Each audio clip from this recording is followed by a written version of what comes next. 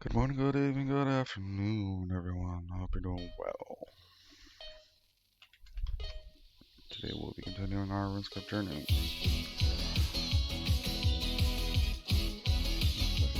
Well, let me know a bit.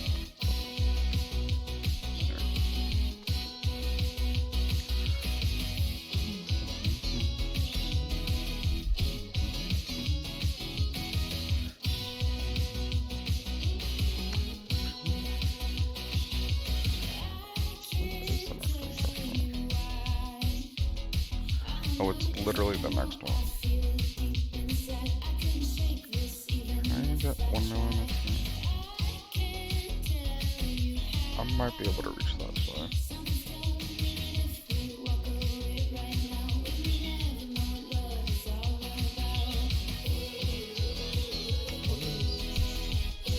Oh, it's really fast. Never mind.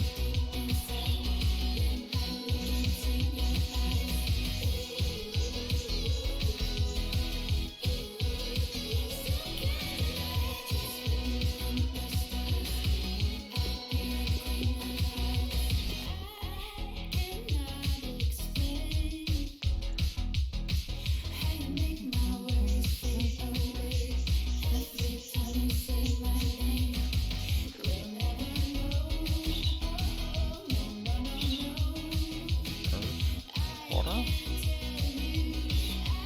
Blood.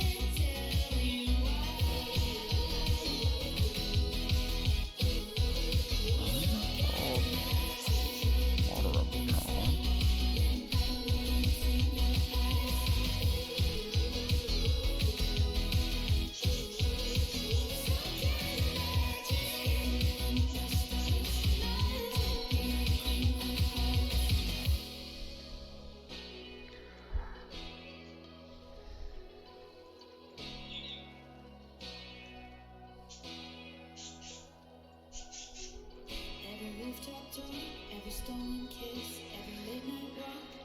There we go.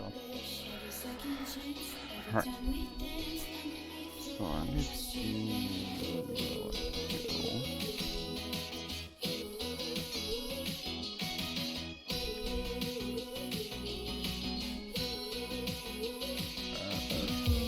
I guess I could just hold that one.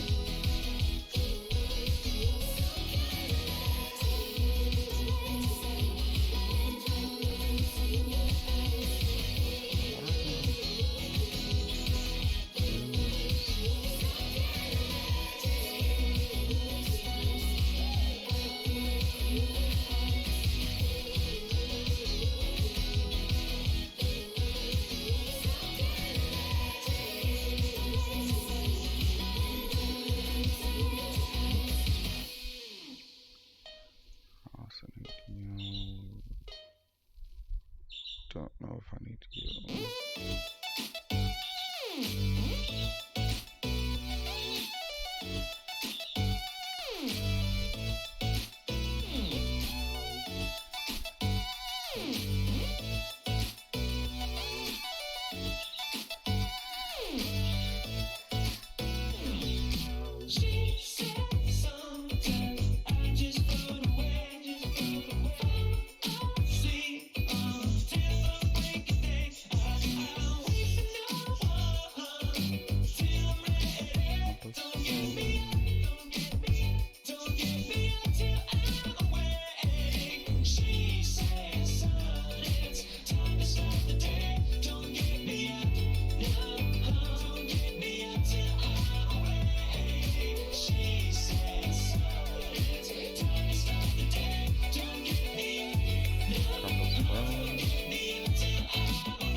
Dragon Metal.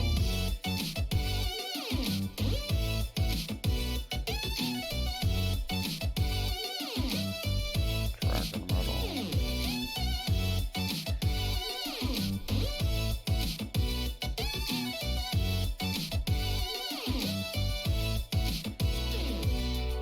She looks back at me, taking her time, making me think.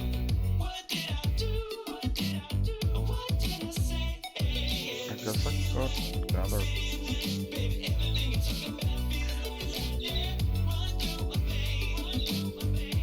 I could so many other tutorials.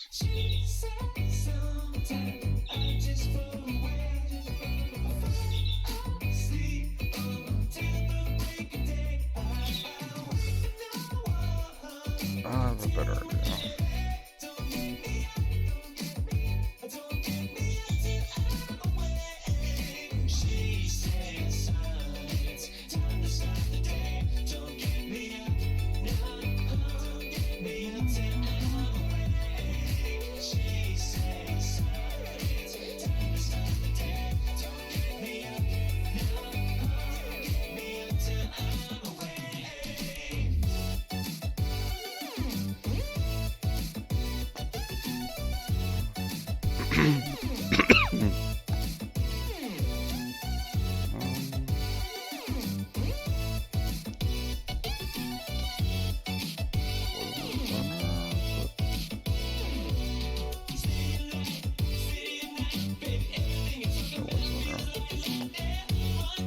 Not an astral.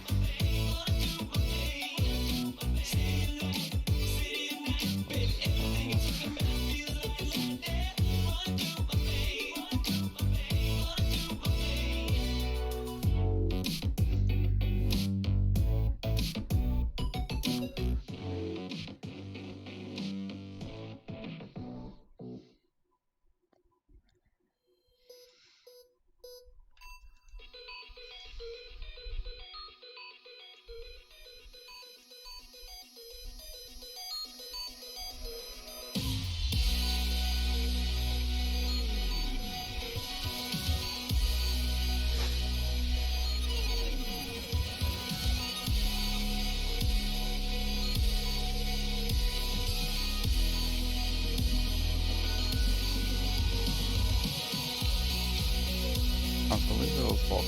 I'm not.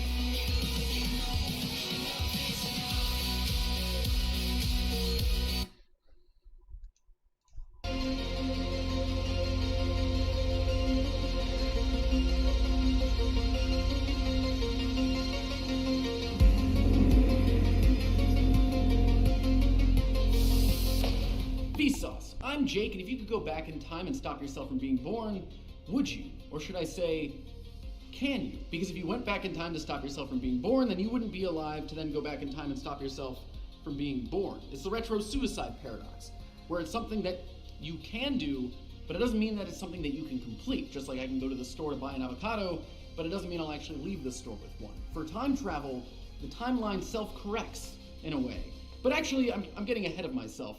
Let's travel back to the beginning.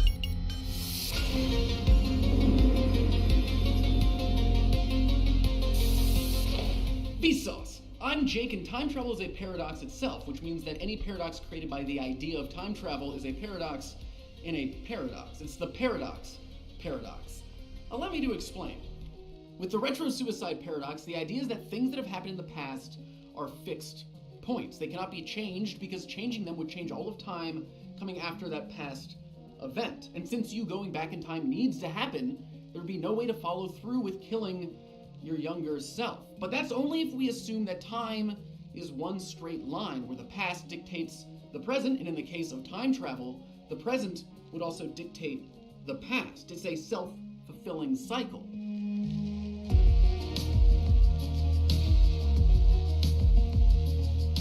We can travel in any direction of space, but can we travel in any direction in time? Australia and China both exist, even though they don't exist right here with me in this location. So one could argue that yesterday and tomorrow exist, even though they don't exist right here, right now. But the fact is, yesterday and tomorrow don't exist. I can't revisit yesterday, and I can't skip forward into tomorrow. Changing the hands on a clock changes your personal time, but not external time. External time is the rate at which time moves, which is a constant, consistent rate. When it comes to time being relative, that is personal time. If you slow down the rate of your body to such a degree that every function of your being were affected, from your perspective, people would be whizzing by. But from everyone else's perspective, you would look frozen. However, external time is still moving at the same rate. It's just your perception that feels different. It is the time discrepancy paradox, where there has to be a difference between time and time, which we know there isn't. And in most time travel stories, it works like this.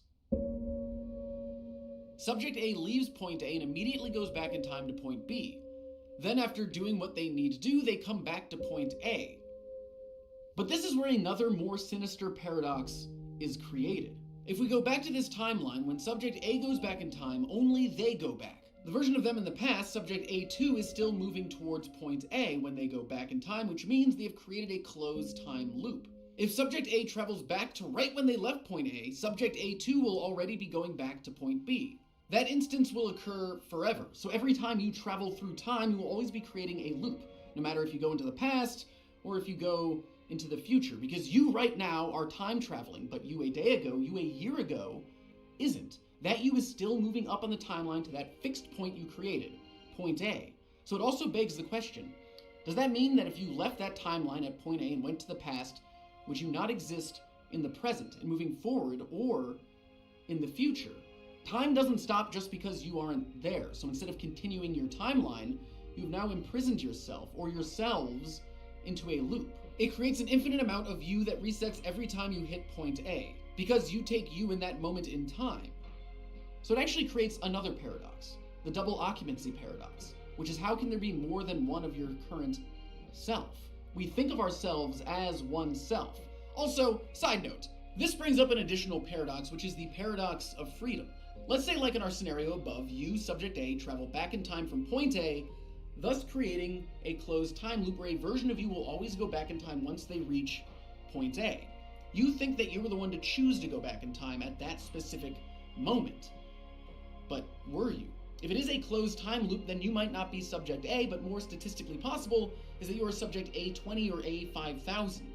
So even though you felt like you had the freedom to choose that decision, it had already been decided for you. Okay, let's go back to that timeline and imagine something different.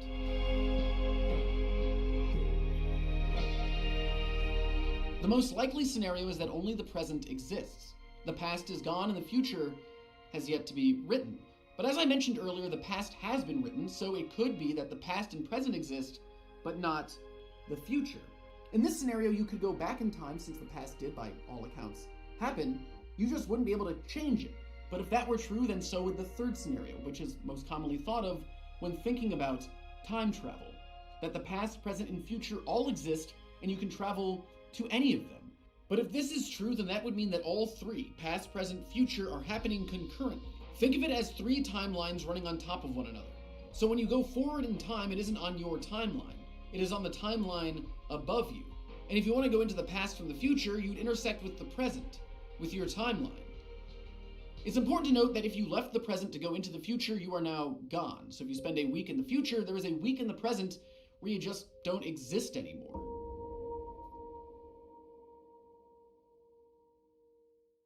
One of my favorite thought experiments about time travel is this.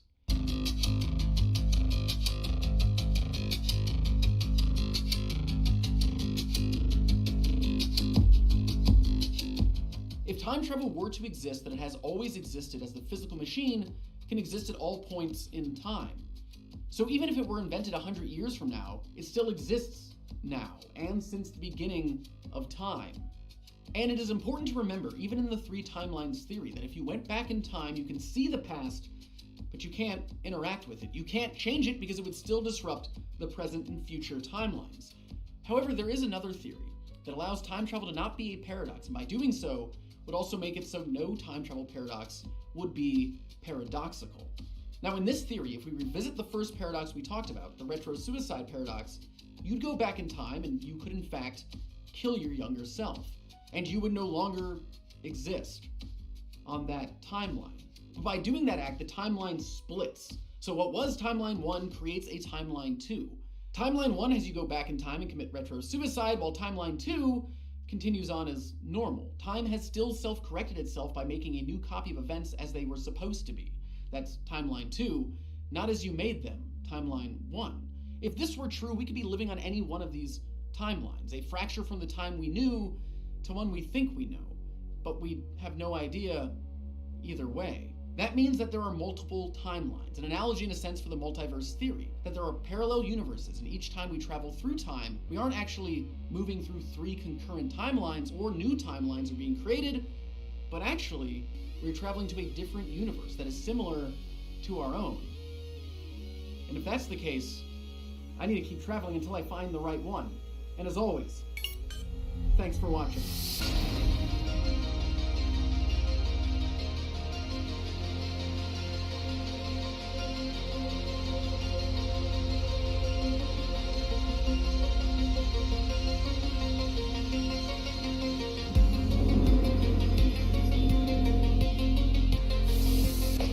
Vsauce, I'm Jake, and if you could go back in time and stop yourself from being born, would you? Or should I say, can you? Because if you went back in time to stop yourself from being born, then you wouldn't be alive to then go back in time and stop yourself from being born. It's the retro-suicide paradox, where it's something that you can do, but it doesn't mean that it's something that you can complete. Just like I can go to the store to buy an avocado, but it doesn't mean I'll actually leave the store with one. I do love these infinite loop videos, but they can be long to watch the entire thing.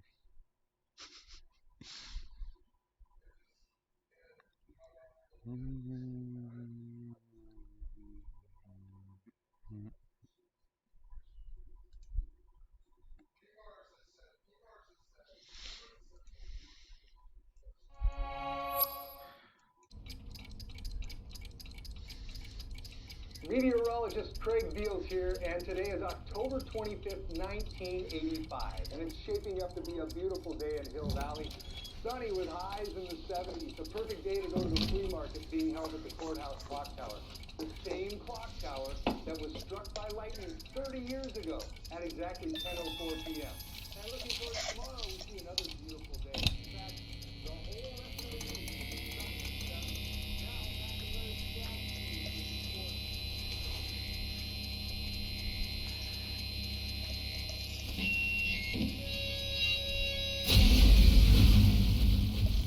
I'm Jake, and how did I get here?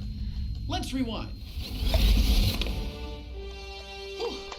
I have 2 loves in my life, science and movies, so I decided to put myself in one of my favorite films, Back to the Future, to find out if you could survive it. Could you survive the massive amount of electricity from a lightning bolt, time travel paradoxes, or being blown back by a giant amp pressure wave? Could you survive Back to the Future?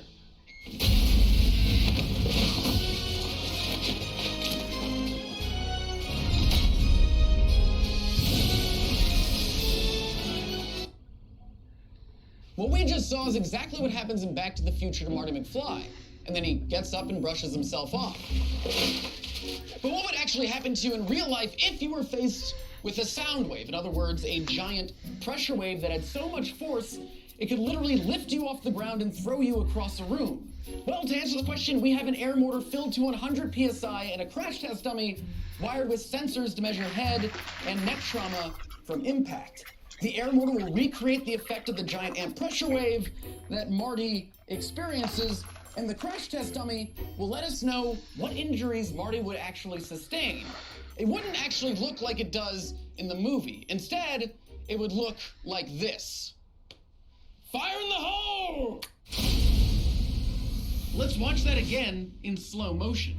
In the movie, Marty is hit across his entire body with the pressure wave, but the result would be the same if the pressure was targeted just to the chest, because the torso has so much more surface area and weight than the legs.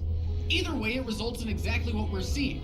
The legs flipping over the head as the upper body is driven into the ground, experiencing negative 600 Gs. It's negative Gs because of the incredibly sudden deceleration. As the head slams into the ground, the sensors in the dummy read an impact of 4,300 HIC, head injury criterion. An HIC of 2,000 is a 90% chance of life-threatening injury, and our dummy experienced more than twice that.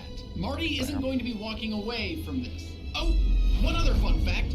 Using a slow-motion FLIR thermal camera, we can see what would happen to your skin when it makes contact with the ground. Right here, the ground and the dummy's head suddenly glow bright white from the friction of scraping across each other.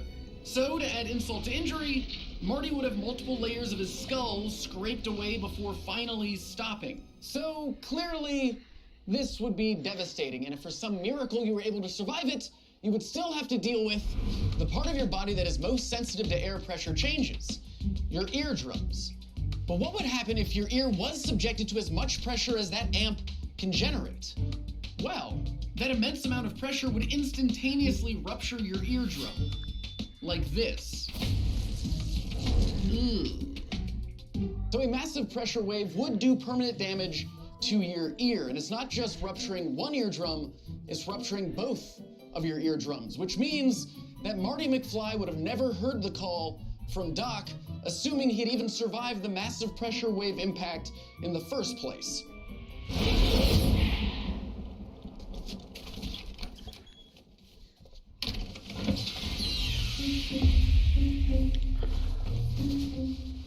Jake, look what I made! Doc, you made a DeLorean. No, Jake, this is a time machine. It looks an awful lot like a DeLorean.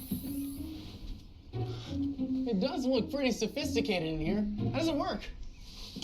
First, you turn on the time circuits. This tells you where you're going, this tells you where you are, this tells you where you were. Punch in any date you want. You want to see when the Declaration of Independence was signed? Just put in the date. Want to go into the future and see when PewDiePie passed 1 billion subscribers on YouTube? I don't know what any of those words mean. Oh, right. It hasn't happened yet. November 5th, 1955. What happened on that date? I had just taken my last calculus final at MIT, and I tripped on my pocket protector when it fell out of my pocket, and I fell and hit my head, and I came up with the idea for the flux capacitor. This is what makes time travel possible. All you need is a little plutonium. Oh, could I take it for a test drive? All right, any important information I should know before I take this around the block? Nope, can't think of anything. All right, back this up here.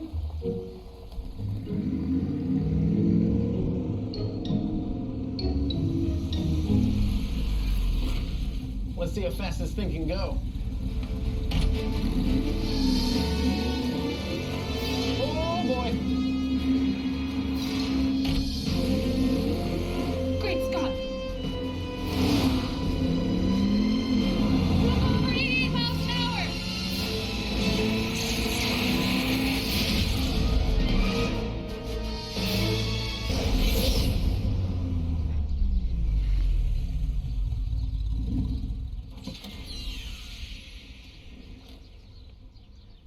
What happened? Where are we?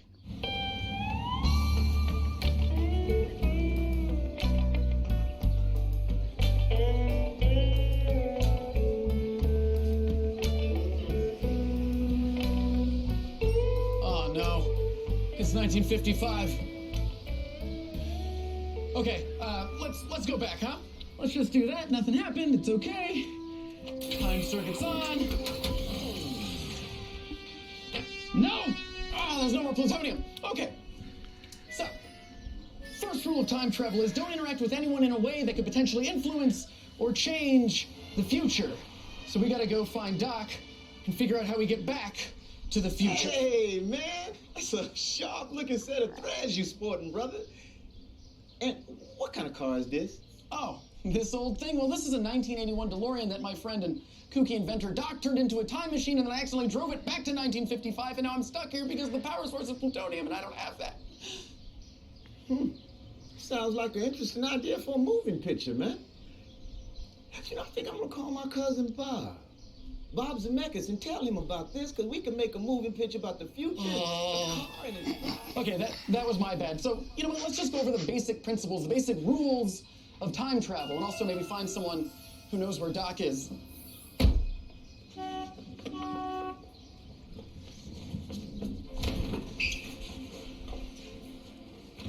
Hello. Does anyone know where Doc lives? Of course, 1640 Riverside Drive. Yes! Oh, thank you. Thank you. Okay, so back to the basics of time travel. Let's imagine time as we normally think of it, as a straight line. But there are a few other ways to think about time and traveling through it. The first is that you have three timelines, past, present, and future. If you're able to travel through time, that means the past and future exist concurrently with the present. All of time is happening at the same time. So when you travel from the present to the past, you are leaving your timeline and going to another one. The same if you were to jump to the future. The second theory involves a wormhole, or Einstein-Rosen bridge. The basic idea being that a wormhole could act as a shortcut, connecting two different points in space-time. Even though wormholes have not been proven to exist, this concept fits within Einstein's general theory of relativity, whereas the other two do not. And quick side note, in regards to relativity, we can actually travel through time. Kind of. If an astronaut on the International Space Station had an atomic clock with them, they'd notice that when coming back home, their clock would have ticked off less time than those on Earth. Because time is relative. The elapsed time between events depends on the motion of the observer. And you can actually experience this right now. When you look into a mirror, the light needs to reflect off you onto the surface of the mirror, then off the mirror into your eyes, which your brain then needs to process into an image. So when you do look in the mirror, what you are seeing looking back at you is you from the very, very near past. But back to our straight line. If we go from this point in time and jump to another point in time, we have created a loop. We left in 1985 and traveled back in time to 1955. That moment in 1985 has now become a fixed point, meaning when I'm born in 1968, I will continue forward until 1985, when I will then go back in time. And this will loop forever. There will always be a version of me who gets to 1985 and travels back to 1955. It's a causal loop, where every event causes another event that leads to the first event happening. So if we get back to our present, we will no longer be in a loop, but a version of us that is slightly in the past will be. And then they'll get out and another version will be, and so on and so forth. Now, is time travel as we normally think of it physically possible? Well, not in real life, because it is not compatible with the laws of physics as far as we know. But we are in movie physics, so we need to find Doc and get back to our own time.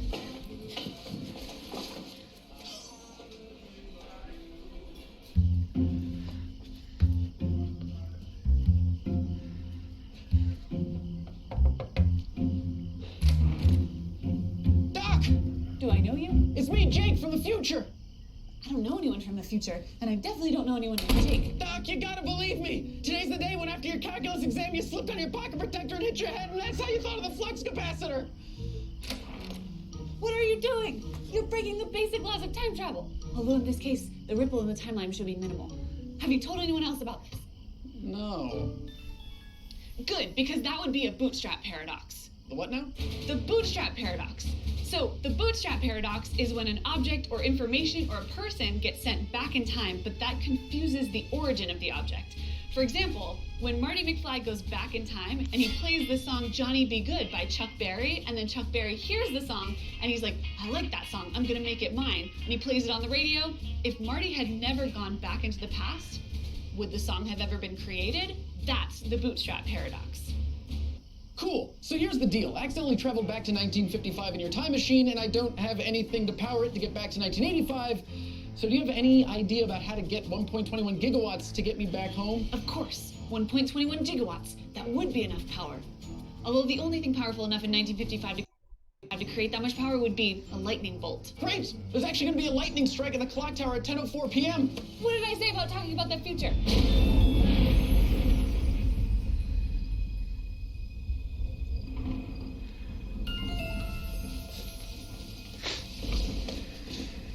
Huh. Everything we need is already set up. Oh, hey, what are you doing? I was going to ask you the same thing.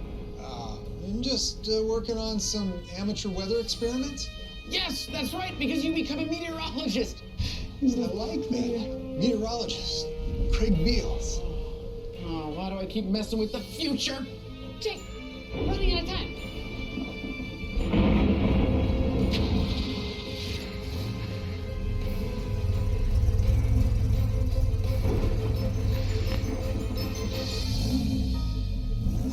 All right, Doc, I think we're all set. Time circuits are on. Put my date in, and I guess I'll see you in a little bit. I'll see you in 30 years. You know, gotta say, it's all worked out pretty great. Great Scott! Doc, what do we do? Don't worry, I got this, guys. Oh, it's Craig. I'll just grab the two ends and hold them together like Doc Brown did in Back to the Future. Craig, I would not do that. That is an extremely bad idea. Why? Because I'm holding an uninsulated cable and I don't have insulated gloves. So the electricity is going to flow through this wire and into my body and down into the ground. Because electricity is always looking for the path of least resistance to get into the earth, which means I'll likely be electrocuted, and very little, if any, of the electricity will actually make it over to the car.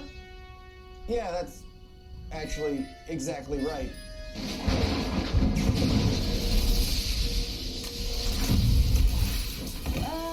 Do you think Craig's okay? I mean, that much electricity coursing through somebody's body is definitely not good. But to find out exactly how bad it would be, we happen to have a machine to test just that. It takes an electrical current of 100 to 200 milliamps to be lethal. That's just 0.1 to 0.2 amps. And this 6-meter tall Tesla coil generates an electrical current of 30,000, which happens to be the average amperage of a lightning strike. And yes, people have been struck by lightning before and survived, but that's generally because it's a branch of the lightning which travels either through the ground into them or strikes them from tens of meters above. But what Doc Brown experienced was a full-on lightning strike, traveling down that cable into his body. But what would have happened to his body? Well, to demonstrate, we have a discarded piece of pork to see what happens to your skin, a ballistics dummy to see what happens to your insides, and me, except I'm not actually part of this demonstration because electricity is incredibly dangerous. I can't stress that enough. Please do not play with electricity, which is why we're going to be standing over here, over 10 meters away. Let's do it.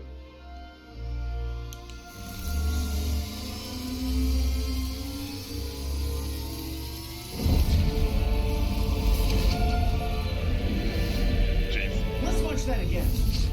Once the lightning reaches the wire touching our Doc Brown stand-in's hand, that wire turns into the fourth state of matter, plasma, because that bolt of lightning is extremely hot, as much as 5 times hotter than the surface of the sun, meaning that your hands holding that wire would be burned to the point of not being recognizable. And once the electricity comes into your body and goes through your arms, it enters your chest. Your blood vessels would burst due to the heat and electrical discharge, your heart would stop, and your internal organs would burn. Also, if this dummy was wearing clothes like Doc was in the movie, the fabric would have immediately ignited, engulfing your body in flames. Oh, and if the electrical current had entered your skull, it would cook your brain. Cool. So, since Doc Brown was holding onto the cables as the electricity passed through, he would be horribly injured, if not completely dead, leaving Marty trapped in the past, just like I am now. However, is there another bolt of lightning?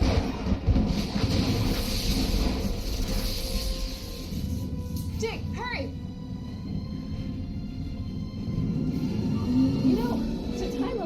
strike with the connection of a wire would be nearly impossible because the speed of electricity through a wire is almost the speed of light. Anyway, back to the action.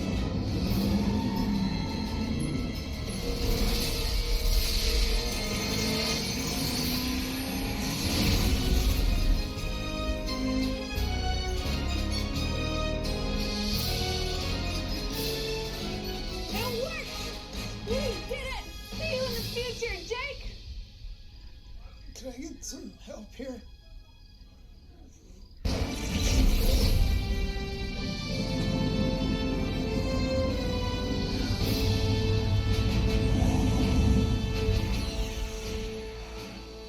I'm back. 10 minutes before I previously left, which should be enough time to hide the DeLorean so Doc and my other self don't see it, avoiding a potential paradox, and enough time to stop my previous self from traveling back to 1955, so a version of us isn't trapped in a causal loop forever. Yeah. So, I need to let myself know without causing another paradox. I need to find something to write with. Oh.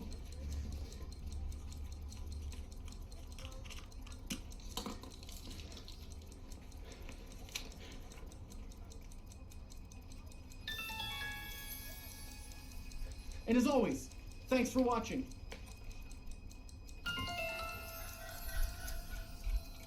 Meteorologist Craig Beals here, and today is October 25th, 1985, and it's shaping up to be a beautiful day in Hill Valley.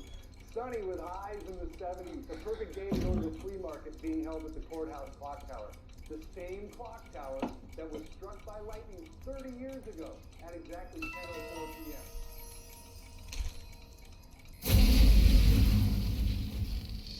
Vsauce, I'm Jake, still as I have been. I hope you like this Back to the Future episode of Systemer Could You Survive the Movies. It was a lot of fun to make. If you want to see how we made it, there is a behind the scenes video chronicling that. And also, Craig and Diana made some awesome new science videos that I cannot recommend highly enough that are in a playlist with a bunch of other YouTube original learning videos. It's really fantastic. So, if you want to watch the BTS, click right over here. And if you want to watch this learning playlist with Craig and Diana, click right here. And as always, thanks for watching.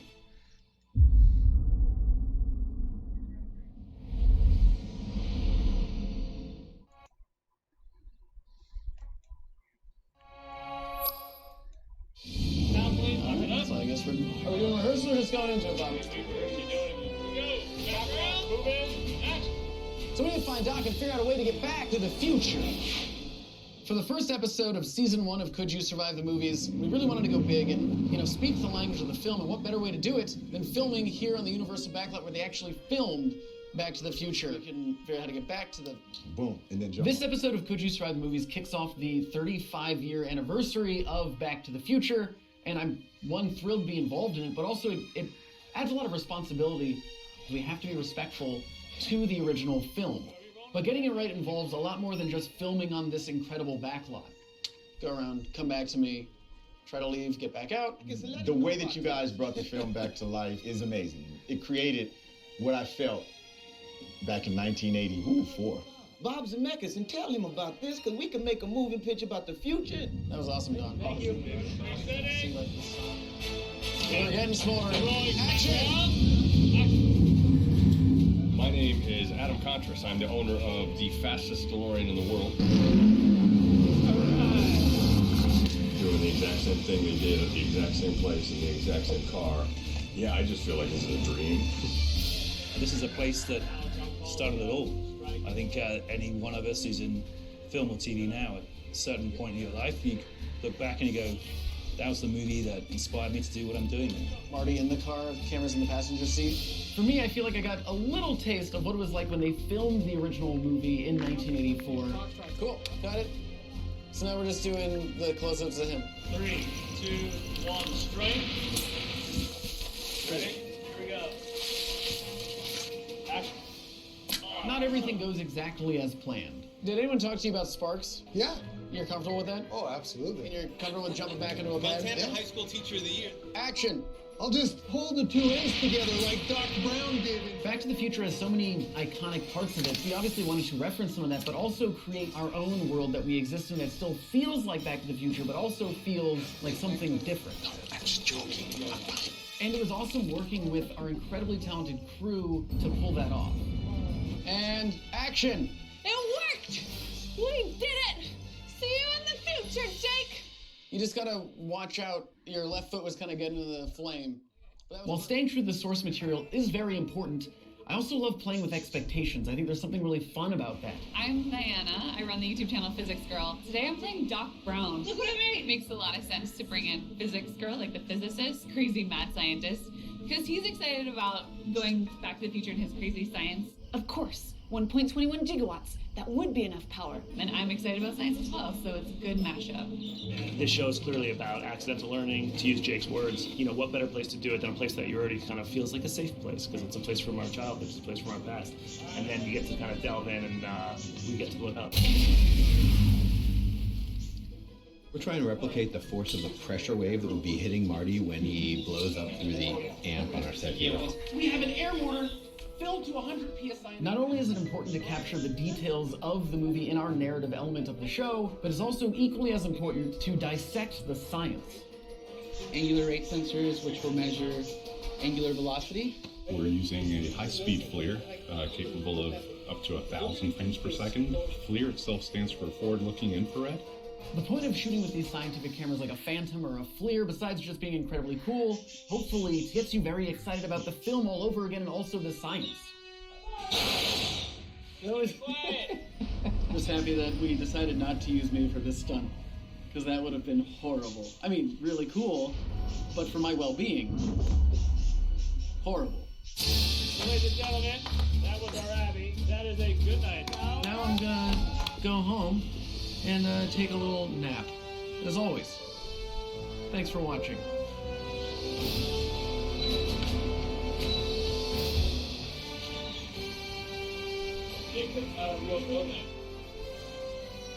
It's real to me!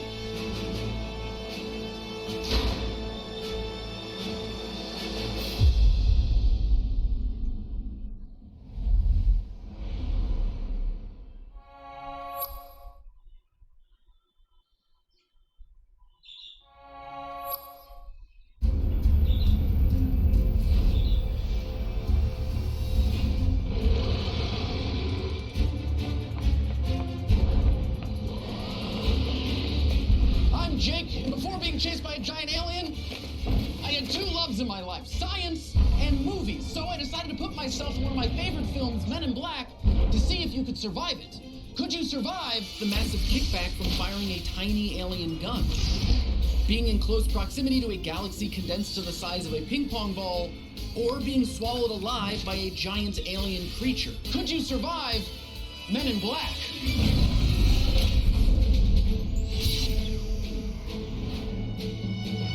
So just to catch you up to speed, the giant alien that's pursuing us stole a galaxy the size of a ping pong ball, and in my attempt to retrieve it, I kind of upset it. Now it seems dead set on eating me. Oh no, it's right behind me, isn't it? No, don't look, you'll give away our position. I got this. This is your last chance, you monster. Give me the galaxy. Never. I'll take it back to my planet after I suck the flesh from your bones and eat you. Okay, that was my bad. You know, when handling a firearm, you should always keep your finger here, not here on the trigger unless you actually intend to shoot something. But you live and you learn. And speaking of living, could you live through the immense amount of recoil from firing a weapon like this? Let's do an experiment to find out. So, for this test, using measurements that we were able to calculate from the movie Men in Black, we want to see what would happen to the body if you were hit with as much recoil as the cricket delivers. So here we have our dummy, which is about the same weight and height as an adult human. Then we have our canister, and the canister is filled with compressed air and a little extra nitrogen, which all builds up at the end of this tube, generating pressure. That pressure then shoots this into you, and that momentum transfers into your body, which again is roughly equivalent to what we saw in Men in Black. So let's do it. 3, 2, 1. Second, actually, just to be clear, this metal plate effectively represents the transfer of momentum, of recoil, from firing a weapon like the cricket. Okay, and fire! Our stand-in cricket transfers the full momentum into your body and slams your head into the ground in half a second, causing a serious concussion and splitting your skull open. But is there a way to survive this? Well, when a weapon has a lot of recoil, generally a tripod is used to help mitigate it. So let's try this test again with a tripod, and another way to lessen the amount of recoil is by adding mass to the weapon. So in this case, we are going to be adding sandbags to the tripod. Increasing the mass should reduce the velocity, and we can see that working here. The body is nudged out of the way, but if it were able to stand, it wouldn't have been knocked over at all. Unfortunately, in the movie, they didn't have weights or a tripod, so...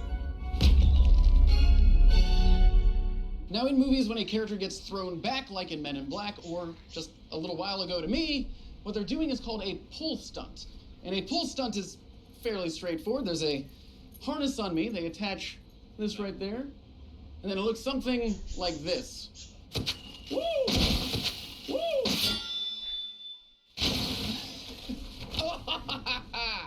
That was fun. Back to the narrative. We need to get to headquarters and give M the galaxy, but first I need to find the galaxy. Oh. That was convenient.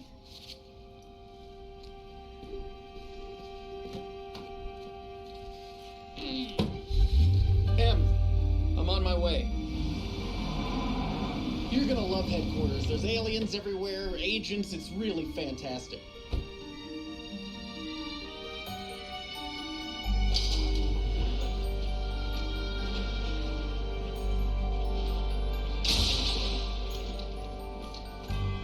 Where is everybody?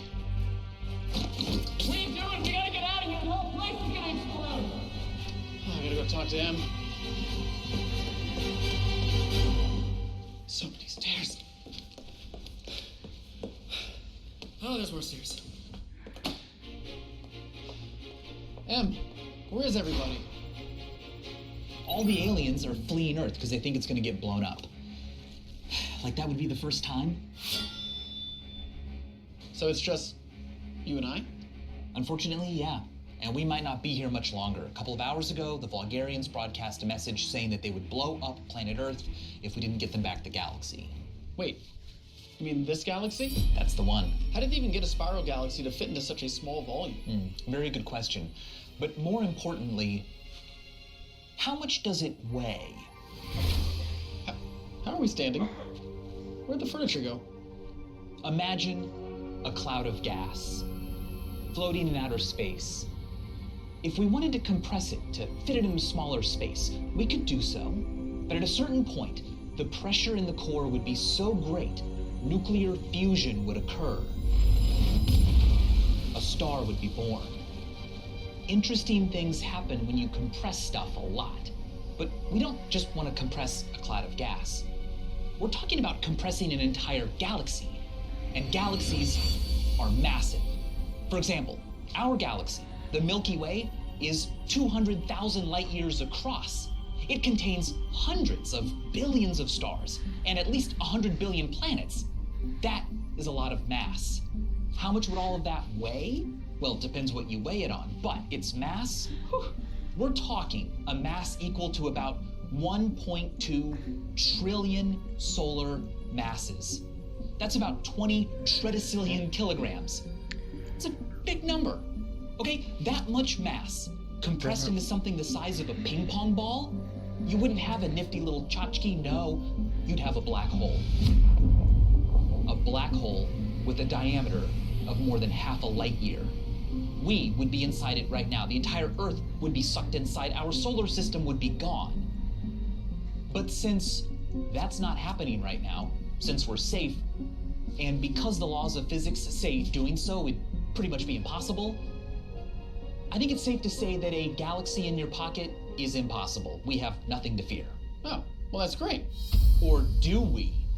An advanced alien civilization may be able to collapse a galaxy down to the size of a ping pong ball without changing its shape and without removing any of its mass.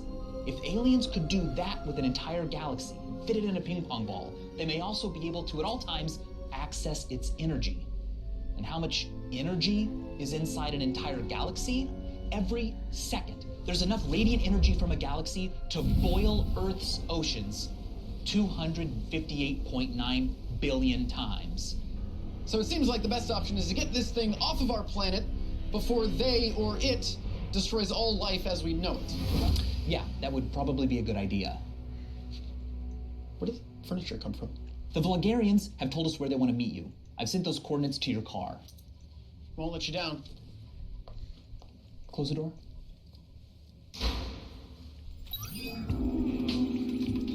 Oh.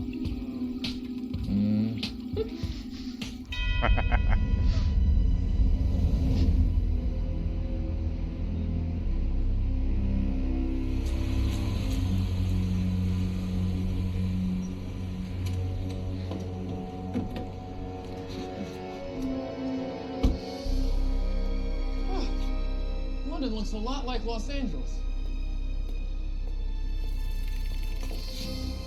You. I'll take that galaxy back. Didn't I blow you up already, though? I mean, I think there's still some of you on the bottom of my shoe. Oh, you think she was the only one of us on this planet? How do you think we create so much content so frequently? We're all Rosanna Pansino? Weird, but, don't move! Put your hands on your head. If you insist.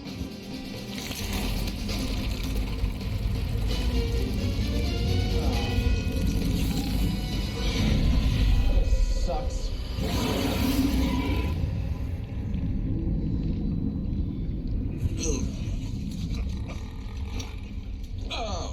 Oh yeah. All right.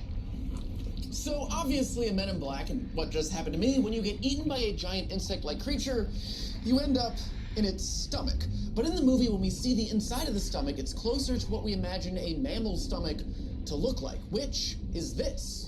An organ filled with digestive acid. And if we were actually eaten by an insect, it would look like this. An insect's stomach breaks its food down by a grinding action instead of using acid. Basically, it pulverizes its prey. Not only has a human being never been eaten whole by an insect, as far as we know, but insects are so small it's difficult to film how they digest food. However, we did find a device to help us visualize what that process would look like if a human were swallowed by a giant insect. A wood chipper. Wood chipper. We've chosen the wood chipper because its circular spinning blades and grinding action provide a compelling and comparable representation of what happens in the proventriculus, the insect's stomach. The metal teeth of the wood chipper shred the incoming food in a similar manner to the denticles, or the teeth of the proventriculus. It's this action that turns the insect's food into pieces small enough to be digested. The denticles are made from sclerotin, a hard material which is, interestingly, the same substance that makes up its shell. In addition to sharing a similar motion and toughness, the blades also have a slight claw-like bend to them, akin to the shape of the denticles. While an exact version of the proventriculus and its denticles doesn't exist on a large scale, the wood chipper provides an oddly captivating insight to what would happen if I had actually been eaten by a 3-meter-tall insect. All that being said, it does look really cool. While an insect's stomach employs an active digestive process, a mammal's is far more passive. As we can see here in this time-lapse, the digestive acid works slowly on the food, breaking down the enzymes until all the nutrients have been leached from the meat, leaving a disgusting sludge to be passed from the body. To really see how the acid breaks down the flesh and bone, please enjoy this top-down time-lapse set to the overture from The Barber of Seville.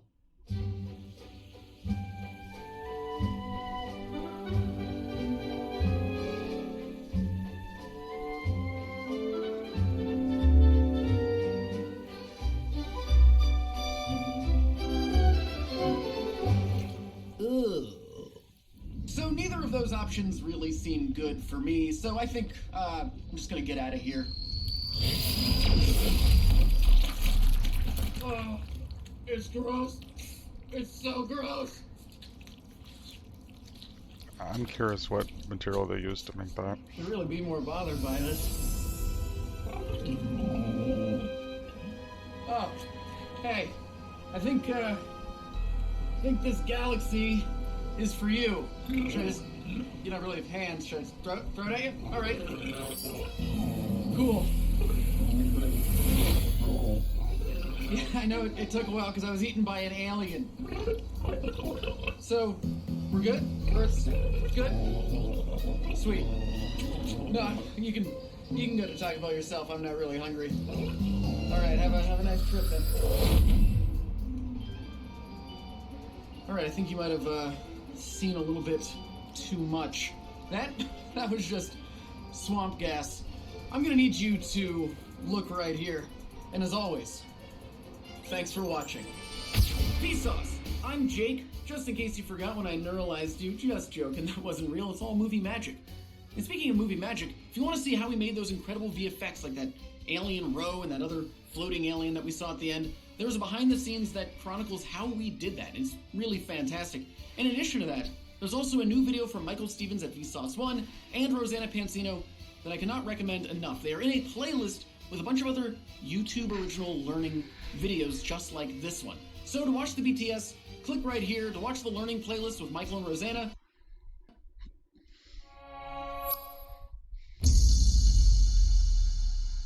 That's very Men in Black. Well, maybe I make this look good. I love movies, and being able to step into the world of those movies is an incredible experience. This is your last chance, you monster! Give me the galaxy! We talk about this big, menacing alien that's about to kill us, and then we reveal that it's Rosanna Pansino, who is probably the least threatening person that I know. Never. Like, I'm gonna take it back with me to my planet. But I am an alien, and not a very friendly alien. With System, we're trying to recreate the scale and the scope of these movies. It's not just with fancy cameras or sets, it's also by using visual and practical effects. A practical effect foot is anything that's done physically on set and then recorded by the camera. So me being pulled back is a practical effect. Anytime you see a performer actually doing a physical stunt, it adds just another layer of authenticity to it. So I actually was scared. It was a little spooky, but it was fun.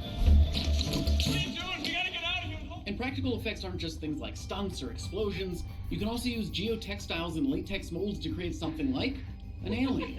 What's his name? Practical effects can only get you so far. In this case, for us, we had to rely on visual effects to elevate the story that we were trying to tell. But yeah, so right now we're gonna do basically a wide shot. It's a plate shot. I accidentally shoot her. Blow up. It takes a lot of effort to pull off a visual effect. It's not as easy as it might seem. To me, it's an art form, and it also requires a lot of planning and coordinating. The VFX of her blowing up is just gonna be liquid. Visual effects are meaningless if you don't have great talent to work with them, to make them feel alive. Bless you. That was for the behind the scenes. Ah, yes. Create a black hole. And then we'll just have just the radiant energy. Yeah, Jake was like, do you want to be in this short film I'm making? And I was like, yeah, you also have to teach science. And I was like, how much does it weigh? And here we are. It's beneficial to be a DP and a visual effects artist because I can visualize what the effects are going to be before we shoot them. And then while we're shooting them, I have basically the concept of what the visual effects is going to be in my head. Let's go to roll sound, please. Imagine a cloud of gas, and galaxies are massive. Virtual effects, they like to have practical lighting to base their virtual effects lighting off of. The Astera Titan tubes, we've been using these almost every day. They're wireless, Bluetooth, battery powered. We've been able to do fire effects, the green glow when we were doing Ghostbusters. The last part of this episode required, put your hands on your head, a lot of practical and visual effects to bring Rosanna Pansino's true form to life.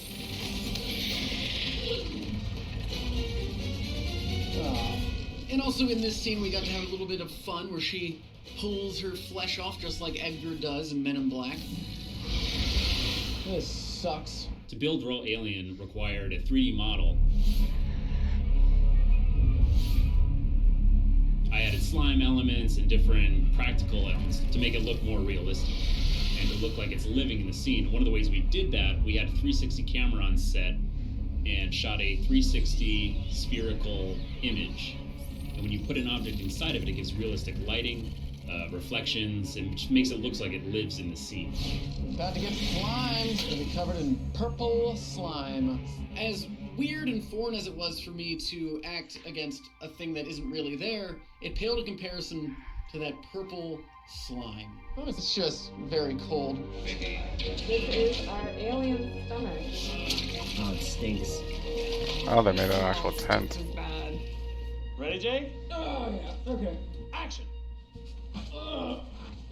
Why does this keep happening to me? Alright, so obviously in Men in Black, and what just happened? Let's cut. Hey, Jake. Yes. How was it?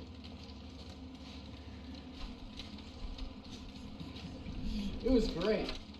I'm not sure why, but I feel that the crew had a really nice time throwing slime on me. Maybe they were enjoying themselves a little too much. Action. Oh, it's gross. It's so gross.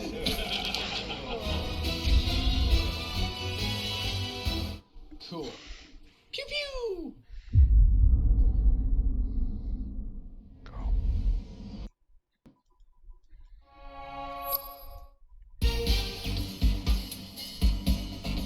Coming up on the 5 o'clock news, reports of paranormal activity have been spreading across the city. Welcome back. Our next guest believes a ghost is living in his light switch. Shocking. I'm Jake, and before becoming a buster of ghosts, I had two loves in my life, science and movies. So I decided to put myself in one of my favorite films, Ghostbusters, to find out if you could survive it. Could you survive a nuclear accelerator strapped to your back? A giant marshmallow creature walking through a city? Or crossing proton streams? So give us a call at 1-800. Could you survive Ghostbusters?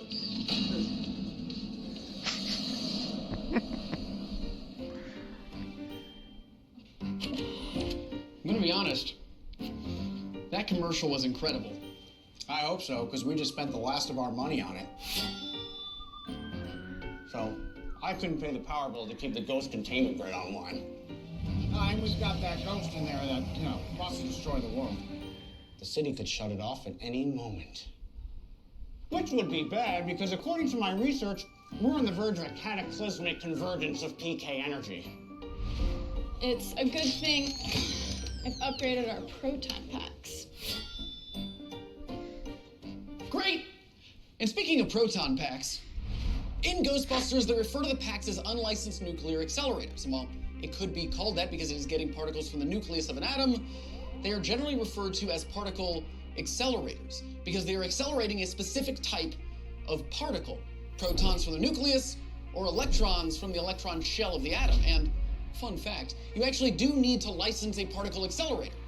And particle accelerators aren't just things like the Large Hadron Collider. There are over 30,000 in the world, with some of them used in hospitals for anti-cancer treatment proton therapy. The accelerator uses positively and negatively charged electric fields which create radio waves to accelerate the beam. And the beam is made up of particles, either protons with a positive charge or electrons with a negative charge.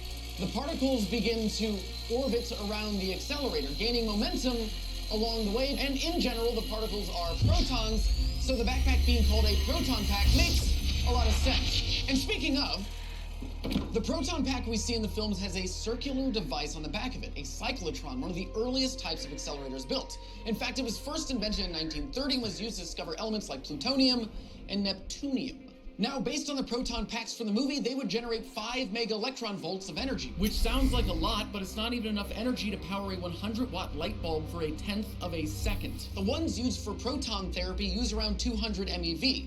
This means the proton stream coming out of our ghost-busting backpack would go 35 centimeters. So the ghost would have to be right in front of you. And since it uses such a small amount of energy, you wouldn't have to worry about things like excess heat or radiation being produced by it. Also, you wouldn't actually see the proton stream when it was firing like you do in the film, because they aren't hitting anything that makes them visible. I mean, think of a laser beam. The beam itself is invisible unless it's going through something like smoke or water. Do we fix that? No. Containment grid. Powering down. Containment grid. Powering down. Containment grid. Powering down.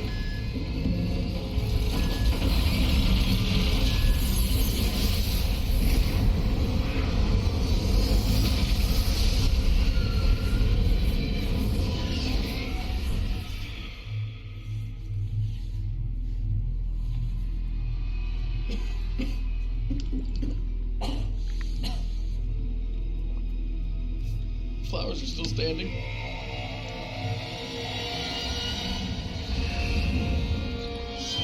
I will rain terror down upon your land, and you will be powerless to stop it. I think he's possessed. Your destruction will be of your own choosing. Whatever you think of will come to life and be your end. Kevin? What do you think of will be your end? What does that mean? Wait! Nobody think of anything. Don't think of anything. That choice has been made. Your world will be destroyed. Whoa! Whoa! Nobody chose anything. Did you choose anything? Did you choose anything? I didn't choose anything. I couldn't help it. I tried to think of the least threatening thing.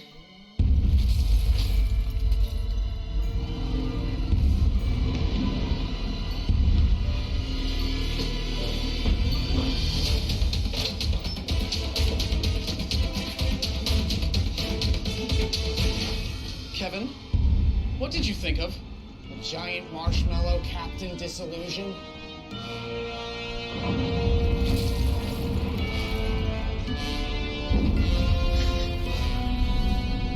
Hey, team. I'm really sorry about this. It looks pretty bad. But is it? How deadly can a 34.3 meter creature actually be? Great question! And to answer it, we've built a 2-scale pneumatic foot to simulate the pressure exerted by a giant marshmallow creature applied to our 2-scale city street. A 34.3 meter tall creature would be the same height as a 13-story building and would weigh 203 metric tons, about 22 tons more than a blue whale, the largest animal currently alive. And you might imagine that something with that much mass walking on the ground would do this.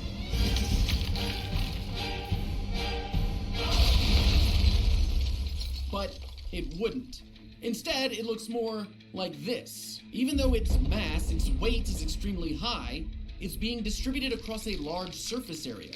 Our marshmallow creature's foot, which is around the size of a car. While the pavement does flex a bit, it doesn't break. And the damage becomes even less with the marshmallow added to the foot. The marshmallow acts as a giant pillow, reducing the pressure so much that it probably wouldn't even crush you. However, like this dude, you would be absorbed into the marshmallow and suffocate. But what if we kept the same mass and lessened the surface area to, say, the size of a human's foot? By decreasing the surface area but retaining the mass, each footstep becomes more destructive. Why? Well, think about trying to penetrate an orange with the flat side of a fork versus its tines. Scale that up to a 34.3 meter human, and we get this. We can see the car get squashed, but also the concrete around it crack and break. So surprisingly, a giant marshmallow creature wouldn't be that devastating. Definitely not as damaging as a giant human would be. Cool science, dude. Thank you. Hey, good thing I thought of a giant marshmallow thing instead of a giant human, huh? Yeah, I mean, it would have been better if you thought of nothing, but hey, silver lining, bud. Guys, where is Captain Disillusion? I mean, guess he disappeared, so that's good. Oh. Alright, we should fire all our beams at it at once, right? But we don't want to cross the streams. No, that's actually just in the movies. 3 streams separate is the same protonic energy as 3 combined. So if our proton streams are only 5 mega electron volts each, then when we combine them, they'll generate a stream of only 15 MeV. Crossing them doesn't multiply the effect. But what about total protonic reversal? Again, just in the movies. Speaking of movies. Greetings, corporeal beings. I'm not always 34 meters tall, but when I am, the square cube law increases my volume more than the cross-section of my muscles, and I collapse. So, how do you fake a building-sized ghost of a corporate mascot in the era before digital compositing? Well, you make a miniature in the form of a guy in a suit and place him into an even smaller miniature of a street, complete with realistic buildings, trees, and even model cars, pulled on strings by every available member of the visual effects crew. But no matter how realistic it all looks, it's not enough. It takes an instant for this 1/24th scale Ecto-1 to drop a few centimeters, but for a real car this would constitute several meters. To cover that distance at the same speed takes more time. We can't simulate this by simply slowing down the footage. The temporal information between frames just isn't there. But by filming at a higher frame rate than we play back, we can effectively alter the scale of time itself to match the scale of our miniatures. Raising the frame rate in camera like this is called overcranking. In fact, there's a handy formula for figuring out exactly how much to overcrank. You take the final playback frame rate and multiply it by the square root of the model's scale. Well, the larger number in the ratio of the model's scale. You know what? Don't worry about it. The Stay Puft Marshmallow Man shots in Ghostbusters were overcranked at 72 frames per second. Not because it was physically accurate, but because that's what looked good to the filmmakers. In the end, that's all that really matters. I love him. Me too. And that's what I call movie magic. Fire it up! Oh. Roast them! This would be a lot easier if we could actually see the proton stream. This is true, and it also looked a lot cooler. But in the real world, you wouldn't. But thankfully, we're not in the real world. Thanks, VFX artist!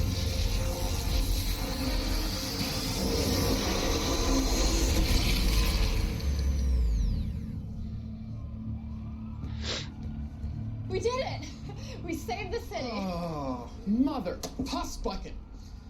One thing that I should have mentioned earlier is that the most dangerous part of a marshmallow creature is when the marshmallow explodes, because in the movie Ghostbusters, when they do it, there are some chunks of marshmallow, but most of it is now liquid marshmallow, which turns into a liquid between 112 to 116 degrees Celsius. And if that landed on you, it would do this. Since we can't pour molten marshmallow on a human, we're going to use the flesh side of a pork shoulder to see what happens. Once that molten marshmallow hits your skin, you would instantaneously receive third-degree burns anywhere your bare flesh made contact. It's actually hard to see in this shot just how hot it is. Oh, that's better. And because the marshmallow is so viscous, so slow-moving, it is on your skin for much longer than something like boiling water. So it would continue to burn you. We can actually see here where it started to cook the meat of our test subject. Damn. Yeah, so not great. According to my calculations, there are now 203 metric tons of marshmallow falling from the sky, which will completely crush anything it lands on. This won't end up like the Mad Max episode, right? Oh no, of course not. We're gonna come up with a much more creative way to end this one. And, as always, Thanks for watching. Oh, that wasn't too bad. Coming soon. The punch would go right through you, and the result is devastating. How does Venom kill you? Welcome to the party, pal! Whoa! Did it Die Hard? Yeah. The effects of jumping 10 meters with a fire hose tied around your waist are rather devastating. Oh, what is that? No!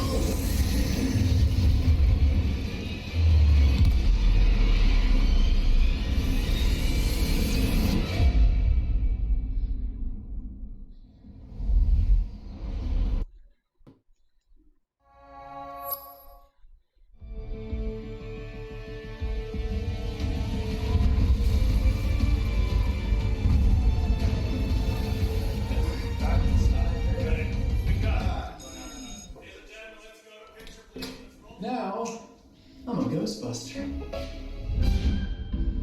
We're at the Google soundstage, and we're actually the first production, the first people to ever film here, which is pretty dang neat. This is a whole new building, whole new soundstage, and it's massive. This is only half of it. The thing I love about it is it's a playground to create. So for this episode, Ghostbusters, it was shot with anamorphic lenses. Well, one thing we want to do with every movie is shoot it in the aspect ratio that the film was shot. Most lenses are spherical. Anamorphic compresses the image along the long side. Things that are out of focus in the background look different on anamorphic than they do on spherical lenses, but it's just very cinematic, and I'm really stoked that we have them. Okay, so once he gets in there, it's just done. But the lenses, the narrative, that's all wrapping paper. The present inside is science. The fact that Could You Survive the Movies is about movies and science, instead of building like a lab set or something that felt forced and fake, why not just use where we're actually building the experiments and have that as the backdrops? So we are using the Google sound stages for the Could You Survive the Movies laboratory, or as we like to call it, System Lab. Look at that. Go, Charlie, go. System Lab is where we do the majority of our experiments. What we learned from the Mad Max episode was that it takes a lot of time to get them right. And if you're out in the real world, out on location, filming them there, you don't have a lot of time to perfect it. You kind of have to do what you can with available light, or the wind, the weather, whatever. There's no keyway on this, but this thing has to just settle. So just as like I pointed out, like right down there is where we did the foot stop. The amount of pressure, that mass is... Over there in that little set is the Back to the Future garage. Why do I write this? Right over there is where we did the Men in Black alien stomach. And then right over there we just had the Van de Graaff generator doing the particle accelerator test. Great place to build and work and create, and that's what the essence of the show is. It's about celebrating somebody else's creation, this movie, and then celebrating the science that we're creating. Well, we're not creating it. We're... because we didn't come up with science, did we? No, we didn't. But shooting the soundstage, no matter how amazing it is not always practical. Mother plus bucket? Yep. It's a line from the movie. Staying accurate. Wow. Sometimes we have to go to a location like when we had to defend the city from a giant marshmallow Captain Disillusion. So now it's the finale of the episode. We're fighting this giant marshmallow Captain Disillusion. Obviously he's not here. Is he? We fight. Eric's gonna add him in VFX. We're going to have a lot of pounds of basically shaving cream, which is what they actually use in Ghostbusters for the final scene after the Stay Puft Marshmallow Man explodes. What we're gonna get ready to do now is a massive dump. Thanks for watching. Alright. And that's a cut. I gotta go back down there. We're obviously doing a lot of work. They're cleaning things up because we have a lot more to build, a lot more experiments to do, fun movies to explore. So I'm gonna do that, but I will see you in the next Could You Survive the Movies or System.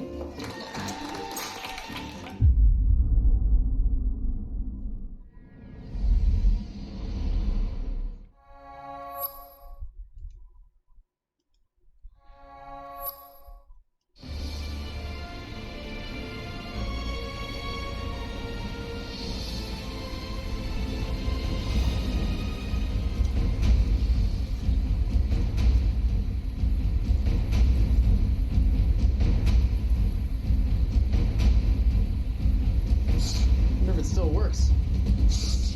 Guys, I found this game on the beach. Okay, everyone get a controller. What's happening? I don't know. Phil, unplug it! I did unplug it! I unplugged it! Toby, let's go! Toby!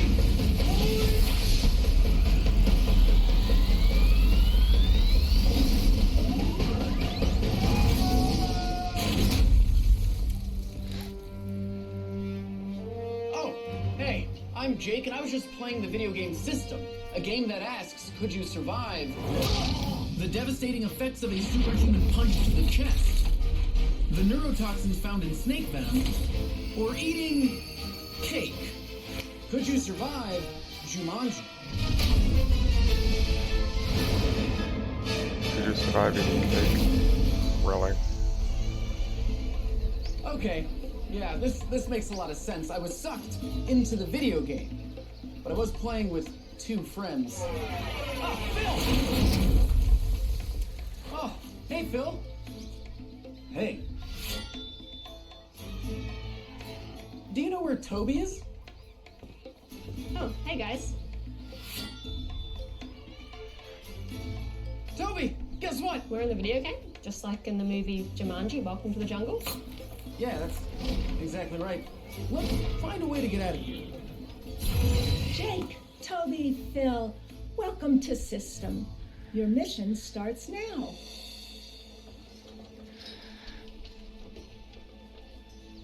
Why is she just staring at us? I think she might be an NPC. You look really familiar. Do I know you? That's funny. You must hike the trail to the hill and find the golden statue called Oscar. Oh, I don't think we're going to be getting an Oscar anytime soon. Many have tried and have failed to see that working together is the key. Once your mission is complete and you've won the game, in your loudest voice, say its name. So what happens if we don't get out of here? Do we die? Are we gonna die? Yes. Wait, what do you mean? All right, so we have to get the statue or we're going to die. Once we get the statue, we win the game, and then we should get kicked back home. Let's just see if we got like a match. Oh, what is that? Oh, strengths and weaknesses. So my strengths are compassion and nutrition. My weakness is bravery. Can I do that? Huh. My strengths are mathematics and muscle power. Weakness is venom. Strengths are zoology and paleontology. My weakness is cake. You guys must be lost. Oh! That's crazy. Ooh, he looks pretty tough. I think I got this, guys. Played a lot of fighting video games in my day. Just stay here. Isn't his weakness bravery? Oh, that is a huge knife. Don't do this. Do you think he's okay? I think Toby just killed Casey Neistat. In the movie, The Rock punches a dude through multiple walls. But what would happen in real life if you were hit that hard? Well, we built a machine to find out. Based on calculations of The Rock's punch in the movie, that fist needs to travel at nearly 644 kilometers per hour. Okay, here we go. 3, 2, 1. And the result is devastating. Instead of you being thrown back by the punch would go right through. It completely shattered the sternum and the second, third, and fourth rib. The fist then punched through the heart and the upper parts or superior lobes of both lungs. Not good. To make things worse, the whiplash you'd experience, like the dummy is right now, making the chin hit the fist, would snap your neck. The punch only stopped because it went right into the spine, which it pushed 13 centimeters out of the body. So if this happened to you, you'd be very much not alive. Hey, Phil. Guess what? You were right. Casey's dead. Should we at least go check on him? No, man. We gotta get out of this game. Hey, wait. Do you guys hear that music? Oh, awesome. I think we're about to go to a cutscene. Phil, got any gloves in that backpack that I could put on to get into character? I mean, I can check. Oh, gloves. Oh, sweet, man. Thank you. Hey, so what actually is a cutscene? A cutscene is an in-game unplayable sequence used to break up gameplay. Generally, they use it for things like a new scene or introducing new characters or going from one level to another. Level 2. See? New location. Should be getting into the action right about now. I don't understand this game. I mean, I like cake, but cake as a weakness? That's just crazy. Yeah, it is crazy, Phil, but I think we're only about maybe 4 or 5. Ah, that's so simple!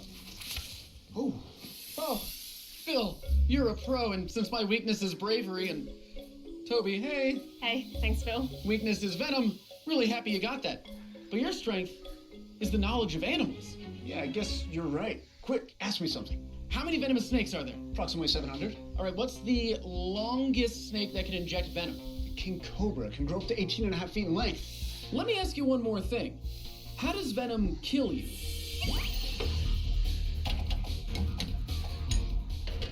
So, venom. Venoms have evolved to take down animals in some really surprising ways. There are some venoms that are neurotoxic, so it'll stop the heart or stop the breathing. And then there are the hemotoxic venoms. These attack blood. It'll either cause the animal to bleed out a lot, or it'll do something really surprising. Now, what's not surprising is that blood will eventually coagulate, turn from liquid to a kind of gel when it is outside of the body. What is surprising is that this hemotoxin venom that Phil was talking about coagulates the blood inside your body. It causes thrombosis. When a blood clot forms inside a blood vessel, the venom mixes with blood and interferes with factor X, a protein in blood involved with the normal coagulation process. The venom activates factor X, causing a coagulation cascade. This, clotting the artery and preventing the unclotted blood from... Isn't that what happens when you get a bloody nose? pumping, potentially killing you. Snake venom is highly lethal, but there is something that will give you a chance to survive. Anti-venom. Anti-venom works by essentially binding to the destructive parts of venom before it attacks your cells. Anti-venoms come from animals like horses and sheep that have been exposed to snake venom. They have strong immune systems and produce powerful antibodies that bind easily to the venom. But the truth is, you're 9 times more likely to die from a lightning strike. One more question for you, since you are an animal expert now. In the movie, the main characters are after the jaguar's eye, which enables the power to control animals in Jumanji. Is that possible? Yeah, is it really possible for humans and animals to be able to communicate? Yeah, amazingly, it is possible to communicate with animals besides your dog at home. And the way we do that is by training them. Take bees, for example. We've been able to train bees to sniff for explosives and tell us where they are. This is possible because the honeybee's antennae are finely tuned vapor sensors like a dog's nose. Scientists train the bees using a Pavlovian response, touching the bee antenna with sugar water while dousing them with the scent of an explosive. The suggestion of food causes a purr, or proboscis extension reflex. This. The trained bees are housed in a device that is waved over potential explosives. A camera inside tracks them, showing if they purr, indicating if there is an explosive. I think the game's telling us to keep going. Come on. Level 3. And I'm starving. I want to go home, Jake. Yeah, my feet hurt. You gotta be close, guys. I can feel it. Guys, look! I mean, I think this looks like a perfectly safe place to relax for a little bit. Yeah. Looks like a murder shack.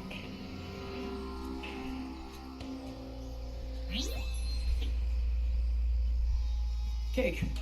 Isn't that your weakness, Phil? Cake? My weakness? No, I don't know what you're talking about. Don't. Could be a matter of life or death. Jake, this game kind of sucks. I'm hungry. I'm not gonna die. Wait, is it life or death? I mean, in real life, could you actually explode from eating cake like they do in the movie, or really from eating anything that's meant to be edible? Let's find out. According to all scientific data, unless that cake is made of dynamite, you're not actually going to explode. But is there an ingredient in cake that could lead to a highly lethal event? Well, it turns out there is. Sodium bicarbonate. Let me show you. Once the sodium bicarbonate mixes with the stomach acid, it causes an immediate reaction producing a massive amount of carbon dioxide, which we can see here coming out of the balloon. Also, with our stand-in trachea left open, the gas and acid explodes out. But in real life, the production of gas is instant, so your body doesn't have time to initiate the reflex to throw up. The increasing volume of carbon dioxide rapidly expands, rupturing the stomach. While most stomach ruptures are due to sodium bicarbonate, it is usually in its raw form, effervescent antacids. The amount of sodium bicarbonate required to bake a cake is not nearly enough to cause this reaction.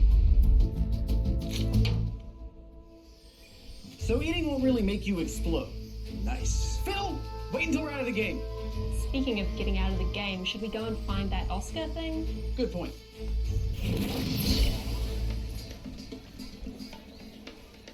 How did we get back here?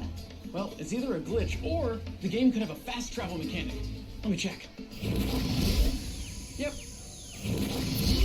It's a glitch.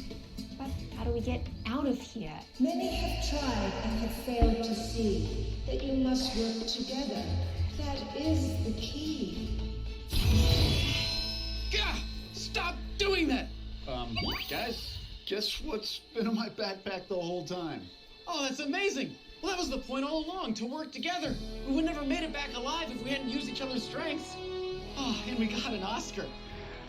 You'll never get an Oscar. Now that your mission is complete and you've won the game, in your loudest voice, say its name. System!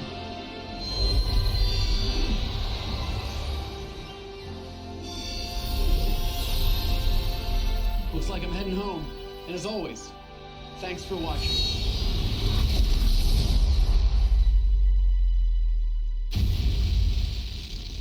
Welcome to the party, pal! On the next episodes of Could You Survive the Movies? Yippee-ki! Oh!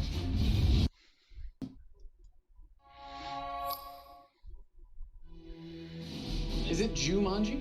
Jumanji. And background moving. Action. Could you survive Jumanji? Drinks on Jake. Reset, please. Reset, everybody. Guys, stay in it, please. We have a lot of work to do. Here we go. Reset. It's okay.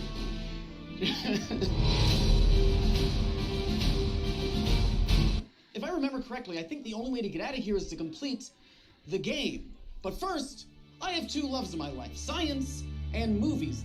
No, wait, make that three loves. Because I can't forget my mother who is playing the NPC in this episode. It's a little bit different. Oh, God. I've already memorized. No, you don't. Your lines haven't changed. Okay. Just our actions have to a degree. I know that's fine. My first line is Jake. Phil, Toby, welcome to System. Yeah. Your mission starts now. Boom. We're rolling. Matilda is up. Everyone. And action. Jake, look I'm a out. biologist. I work a lot in the Amazon rainforest, other rainforests around the world, studying weird creatures. Anything that is interesting and odd, I'm all for it. I want to go home, Jake. So a lot of the action takes place out in the woods. But just like in Jumanji, a lot also takes place in the bazaar. So I've watched a lot of Jumanji coming onto set, and it really did feel like stepping into the movie. You're still holding your apple this whole entire time. I'm looking for my Apple assistant to take it away. I'm here today because I love Jake and everything he does. And when I saw the pilot to this show, I wanted to be a part of it in any capacity. In the movie Jumanji Welcome to the Jungle, a single punch from The Rock was enough to send an actor through 2 walls. Thanks, Jake, for another great day after shooting at your new movie. We wanted to demonstrate what would happen to someone getting punched with that level of force. So we enlisted the wonderful Eric Beck to create this for us. It is just one of the many inventions we've used of his here at System. Eric also did the foot stomp machine in Ghostbusters. This is RoboPunch Mark II, new and improved version. Step 1 is we charge the tank from our air compressor. There's a big pneumatic cylinder here, which we have custom modified. Extra exhaust ports up front and a huge air port in the back. So everything is being held back by this one metal switch. When that is tripped, all the air pressure, because it flows so well, is just exploding forward with this metal rod with our fist at the end. He's got a skeleton, he's got some organs, ballistic gel. Guess we're gonna see what happens. When the fist fires, it's gonna go over 400 miles per hour. It's always a little bit scary because we don't really know what's going to happen. We have an idea, an hypothesis, but we don't exactly know the results until 2 minutes from now. So you know we got 2 GoPros. Rolling. We fire in the hole. 3, 2, 1, go!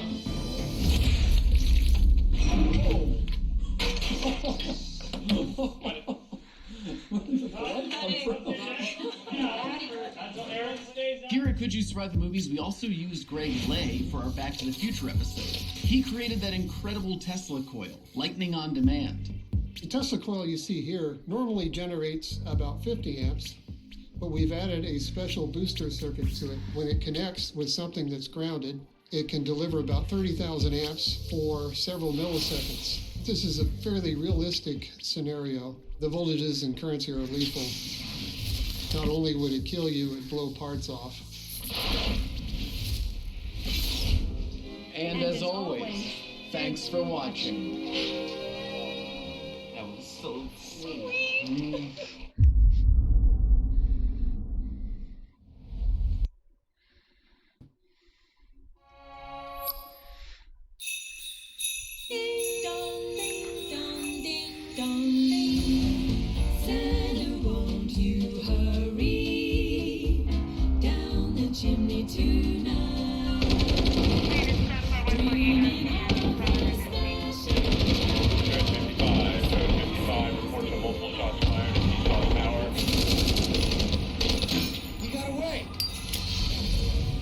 Start a YouTube channel, talk about science, what could go wrong?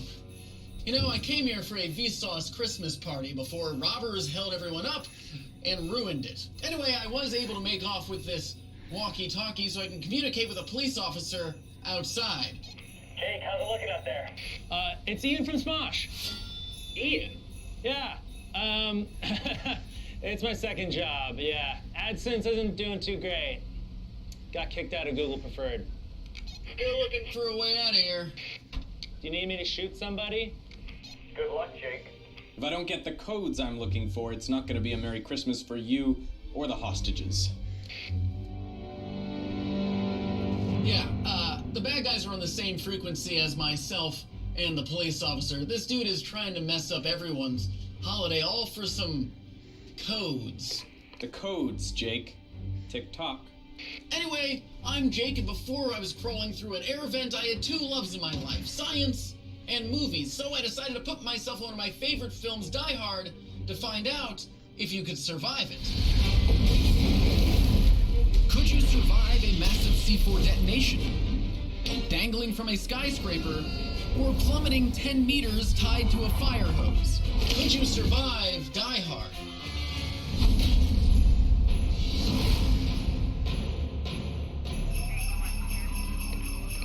Alright, we need to get out of this air vent, so there's a little bit more ways to go, I think. Oh! Oh, what's happening?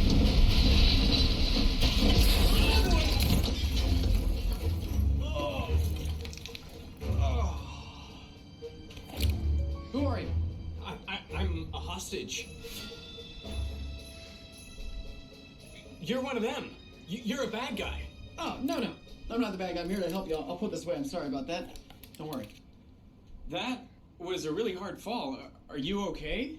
I mean, what made you think you could climb through an air vent? Oh, I didn't think I actually could. I was... what makes you think that I can't, just out of my own curiosity? Well, there are a few issues with using air ducts or ventilation shafts to sneak around. I mean, one is that they are incredibly loud. You'd have to move extremely carefully and slowly not to make any noise. Second, they're not built to support the weight of a human. They're built to support the weight of fans and air. So the air duct would most likely bulge wherever you are, making it easy to spot you. And then, of course, you've got the issue of it breaking, collapsing, and you falling out, just like what happened. Those are fair points. Also, they're generally small and too narrow for a person to fit through, since their purpose is to push air, not people. You know, I find your insight and knowledge of ventilation shafts to be incredibly trustworthy. Why don't you take this gun and then follow me? I think I got a way out of here. He's on the 30th floor. I'm gonna need those codes, Jake. I'm gonna count to 3. 1, 2, 3.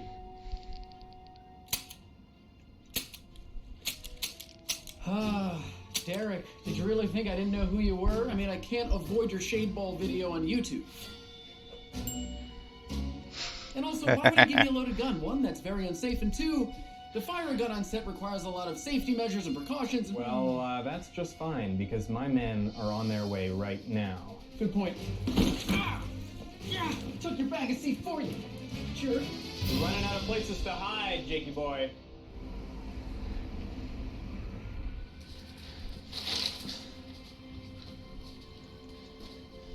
Bring back the detonators. Or I dispose of each and every hostage. You want the C4 and detonators? You got it, pal. Jake, don't give him the explosives. We can negotiate. God, I love Twinkies. I'm gonna give the man what he wants. Wait, are you eating right now? Yeah, I'm just having a Twinkie. Did you know an ingredient in Twinkies is cellulose gum, which is also used to make rocket fuel? And they take about 45 seconds to explode in the microwave. Are we doing Twinkie facts now? And in 1995, scientists at Rice University conducted a multitude of experiments to determine the physical properties of Twinkies. Very true, Derek, and that project was called Tests with Inorganic Noxious Cakes in Extreme Situations, or Twinkies for short. And they found that Twinkies expand to twice their size when in water. And when they're pureed, they pretty much just turn into air. Or that they can be dropped 6 stories without sustaining much damage at all. Twinkies are great. Surprisingly, this section of the episode is not sponsored by Twinkies. It is just a callback to the Twinkie conversation from Die Hard. Okay, back to what I was doing. Bring back the detonators, Jake. Tick-tock. You want them? You got them. Welcome to the party, pal!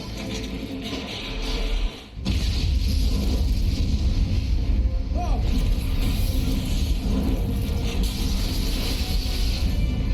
Hey, buddy, that was a pretty big explosion.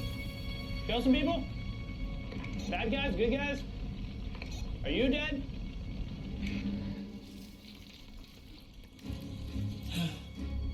This is the kind of explosion that we see in the movie, but here's the thing. C4 exploding does not create a giant fireball in real life. Rather, it results in a large concussive blast that causes damage through the pressure wave it generates. We actually showed what that kind of pressure wave looks like in our Mad Max episode.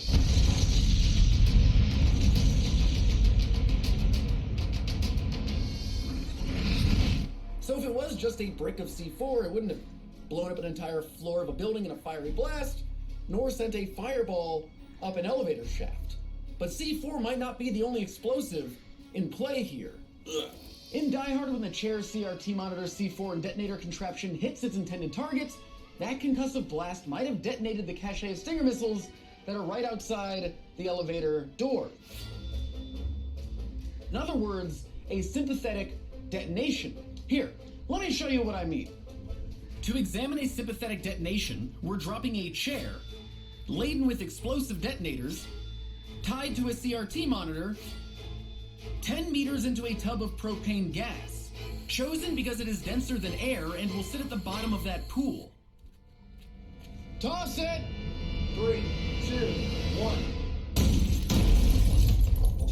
A sympathetic detonation is when the force of an initial explosion triggers a secondary fuel source, creating a cascading explosive event. The explosive detonators act as the initial explosion, while the propane provides the secondary fuel source, since it's illegal to purchase Stinger missiles. Trust me, I tried. When our Die Hard explosive rig slams into the ground, the internal eruptions in our detonators ignite the pool of gas. This is the same principle behind how a gun fires a bullet. The firing pin strikes the primer, which produces a small explosion, igniting the primary fuel source, gunpowder. The force of that explosion propels the bullet out of the gun. There's just one small problem. The rockets, the missiles that are on the other side of that elevator, would not blow up because military-grade rockets are not really susceptible to concussive blasts, but instead, fire and heat. That is what detonates it, which we wouldn't have because, again, it's C4. So the building would pretty much be okay. But that didn't stop us from blowing up a scale model of Nakatomi Tower for your enjoyment. Yes.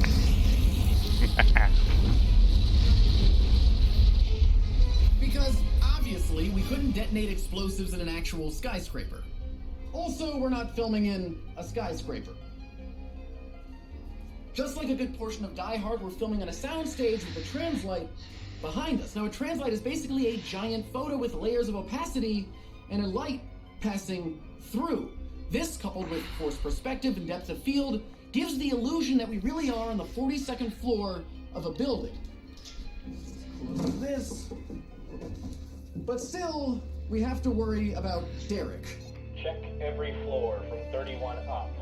If you don't find him, we blow the top floors. Okay, that's not good because that doesn't give me enough time to run down the stairs to safety. So the only choice, really, is to get onto the roof, wrap a hose around my waist, and jump off like John McClane does. But is it the right choice? To find out, we're gonna fall 10 meters down, which is the same distance John McClane did in the movie. But instead of me doing it with a fire hose wrapped around my waist, we're gonna be using our good old friend, the ballistics dummy. Good luck, my angel. The effects of jumping 10 meters with a fire hose tied around your waist are rather devastating. The ballistics dummy absorbs all of the kinetic energy generated during its fall. In that split second, it hits the full extension of the rope.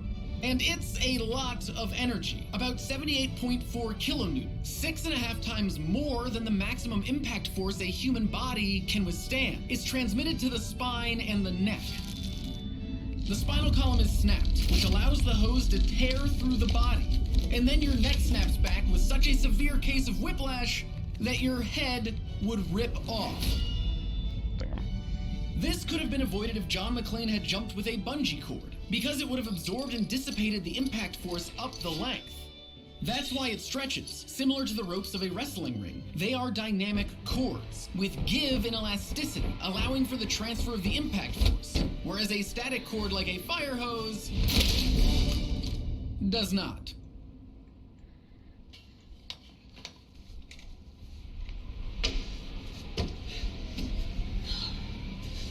Ooh, Sloan City. Yippee! Hey! Where did you come from? I obviously just came from my science lab. Science lab? Is that what you're calling those scissor lifts in that empty sound stage? You know, when I was doing my PhD... Derek, why are you doing this? I'm just questioning your use of the term science lab? No, why are you doing this, Derek, the whole explosion and hostage thing? Oh, that. Well, you know, the YouTube algorithm is stored right over here. Wait, so you're doing this all for the YouTube algorithm? All the explosions, the hostage Christmas people thing? Yeah, pretty much. Why didn't you just talk to me? What, you can help? You mean I don't have to break into the safe? Yeah, dude, you don't have to do that, but we can game YouTube together. Think about it. Think about all the views we can get in an effort to stave off our inevitable fade into obscurity. Oh, I should definitely be a part of that. Does sound pretty good. All right, let them all go. We got what we came for. Buddy, we're gonna have a long, lustrous life ahead of us, full of success. Watch out for the window, there's no glass there. Very excited. Oh no, Derek! I got you, buddy! Lift me up! Interestingly, in Die Hard, Holly McClane isn't trying to lift Hans, but this moment does remind me of when John McClane lifts himself up in the ventilation shaft. Whoa. That could never really happen because even if John was quick enough to catch himself, stopping that much mass that quickly would have instantly broken his fingers and sent him plummeting to his death. Isn't that interesting, Derek? Oh, no. Why are you falling so slowly? Okay, bud, I'm gonna go.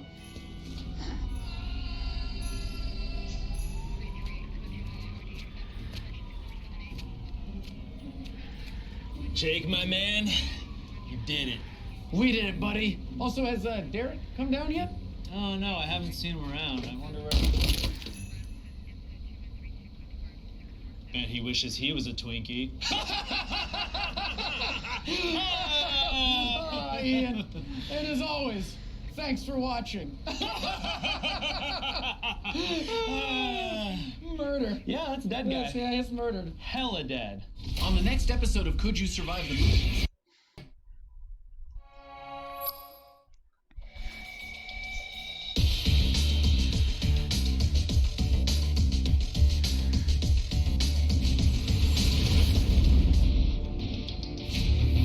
Get in there, Jake. Come on, you can do it. Are you in all the way? No, my legs are still hanging out. Oh, that looks just like Die Hard. Before I was crawling through an air vent, I had two loves in my life, science and movies. So I decided to put myself in one of my favorite films, Die Hard. And don't worry, we're not actually in a skyscraper. That's just a backdrop behind us. We're doing a lot of stunts for this episode. There's falls, there's jumps. It's all really cool, but it's important to be safe. Safety. Air vents aren't built to support the weight of a human being. Oh, boy. So I fall through frame. Resetting, going again. What if, I'm just gonna throw it out here, we have a rig set up? Yeah. Turn around. Okay, what if? No.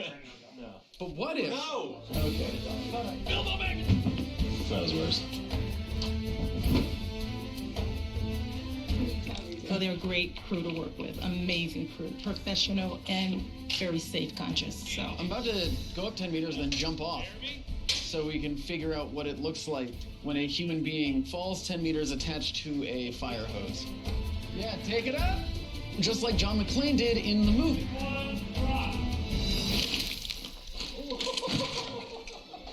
Oh, man. Are you kidding me? Jake, could you survive this movie? Not this part. As it turns out, it would just cut you in half. That worked exactly like we thought it would, and it was off. The Nakatomi were blowing up. We have people behind the large metal body of the scissor lift. Just the plastic shrapnel is vicious, and you don't want to get hit with it. One, boom. Safety. And that's all. Do a fire lane next to the city for Fire in the hole. 3, 2, 1.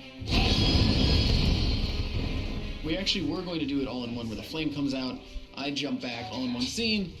But I guess there's some worries about me lighting on fire because some things that I have, like the makeup and the clothing, are flammable. So in post, we can add the flame that we actually filmed coming in, me flying back. Because I guess it's safer, and we'll do that.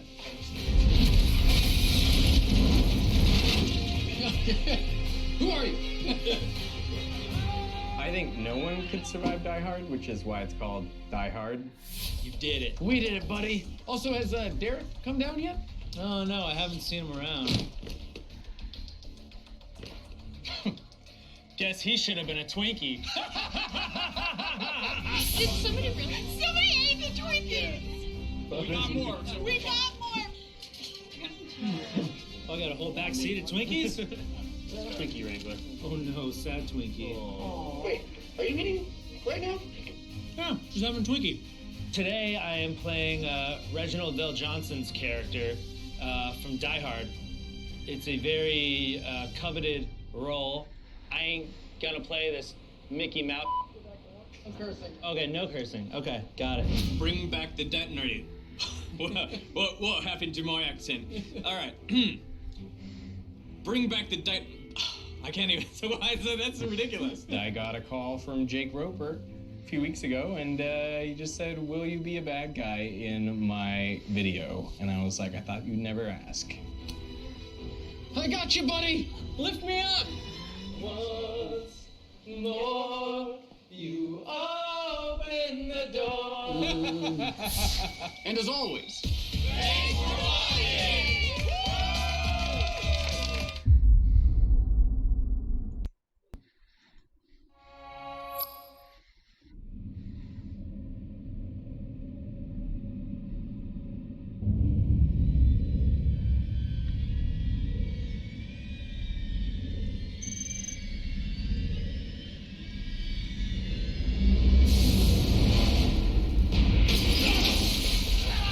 what's wrong with you? Why is he shaking? What is going on? Somebody help him. Help him. Grab him, hold down. What's happening to his chest?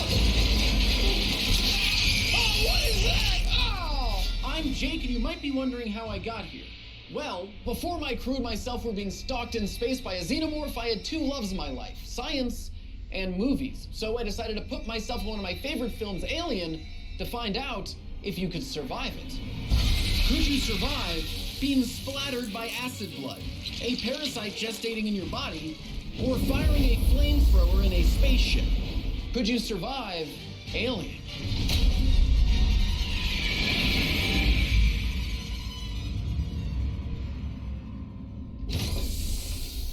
Most people take comfort in the fact that a parasitic alien bursting out of your chest is just movie make-believe. However, something like that exists on Earth. Jewel wasps lay their eggs on cockroaches, and once the eggs hatch, they eat their way into the cockroach's abdomen, and after eating its internal organs, cocoons inside, eventually completing its metamorphosis and emerging from the cockroach's abdomen. Or there is the human botfly, and just a warning, this footage is kind of gross. Some botflies lay their eggs on the abdomen of mosquitoes. Then a mosquito bites you and the eggs enter through the tiny hole left behind. They gestate under your skin until they become larvae and burrow back out. All pretty nasty, but not as nasty as this particular space parasite because it literally bursts out of your stomach, horribly killing you. Oh, and it also has acid for blood, which I learned the hard way. And speaking of acid for blood, let's head into the lab. So is there an acid in real life that acts like what we see in Alien? Well, it turns out there is. It's a super acid called fluoroantimonic, and it is so corrosive that it can't be stored in glass. It literally breaks pH meters, and the fumes from it are toxic. So labs like this one logically won't handle it. But we found the next best thing called aqua regia. It is an acid that is comprised of nitric and hydrochloric acid. It's generally referred to as royal water because of its unique ability to break down noble metals, things like gold or platinum. And we're gonna be testing it on a few things that we see acid on in the film. Specifically, fabric, metal, flesh, muscle, and bone. And it should be pretty destructive. First up, fabric. In the movie, it eats through the fabric almost instantly, so... nothing. Next up, a metal plate, which melted in less than 10 seconds in the movie. And it didn't erode the metal. In fact, it just caused oxidization, which is when an element loses electrons when combined with oxygen, provided by the acid in our experiment. You might know oxidization as rust. Destructive alien acid blood is looking like cinematic wishful thinking. But what about flesh and bone? You know, what humans are made of. In the movie, the characters survived their encounter as long as they... Oh no. The acid instantly starts to dissolve the flesh and bone. What we're witnessing is hydrolysis. Hydrogen ions in acid are really attractive to other atoms. As parts of the material break off to bind with the acid, it dissolves that material. But there's actually something more deadly than the acid. As the acid dissolves the flesh, it releases a vapor comprised of nasty toxins, including nitric oxide, which you can see right here. Breathing those fumes causes nearly instant respiratory tract damage, as the chlorine and nitric oxide combine with the moisture in your lungs, forming an acid inside your lungs. Not pretty and potentially lethal. Oh, even though the acid doesn't destroy the fabric, that fabric has absorbed the acid, which means if you're wearing it, then it will get onto you and... ugh. In the real world, spaceships are made from a lot of aluminum, which got me thinking, what would the acid do to aluminum? The results are impressive and terrifying. The acid completely ate away the aluminum. So, yeah, not good. I hope I didn't drop any on the ship. So, not only would the acid be devastating, but the fumes would be deadly. Oh, and also, check out this cool thing I got. It tracks micro changes in air density and then alerts me if there's an alien nearby. Okay, I gotta go get it before it gets everyone else.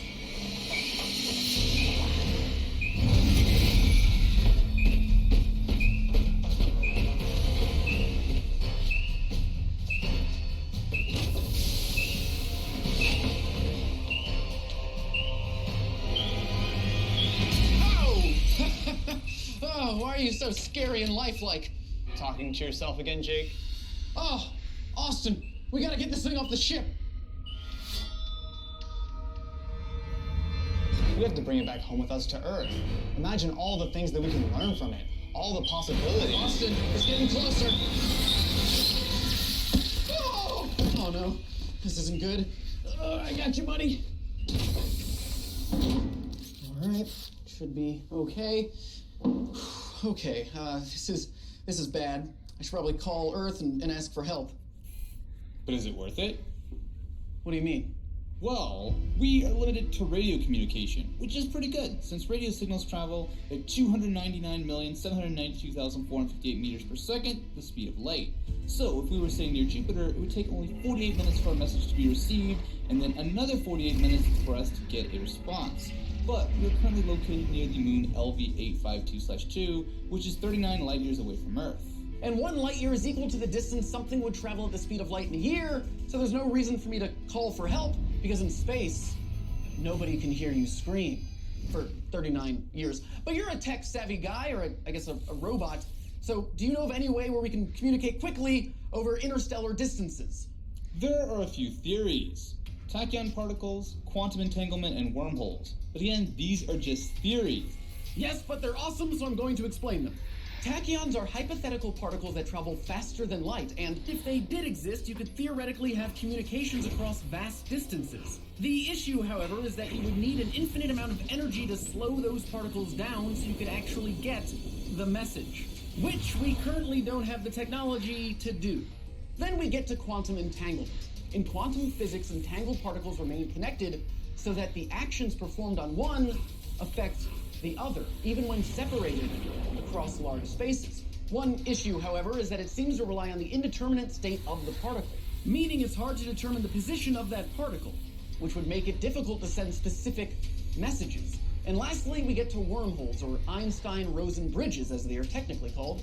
We still aren't sure if they exist, but if they did, you could easily send a message or object in one end, and it would come out the other. It's basically a shortcut through space. And speaking of holes, Austin's head is just in a hole in the table. Now, most modern movies would use computer effects, digital effects to sell this, but in Alien, they did this.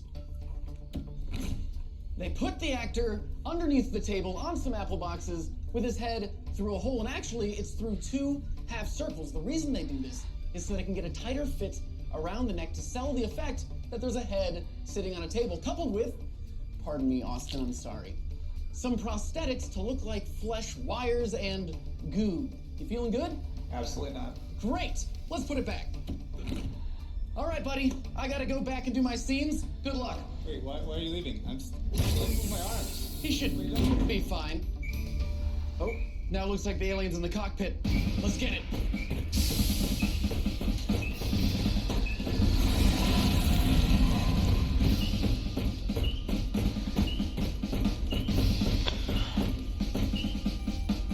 Wait, there's nothing in here. Is this thing busted? Oh, no. How did this hole get here? Hold on to something, we're gonna get sucked out. Nah. Oh, Neil deGrasse Tyson, you're alive. This is fantastic. But continue, what were you saying? Well, if you're right at the hole, yeah, it's a little bit of push on you from the air, and you'll fall out, all right? But if you're anywhere else, you'll just feel this air go around you. Say, what's that breeze? Oh, the cabin is depressurizing. That's all that's going to happen. But there seems to be a trope in all movies where people fly out the airplane window, fly out the spaceship. No, you'll just stand there, you'll feel a little breezy for a few seconds, and then that's it, until it equilibrates. But what will happen to you if you fall out into the vacuum of space? You are now in 0 atmospheric pressure. That's not good for the dissolved gases in your bloodstream. It'll take a little while, but ultimately, gases that are in your bloodstream, previously in equilibrium with an atmospheric pressure, will begin to bubble up and come out of your bloodstream. And you'll start getting gas bubbles in your body. That is not good, okay? But that's not the first thing you'll notice. The first thing you'll notice is that there's no air, okay? So you will die from suffocation before anything else bad will happen to you. That is great information. Thank you very much. You're a gem. Also, stay safe. The alien's still here. And speaking of, I think I have an idea of how we can take care of this alien once and for all.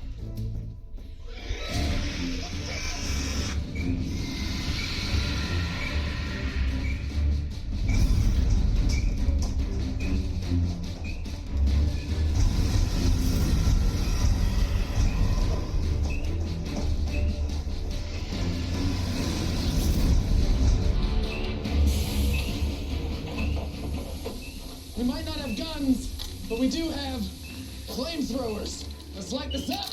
Jake, no, this is a terrible idea. Amy, first, I am so happy that you're alive, but second, fire kills everything. I know that, but it's also going to kill you. There's so much oxygen in here underwater.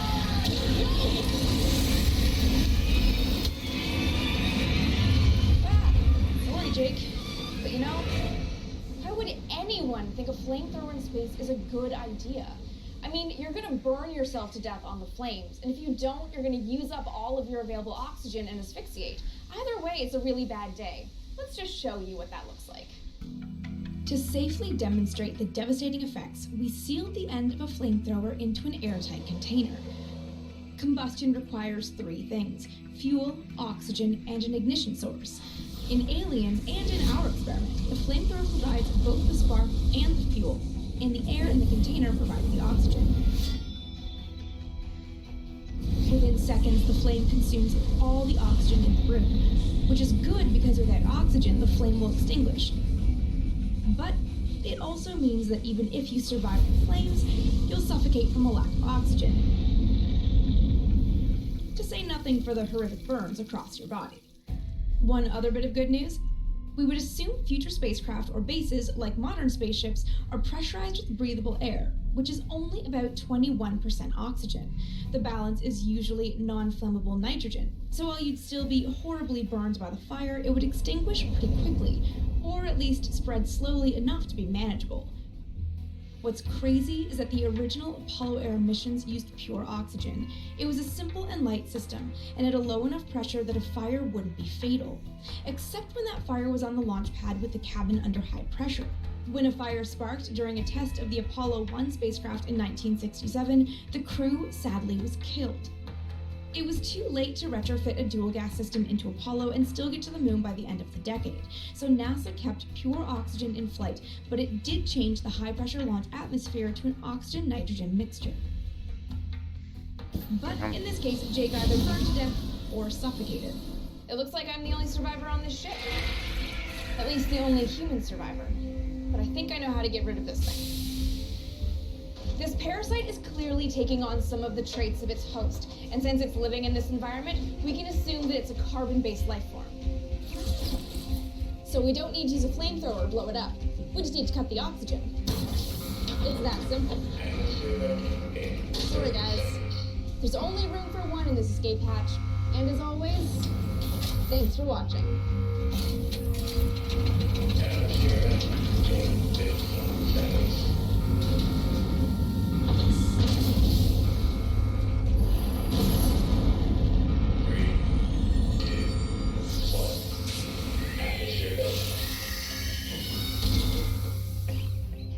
The alien should be dead, but you know, there's only one way to be sure.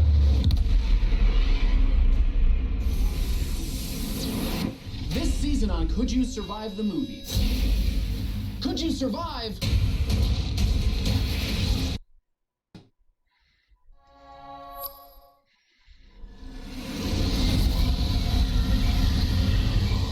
I think I found out a way to get rid of this alien once and for all. Let's go. System gave me a chance to live a lifelong dream of directing movies. Let's get this thing off air. Because every episode is basically a short film. Master. Insert close-up. 2, 1. Oh, what is that? Oh, hi. It's me. One of the fun challenges was directing my fellow YouTube creators. That's it for Scene 8. Because they do have this strong personality that we see on camera all the time. Then we cut back to our cinematic jib shot. Look what I made, because I feel like that's me all the time. Yep. And they also need to portray a character in this movie that we're making. Yeah, but it makes a great handle. Yeah. Is it possible to defang a snake like you see in the movie? Let me put it this way. If it's a... Shoot. Looked the wrong camera, damn. I got this, guys. Don't worry. Played a lot of fighting video games. What is that? You punch him on the ground. I nailed it. I just need to keep saying it out loud. So here we go.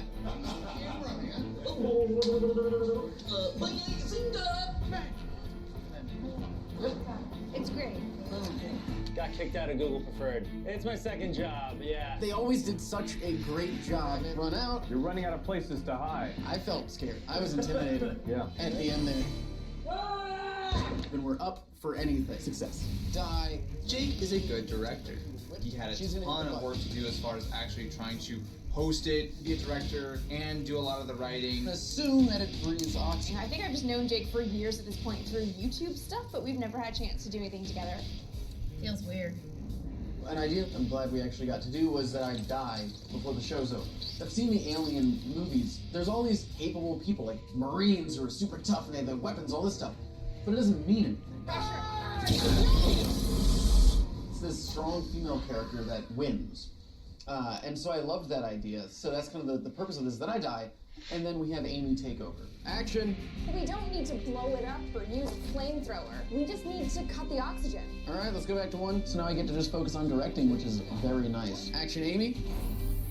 Sorry, guys. There's only room for one in this escape pod.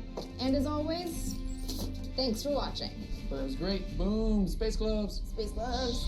Of course, things don't always go smoothly. Got Chikawa! That's for our martial arts episode. Now, what you see on screen is always the best take, the best performance. We might. Do you see anything? No. Okay. But that doesn't mean that all of them were great. It's in my mouth. Oh, what is that?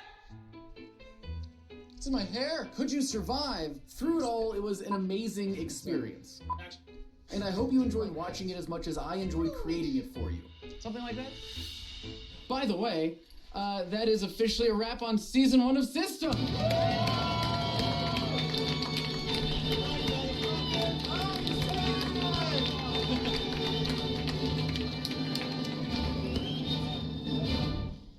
Wow.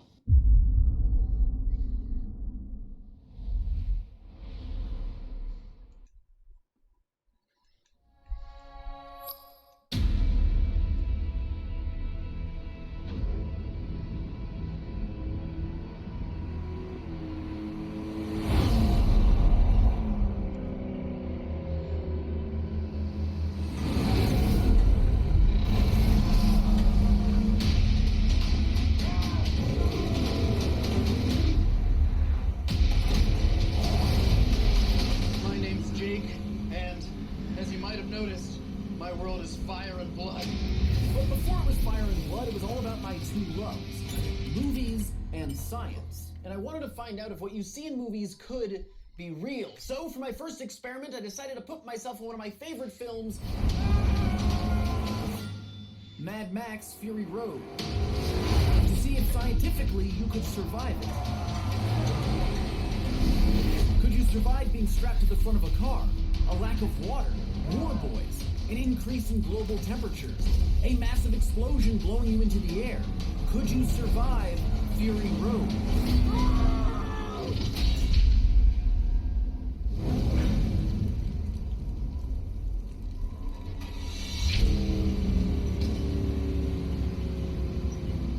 First things first, how did we get here? How did we get to the end of the world? I mean, not actually the end of the world, because physically as a celestial body, it still exists.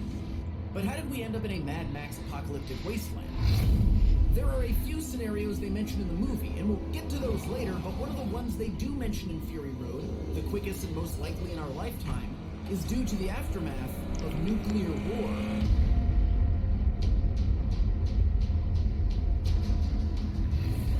It happened so fast. The fear, the panic, the anger, it all led to... And cue flashback.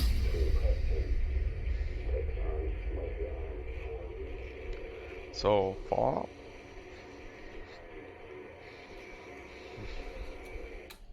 Well, we should be out of the blast radius. How do you know? I can't get anything on my phone. Yeah, well, before the radio cut out, they talked about it.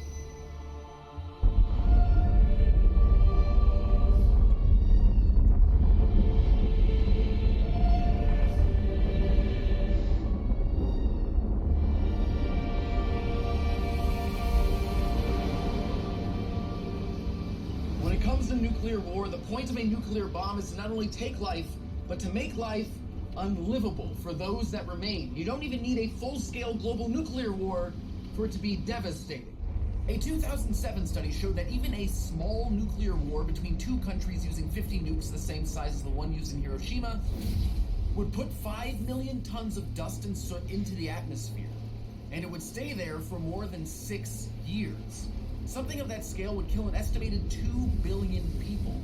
Chemical reactions in the atmosphere would eat away the ozone layer, increasing UV exposure, skin cancer, reduced plant growth, and damaged plant DNA. And then there are those affected by radiation and fallout, which it looks like the war boys, in particular, are.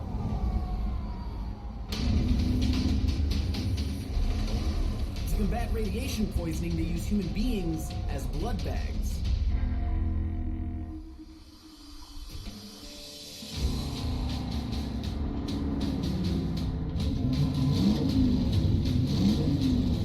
You in that right blood bag! That doesn't make sense! What doesn't make sense? The whole blood bag thing just doesn't make sense. Hold on! I can't even hear myself talk. Oh, sorry for hitting your car.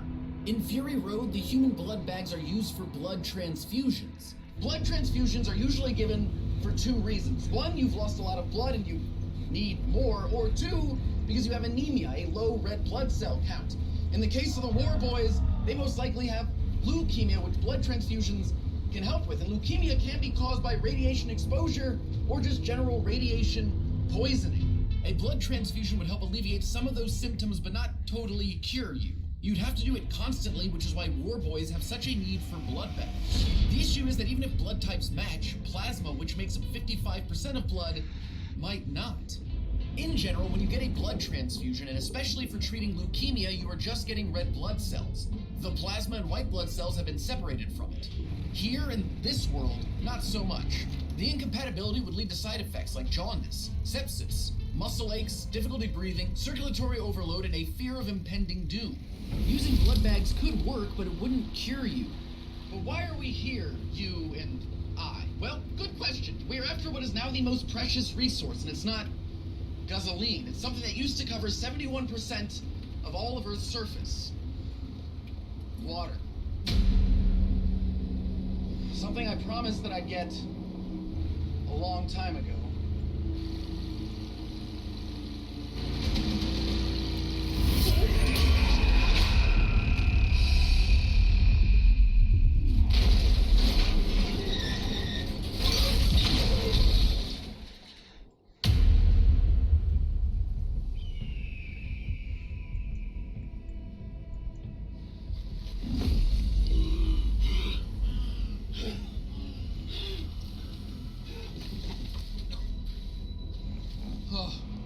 no, they're coming.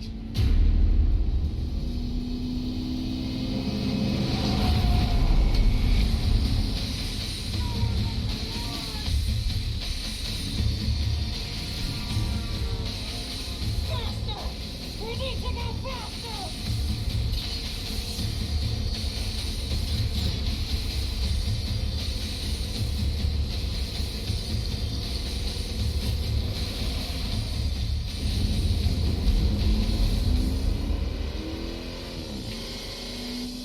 Yes! Yes! Yes! That looks awesome. And you see the war boys spitting gasoline into the engine throughout Fury Road.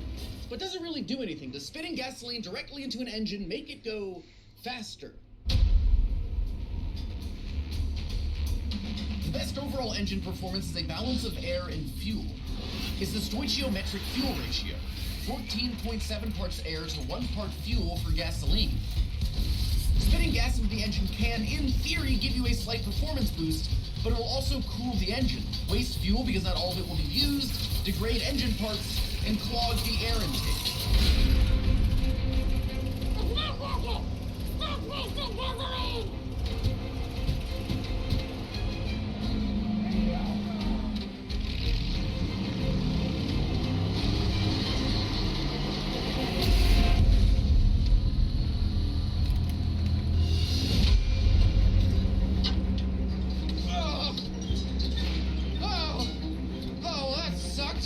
But I'm alive, so I guess that's good. So in the movie Mad Max, there are a lot of people strapped to the front of cars, and while that would be uncomfortable, it wouldn't really do that much damage, because the acceleration and G-force you'd be experiencing isn't different from what you'd be experiencing if you're actually in the car.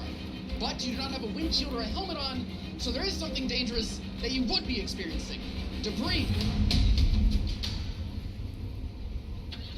If you're strapped to the front of a car traveling 96.5 kilometers an hour, and the car in front of you throwing back debris like rocks is traveling at the same speed, those rocks shot back would have a velocity of 193 kilometers an hour.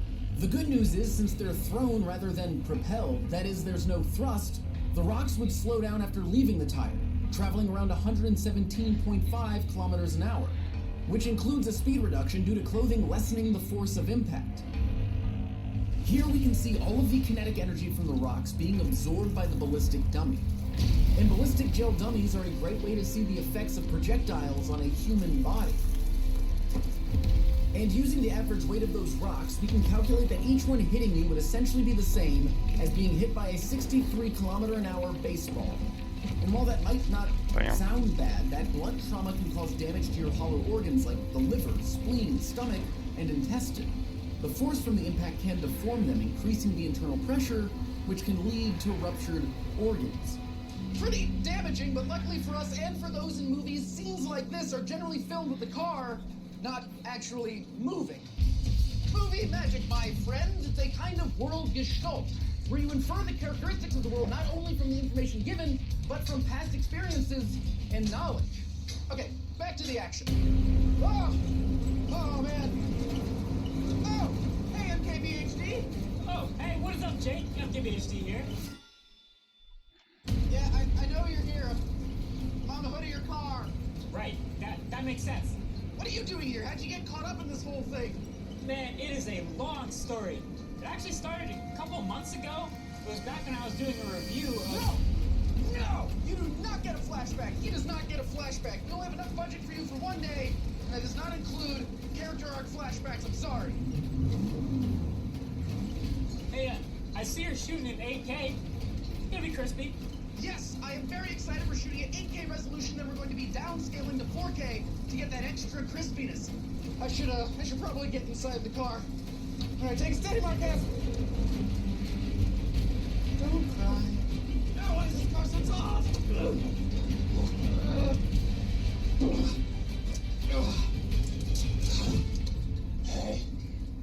Hey. So, you said you were shooting this in 8K, but then you're finishing and uploading in 4K, right? Yes, so by downscaling the video, we are basically oversampling the image. Since 8K video has 4 times as many pixels as 4K. Which means you get 4 times as much data per pixel, which means you might get, actually a little bit sharper video, a little more color depth, and possibly less noise. Yes, yes, by shooting at a higher resolution, we can also do cool things like a digital camera dolly.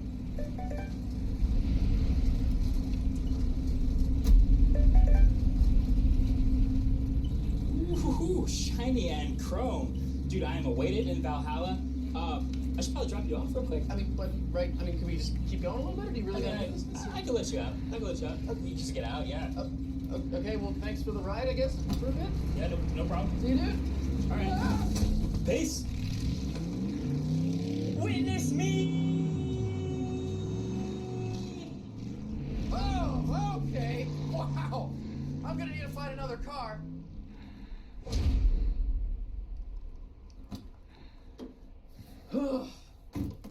All right, let's go. Let me ask you a question. Does YouTube really think that just by stacking a couple of top creators into one video, that an entirely new audience is going to come to that channel to see this new show just for those creators? Hey, Casey, listen, Here's the thing that YouTube I'm doesn't sorry, get. I really gotta, okay. When yep. you're going after the Okay, new market, it's all about the right. demographic. Yep. You got to get the kids. It's about getting the ones with the younger audience, the younger demographic. Thanks, okay. You sure? See you later. I'm going to pick up Jake and Logan. Casey, look out!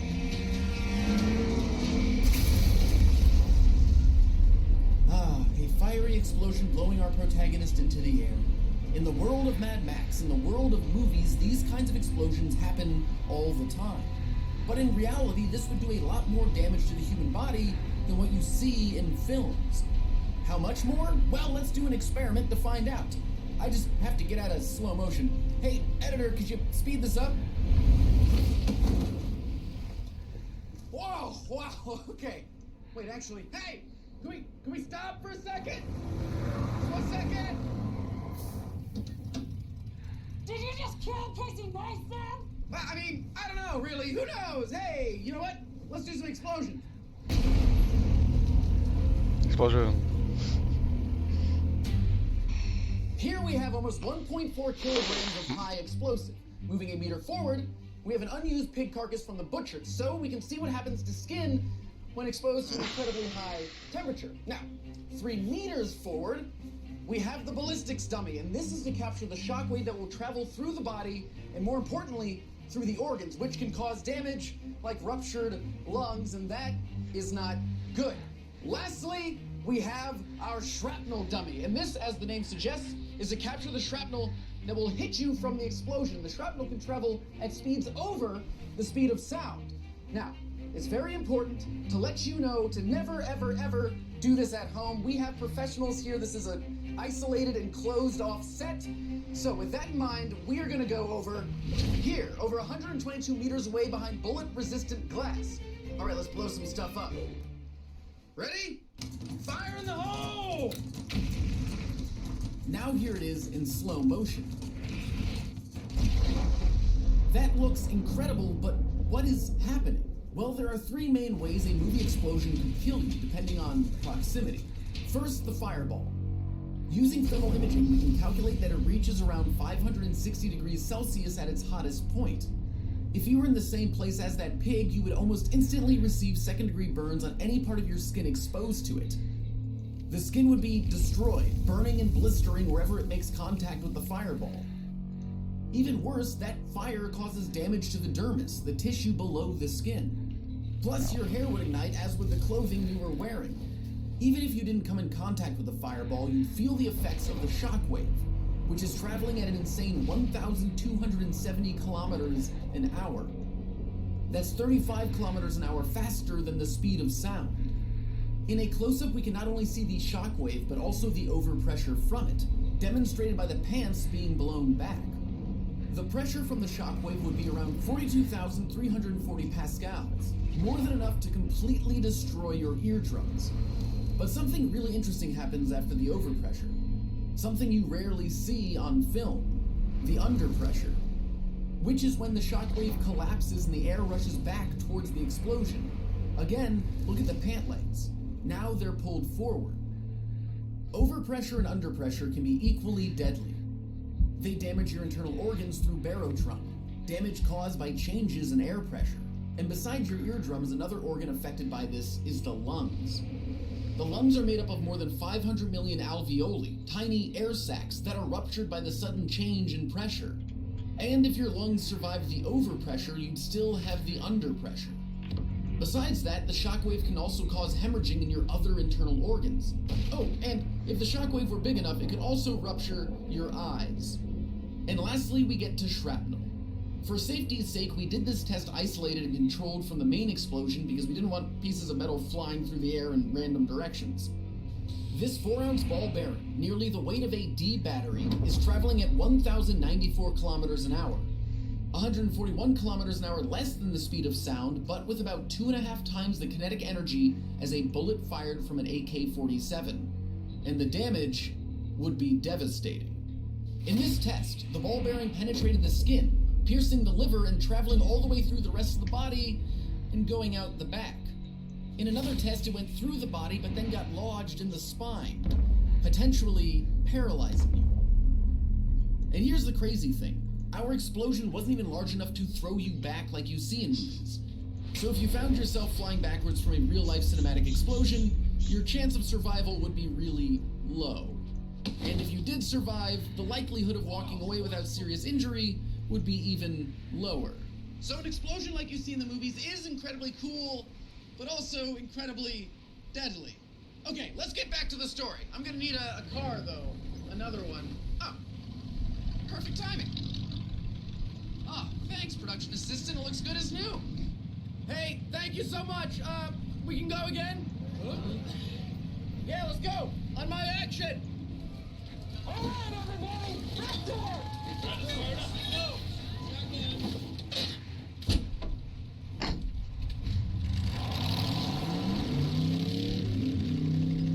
Let's go!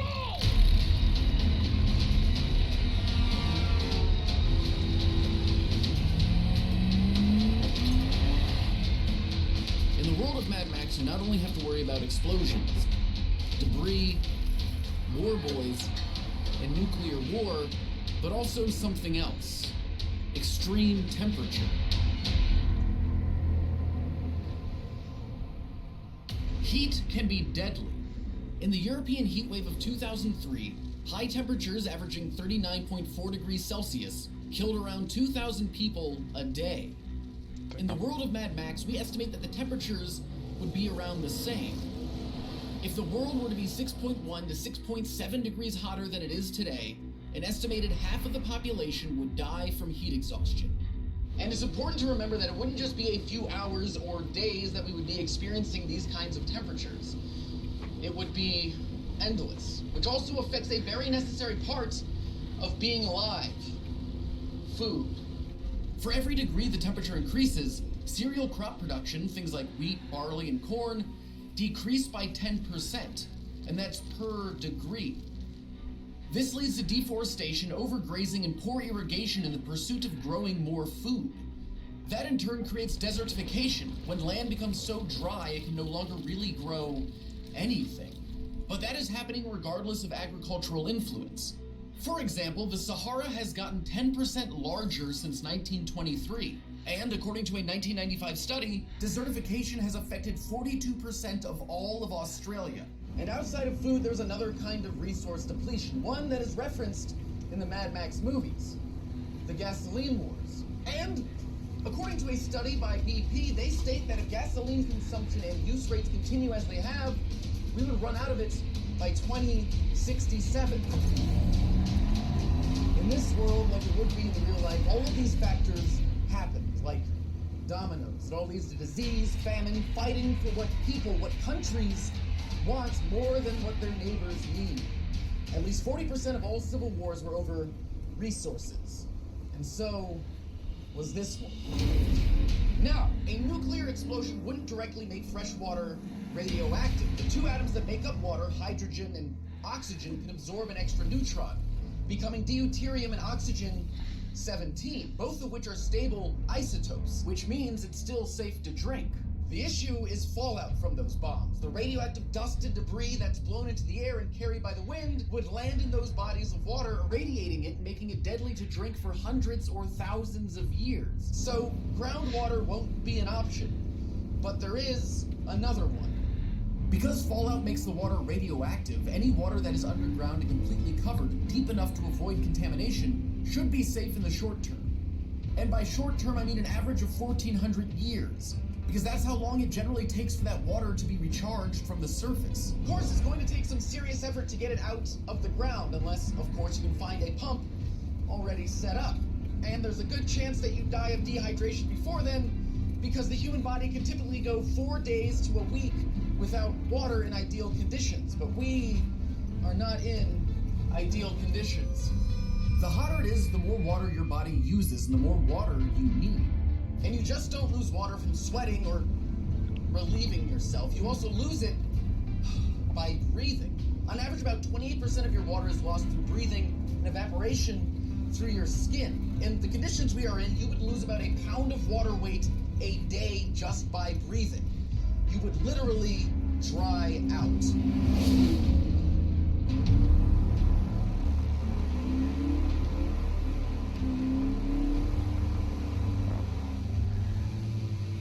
Feels like I've been out here forever, driving through this wasteland, looking for water, looking for anything. Must be getting dark soon. Well, look at that. Side note, day for night is a film technique used in countless movies like Mad Max. Instead of shooting at night, they will use certain techniques like color correcting the footage to make it look more blue and with darker shadows. So even though it is filmed like this, with the power of post-production, we can make it look like this. And there are many reasons to do this, not the least of which is that it gives the filmmakers latitude with their footage.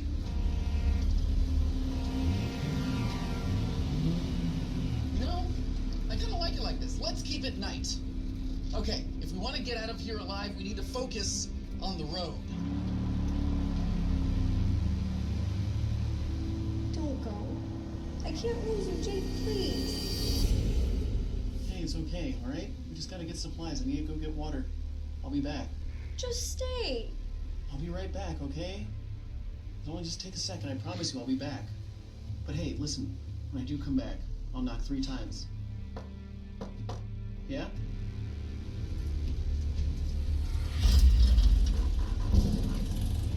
No! No! Come on! Come on! No!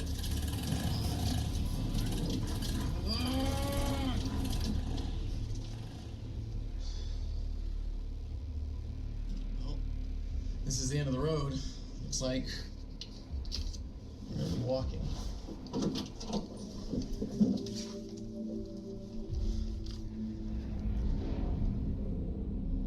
Surviving Fury Road would be hard, not just physically, but mentally. And how far are you willing to go to change yourself to fit this new world? And what are you changing for?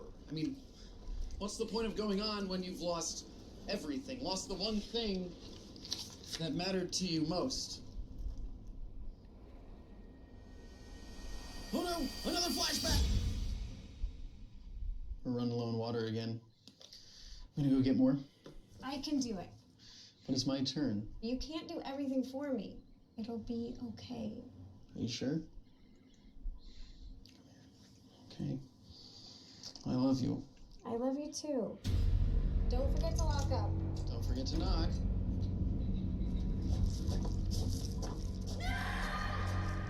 Roll!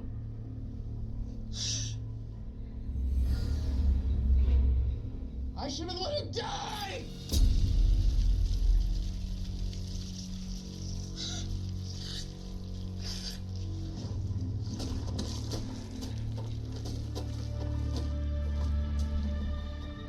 Finally, I found water.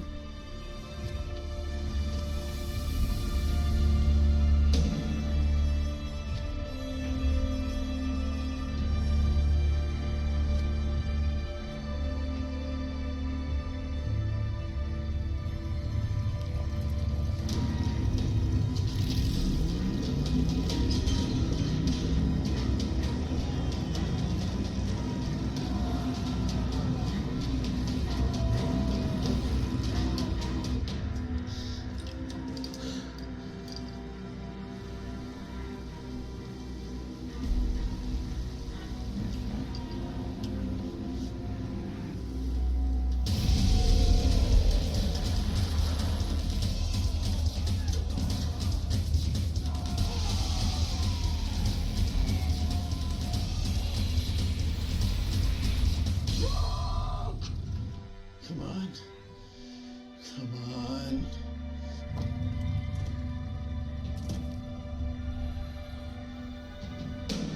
Come on!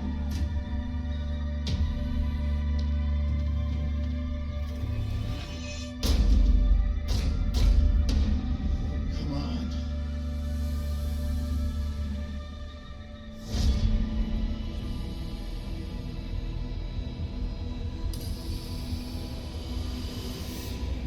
Bro? But I saw... I have been looking for you for so long, Jake. The cannibals that attacked me actually turned out to be pretty cool. I gave him some good tips how to cook human flesh, and we just, like, kind of meshed. But you were trying to kill me. Oh, no. Wait, no, we were trying to catch up with you. I've been trying to find you ever since that night. I see you found water. It was your turn after all. So do we just need to pull that lever to release it? What? Oh, yeah, that. We just gotta pull the lever. No! Not all at once! The amount of water in there would crush us. In Mad Max, they let out the water from pipes similar to this one, creating a giant waterfall, which would flow around 7,079 liters a second, which would weigh 8,435 kilograms, and would hit with an estimated total force of 49,591,920 newtons. But good news, not all that water is falling directly on you. If we take the width of an average person, you'd only be getting around 991,838 newtons. So it'd be like 8 helicopters falling on you every second. So if you want to continue doing that whole living thing, probably not a great idea. Oh, you still stare off into the distance and go on science tangents.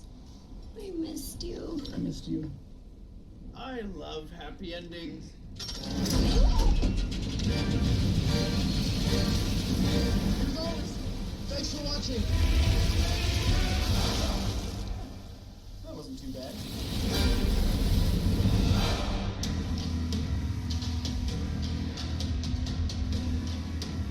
Hello again. While the credits roll, I'm going to continue talking. In the film Fury Road, director George Miller demanded that the entire movie be shot with the main talent in the center of the frame.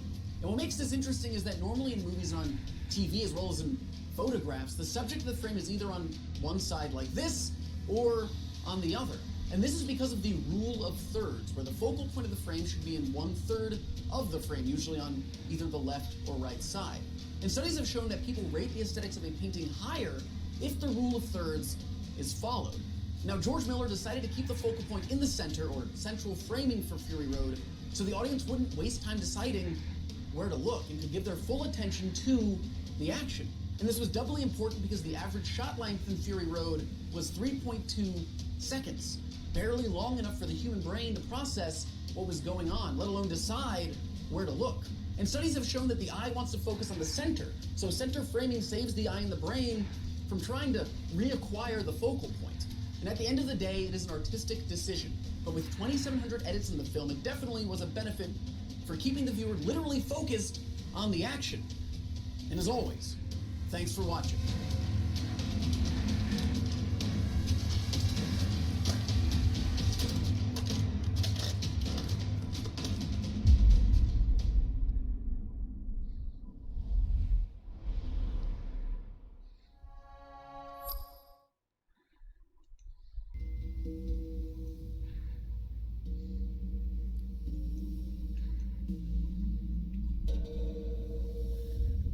Hey, Vsauce. Michael here. And here. Michael here. Hey, Vsauce. What is here? What is there? What is there? What really exists? Do waves exist, or are there just things that are wavy? When does a piece of food stop being a piece of food and become me? Do chairs exist? Ontology is the philosophy of existence, and chairs are what philosophers call ordinary objects.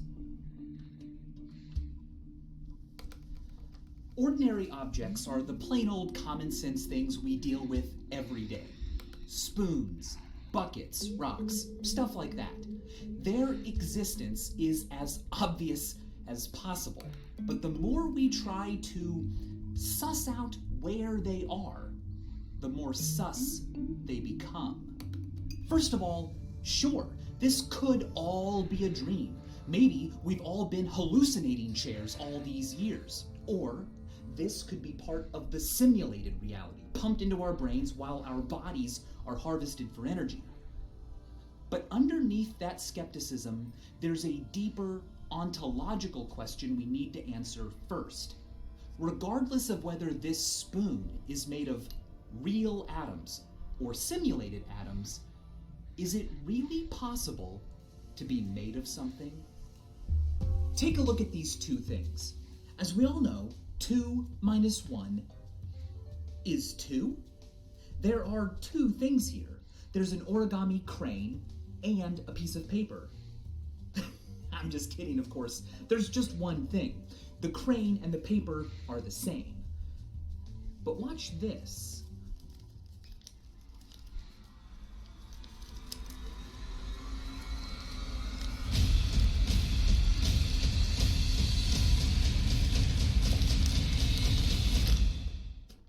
Where'd the crane go? If the paper and the crane were truly identical, they would share everything in common. But clearly, they don't. The paper can survive being unfolded, and the crane cannot. Also, I made the crane, but I didn't make the paper. And the paper was around before the crane. You know, for two things that are the same, they sure are different. This relationship is called constitution. Paper constitutes the crane. It's a one-to-one relationship. But there's another kind of being made of going on here too. This paper, for example, is made not of one other thing, but of sextillions of things. Fundamental subatomic particles, electrons and quarks, or strings, or physical and virtual fields. This many-to-one relationship is called composition. Philosophers call whatever it is that matter is ultimately composed of symbols.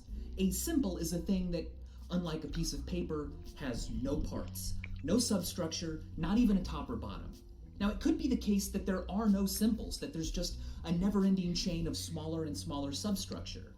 Philosophers call such a reality a gunky universe.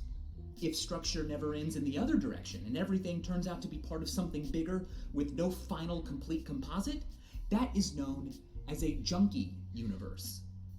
Point is, believing ordinary objects exist and are made up of smaller things is quite common. It's called ontological reductionism. It's the position that wholes are nothing more than their parts. But our crane and our paper challenge that notion. It seems like being made of some things is different than just being those things. Let's agree on what it means to exist. Let's say that for something to exist is simply for there to be more than zero of it. So Pegasus exists if we mean, are there any winged horses in works of fiction and mythology? And Pegasus does not exist if we mean, are there any physical, flesh and blood winged horses that evolved on Earth through natural selection? Okay, so if we can agree on that, then of course chairs exist. There's this one right here. I can see it, and I can feel it, and I can taste it. Yeah. Oh, yeah. It's kind of dry, a little bit salty. Dry and salty are what we call properties. Properties tell us what things are like. For example, this slice of cheese is floppy. By noticing and sharing properties, we can let each other know what to expect from things. And we all more or less agree on what things there are. We give names to stuff, and if they catch on, we put them in dictionaries with the word noun next to them.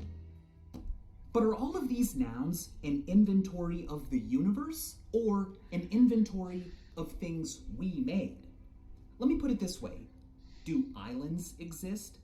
Well, it's in the dictionary, and a quick look around confirms that there are more than 0 islands. So, yes, islands exist. But what about in-cars. An in-car is a car that is in a garage.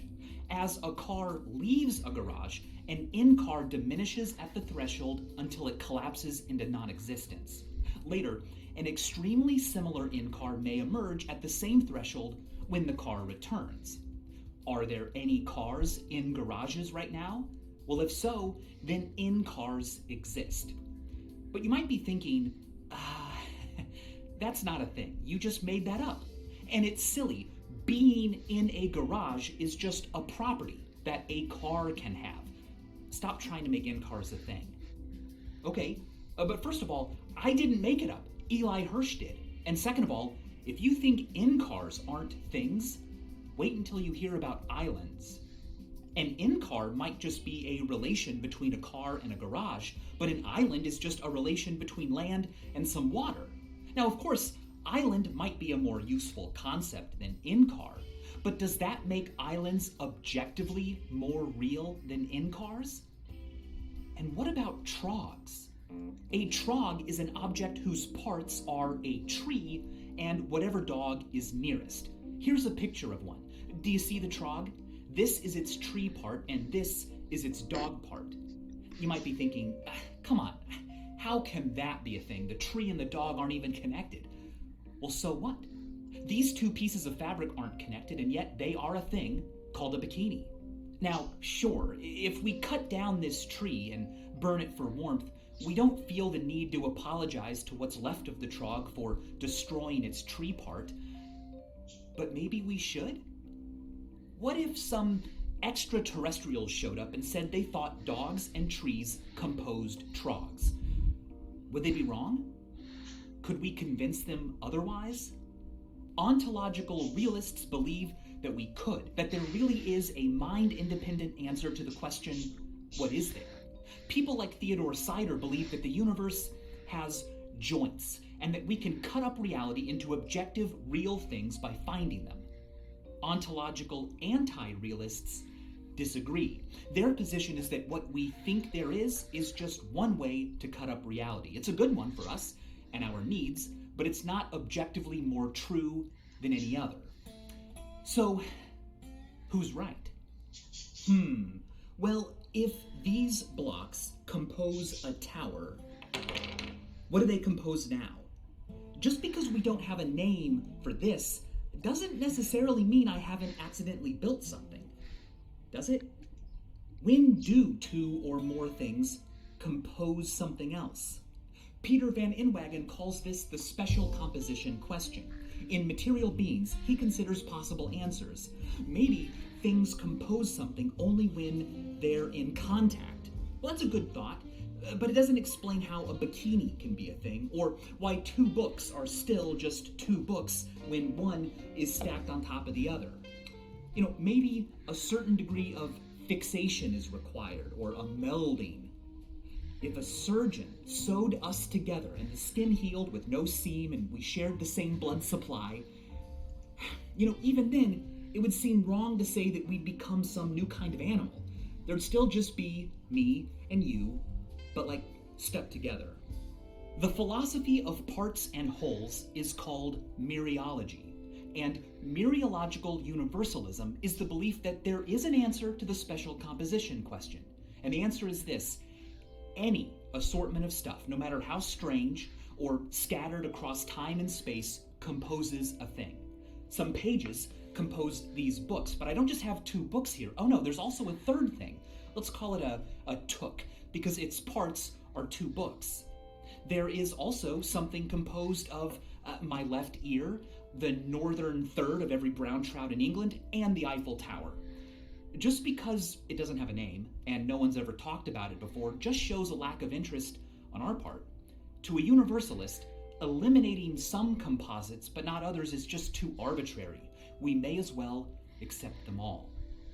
Eliminativism is any belief that accepts some composites but eliminates others. Peter Van Inwagen, for example, believes that there are no ordinary objects. No chairs or shirts or shoes. Right here, there are just some symbols, atoms or whatever, arranged shoe-wise. There isn't something else here called a shoe. But he thinks that because people believe that they themselves exist, and he can't see how something could believe it existed without existing in the first place to even think that, there must be people. He goes further, though, to argue that all living things exist. While admitting he doesn't have any knockdown arguments in their favor, he mentions that because symbols that are part of a living organism maintain the organism, while shedding some members and gaining others, all while remaining individuated from other organisms, unlike, say, waves of water at the moment of collision, clearly, symbols in the act of a life must compose something. That position is called organicism. It's been called the belief that people exist, but none of them wear clothes. Mereological nihilism is less generous. It's the belief that there are no trogs or in-cars or dogs or trees, because nothing ever composes. Now, the nihilist does not believe that there is nothing here. There are lots of symbols, but that's it. Now, that might sound puzzling. How can a bunch of fundamental particles arranged into atoms and molecules that are arranged like this not be a chair? I mean, that's just what a chair is. Well, good question. Let's call that deflationism, the belief that this is all silly and that all these positions are just talking past one another. I mean, they all agree on what reality contains. They all believe that there are symbols here and that those symbols are arranged into a chair shape. And since that's just what a chair is, they all believe in chairs. Those who say they don't are just being weird and contrarian. Deflationism has many supporters, and it truly is the heart of our issue today. But to address it, we should first see why it would be nice if all these parts did not form a chair. Let's begin with over-determination. If chairs really do exist, shouldn't they be able to interact with us? The thing is, though, everything this alleged chair can do can be described by referencing the behavior of symbols here and any other symbols that happen to come along. An account of the activities of every atom in this room leaves nothing for the chair to explain. Composites are causally redundant. Believing in chairs is like believing that while, yes, the burning gas from my stove completely describes why the water in the pot boils, there's also a magical invisible substance called boilo that comes out of my stove and does the same thing as the flame at the same time, and if there was no boilo, the flame would warm the water just the same, but there is boilo. Chairs are no more real than boilo. Composites overdetermine what happens in the world. They also lead to overcounting. For more on that, let's say hello to this video's sponsor. Hi, I'm Michael Stevens. You may know me from such films as Lady Gaga, Judas Parody, Key of Awesome number 42, and The Emoji Movie. But today, I'm here to talk to you about the Curiosity Box. This season, our subscribers will be receiving many things, including a shirt celebrating the Sherman line, a kit to find out what kind of bacteria grows on you, a puzzle that celebrates the average color of Neptune, and yes, also Uranus, and the first ever at-home demonstration of impossible colors. And right now, if you subscribe with code BOGO, we'll also send you our entire summer box completely free. Just pay shipping. How many things will you be receiving for this one ridiculously low price? Well, you might think 15. 8 things plus 7 things. But don't forget that you're also getting this entire collection and this entire collection. That's 17 things. Order now. That's a good deal. But the ontology seemed wrong. If I count some parts, I shouldn't also count the whole they compose. But if you believe in composite objects, you must, right? I mean, after all, the composite exists. So if this chair contains, say, 100 sextillion atoms, then there are actually at least 100 sextillion and 1 things here. All of the atoms and also the chair. That seems wrong. But wait, there's more. If I take a knife and scrape off a tiny part of this chair, is it still a chair? I think most of us would say that yes, it is still a chair, and it would still be a chair even if I removed a tiny bit again and again. A series of tiny, innocuous removals is called a Sorites sequence. The trouble they cause is that while it seems we must accept that each individual step doesn't annihilate the chair, clearly enough minute removals will eventually leave us with no chair. Nothing at all, in fact. But how can that be? How can subtracting 0 over and over again ever give a different result? Well, clearly, there must be a point at which a tiny change does make a difference. Now, different people might give different answers as to where that line is, but, we could just stipulate the boundaries. We could define chair in some extremely precise way. If we did that, if we defined the shape, function, and history that makes something a chair so precisely that even the smallest deviation could make or break its status as a chair, how could we know if we'd done it right? If we called up God and said, hey, dude, watch this. Okay, see this chair? Well, okay, now we're gonna remove a single atom from it. Ta-da! It's no longer a chair, is it? Would God be like, correct. You guys nailed it. That is exactly right. It was a chair before, and now, in my infinite wisdom, I can confirm that that single atom was exactly what made the difference. Unless there's some explanation for why a boundary should be drawn in a precise way instead of some other way, our stipulations are just arbitrary. Ordinary objects may be unredeemably vague. But being vague may actually be a feature of ordinary objects. For example, how many people is a crowd? 10 people standing together in a huge empty park might be more of like a group, but 10 people standing further apart in a tiny waiting room will feel way more crowded. The fact that our terms depend on context, that they're plastic, makes it seem less and less like they're describing things and more like they're pragmatic, that rather than telling us what there is, they tell us what to expect. Peter Unger has pointed out that there's at least one kind of thing that can survive a Sorites sequence without paradox. Stuff. If you innocuously remove tiny pieces from something that is just some stuff, you will still have some stuff after each step until you reach a clear and unambiguous boundary. When the last piece is removed, there will no longer be any stuff. This might show that there are composite objects. Stuff. As soon as we pretend that some stuff is a thing, though, vagueness sets in. Suddenly, we're talking about a thing that can lose parts but also can't lose parts, and unless contradictions can exist, words like chair just don't really refer to anything in the universe. Sorites sequences lead to other problems too, like the problem of the many. If removing a tiny number of atoms from this chair leaves me with a chair, well, how many chairs are here? Like, okay, there's this one, but then there's also this one, which is really similar to the first, but it doesn't have these atoms on top of it. I don't have to remove atoms for this to be a problem. All I have to do is try to define which atoms here are part of the chair and which aren't.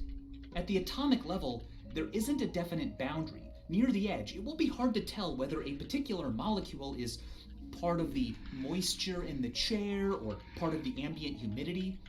Instead of there being a single chair here, it seems like really there are billions and billions of candidates for the chair.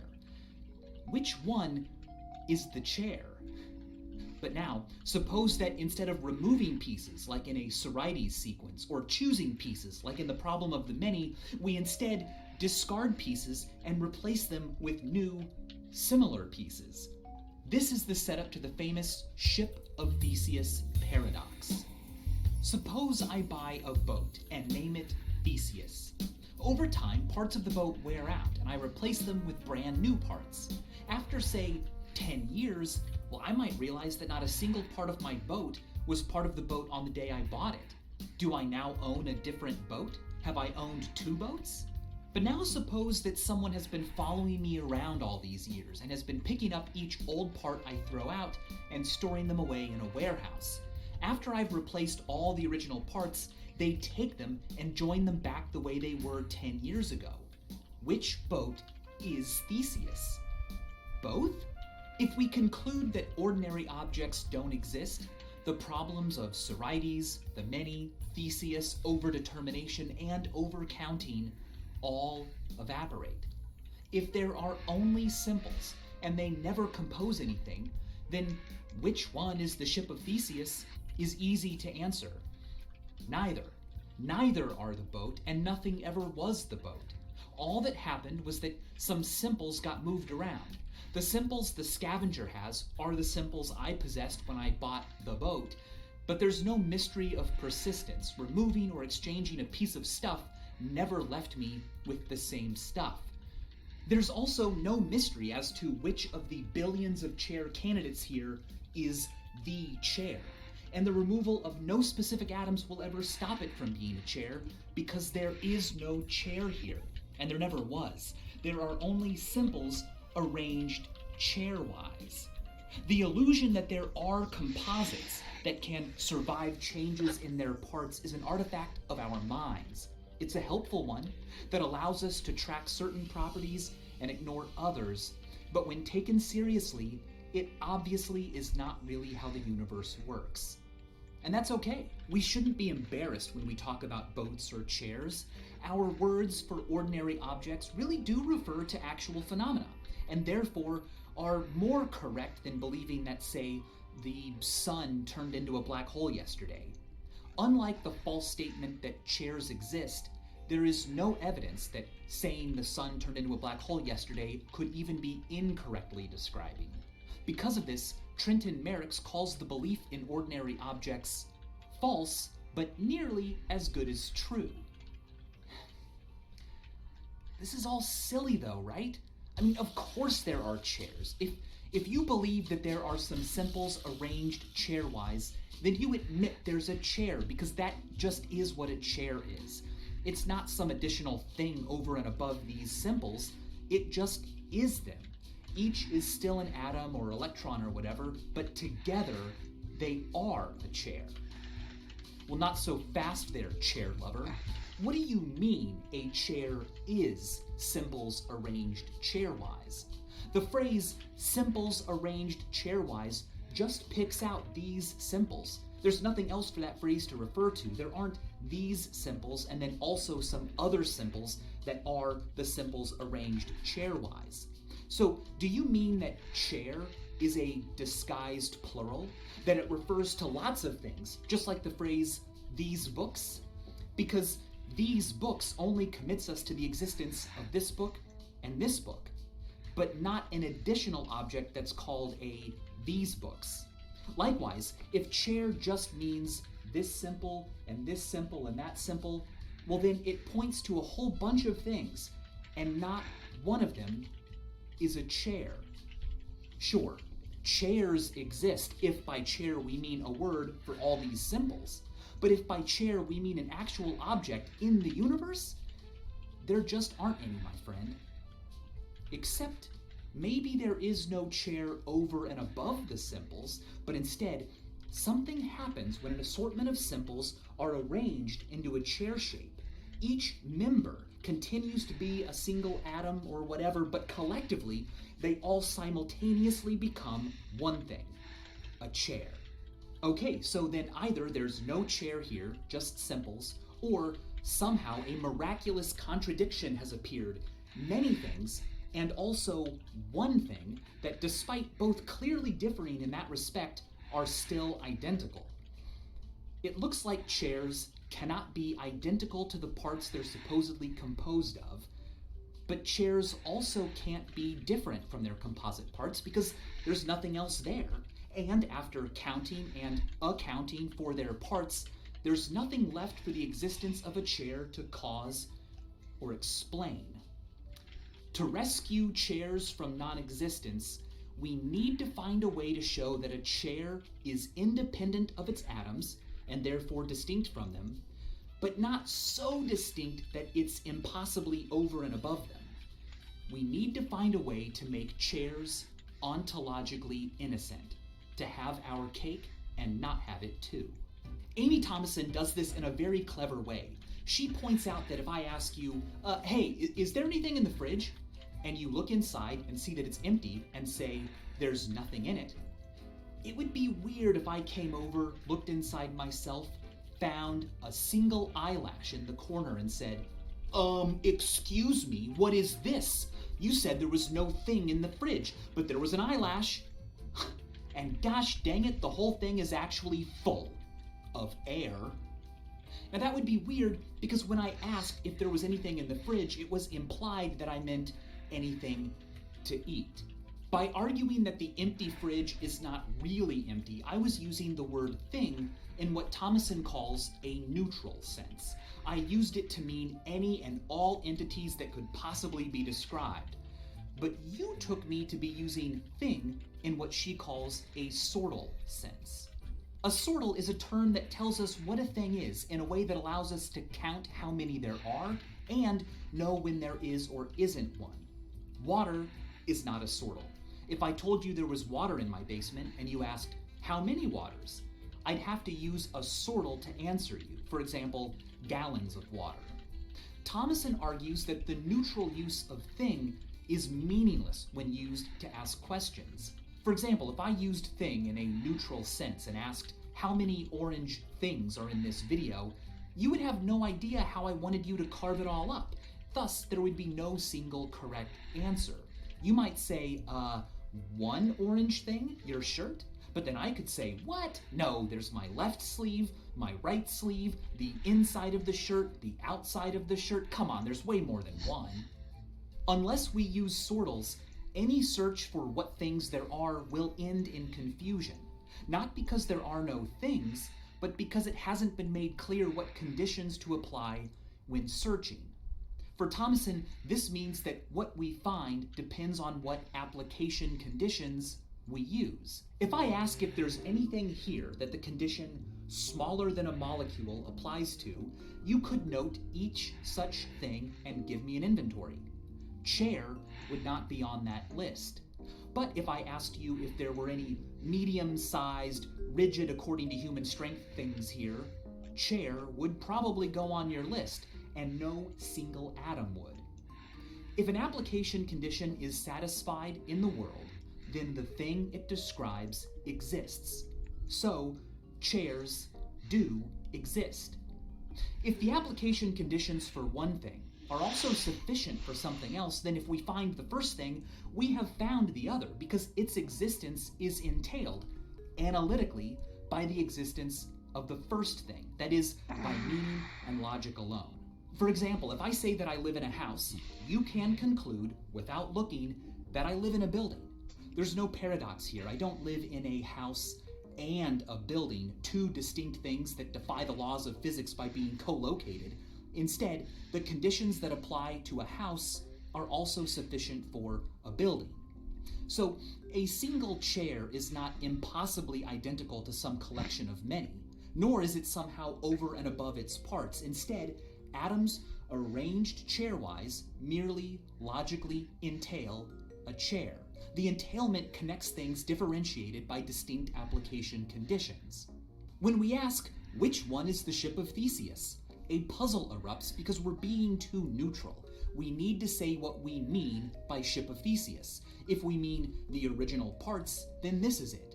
Do we mean the thing registered to me by the boat authorities? Well, then it's this one. But which is the real one is an incomplete pseudo question. When it comes to Sorites sequences, I think we need to just stipulate where the boundary is. I don't think there's an objective answer provided by the universe or God as to what exactly is and is not a chair.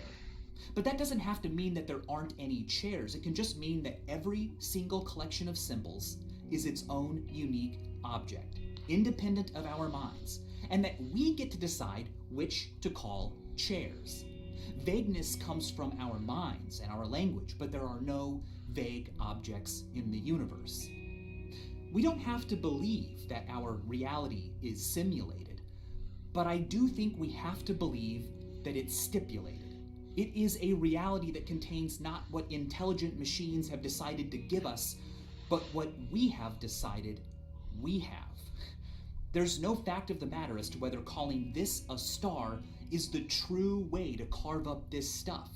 It's a pretty useful way to do it and helpful for at least human purposes, but star is a thing we imposed on the world. As Michael Jubian puts it, there are no things, but as a consequence, there are as many things as we like. Now, as for the problem of the many, we can simply just admit that there really are billions of slightly different chairs here.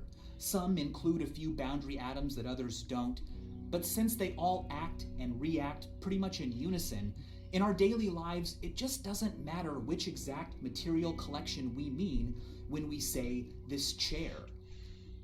However, let's go back to our cranes. When we talked about holes, we said that holes might be ontologically parasitic, that their existence seems to require the existence of something else, something that can host the hole. Perhaps our crane is holy too. Not a physical thing in its own right, but a disturbance in some paper. There is no material crane here, there's only some paper arranged crane-wise.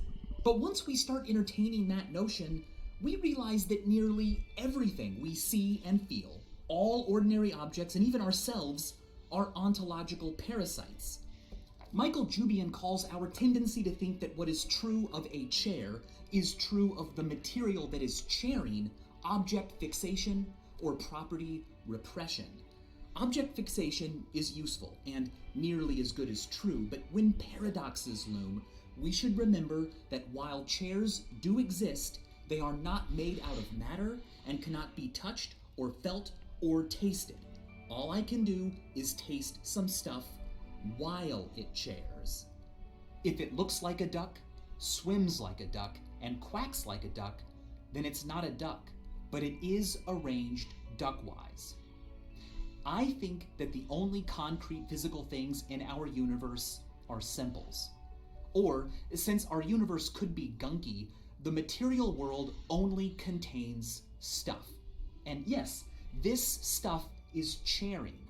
But the road paved by the idea that that makes this stuff a chair leads to paradox.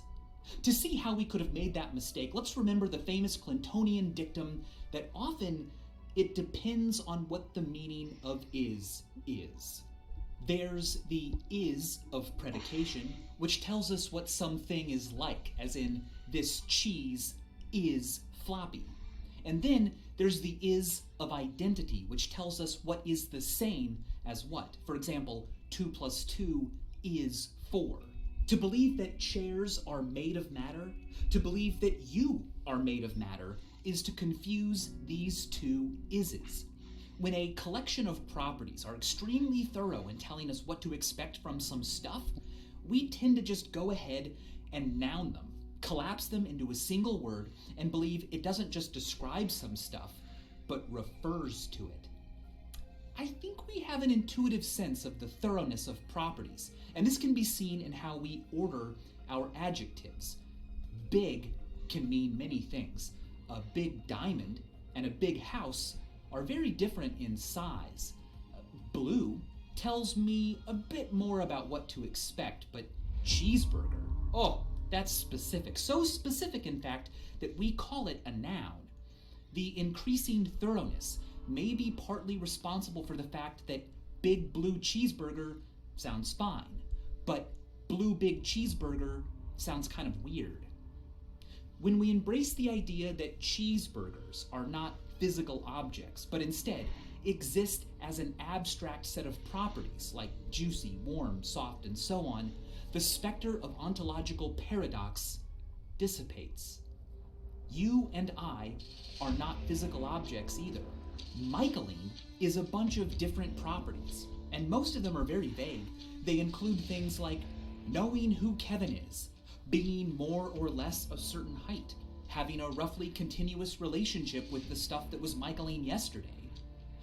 Now, some of what it means to Michael does concern composition, like the fact that I will still exist even if I shave off the stuff I call my beard.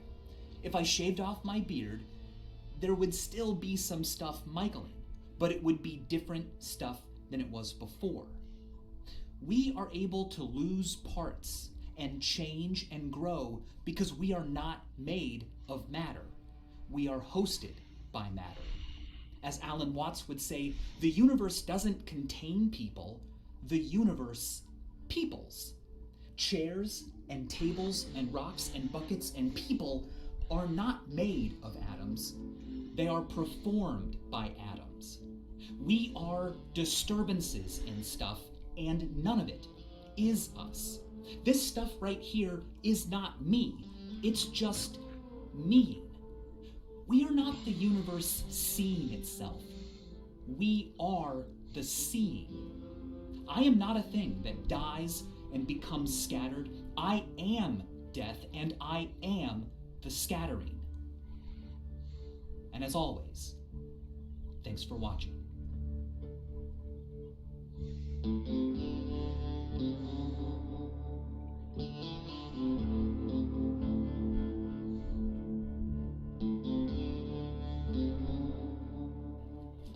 As always, links to read and learn more.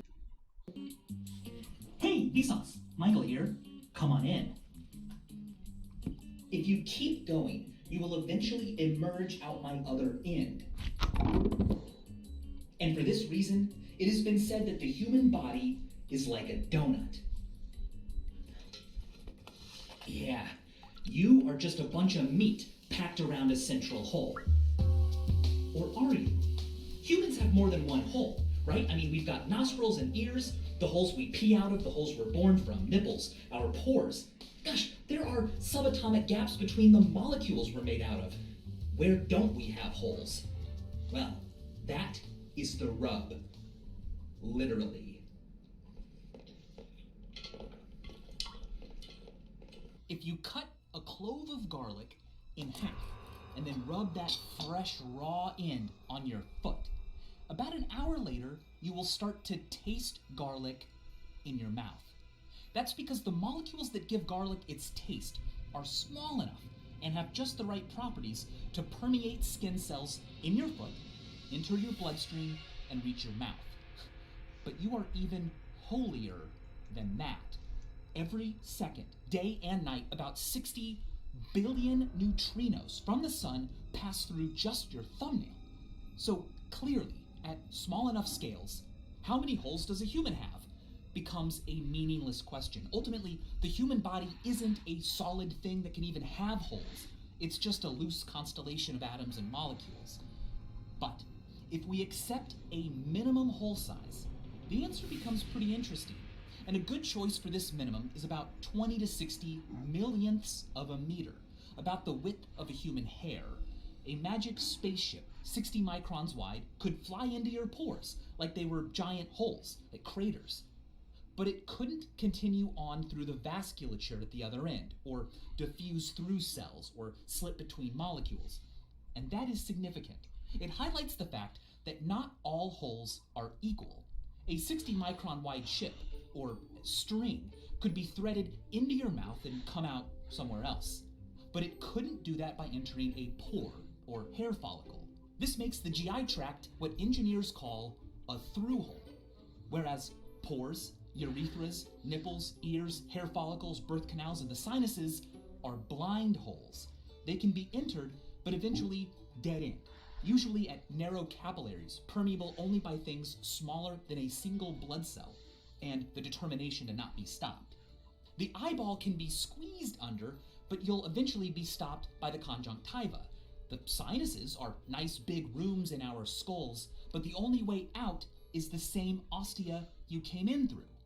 As for the ear, well, the ear is a blast to go inside, but if you're 60 microns wide, the airtight eardrum will block further passage. It's a blind hole.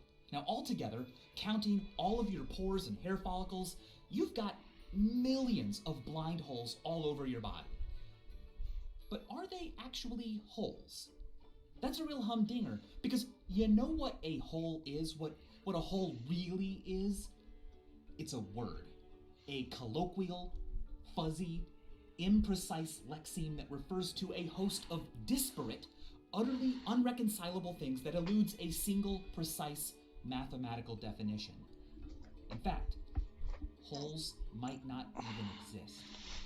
I mean, think about it. If I eat a whole donut, have I eaten the whole? Like, is the hole inside me? Or could I eat a donut without eating its whole? Could I go to a store and buy Swiss cheese, but leave the holes at the store?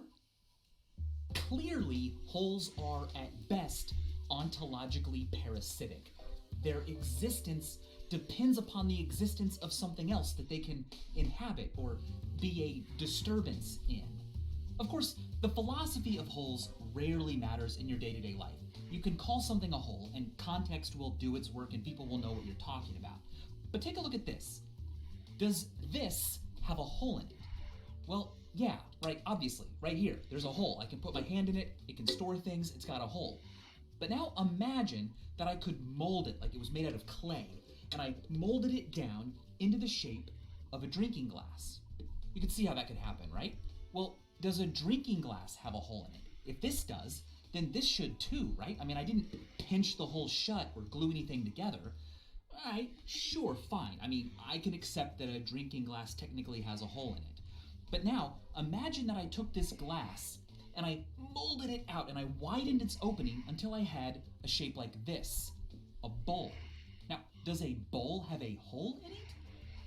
Now we're really stretching the use of the word hole. I mean, if someone said their bowl had a hole in it, I would think that it had a hole somewhere else and it was leaking.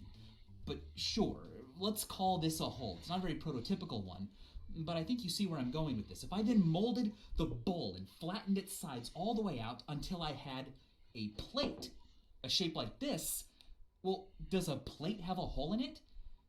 Not really. So if a plate doesn't have a hole in it, but this shape did, and I continuously molded from here to the glass to the bowl to the plate, and I never glued anything shut, where'd the hole go? Clearly, blind holes are pretty unique. They can be removed without closing or pinching anything shut. Compare that to the through hole of a donut. There is no way to remove a donut's through hole or add a new through hole without gluing stuff together, squishing things together that used to not be together, or ripping pieces apart, poking a hole through and breaking it. That is extremely significant. But let's go back to the body before we get ahead of ourselves. The mouth is an entrance to both blind and through holes. A 60-micron wide traveler could enter it, meander down the esophagus, and keep going until they were, well, dumped out, but turn down the trachea and they would dead end in the lungs.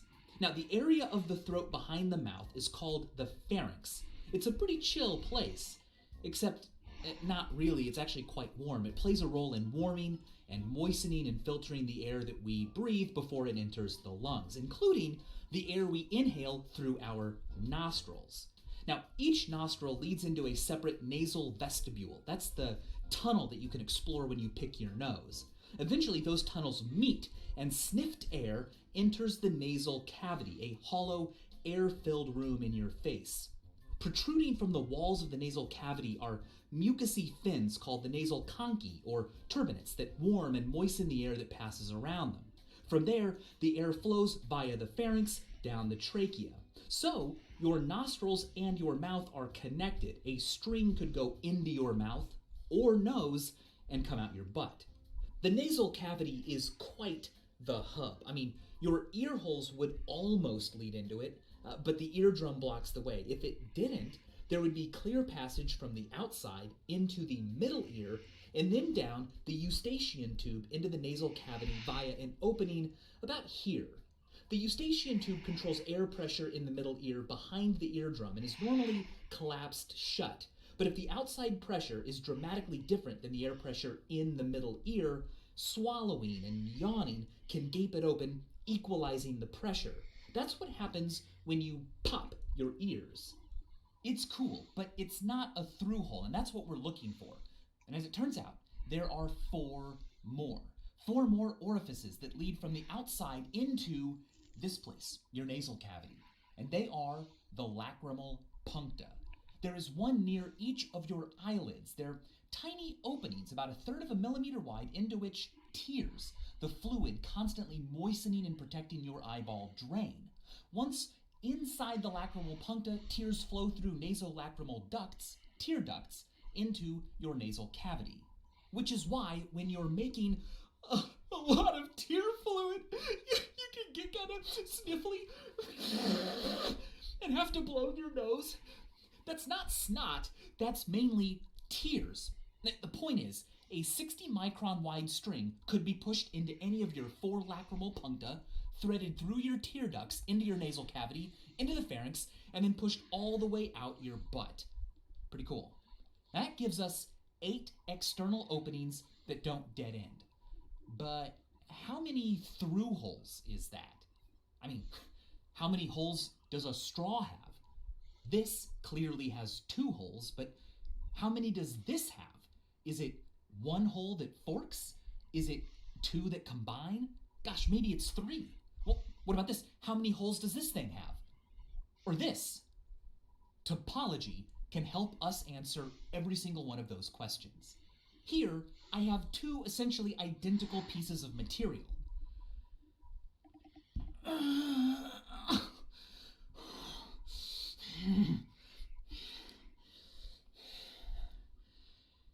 Now, they are no longer identical. Or are they? Geometrically, sure, their shapes are now different, but what didn't change about them? Well, that is what topology studies. Topology is concerned with the properties that persist so long as something isn't ripped apart. The famous joke that a topologist doesn't know the difference between a donut and a coffee cup is based on the fact that a coffee cup can be gently, continuously molded into a donut by simply stretching and squashing. No cutting, gluing, ripping, or sewing required.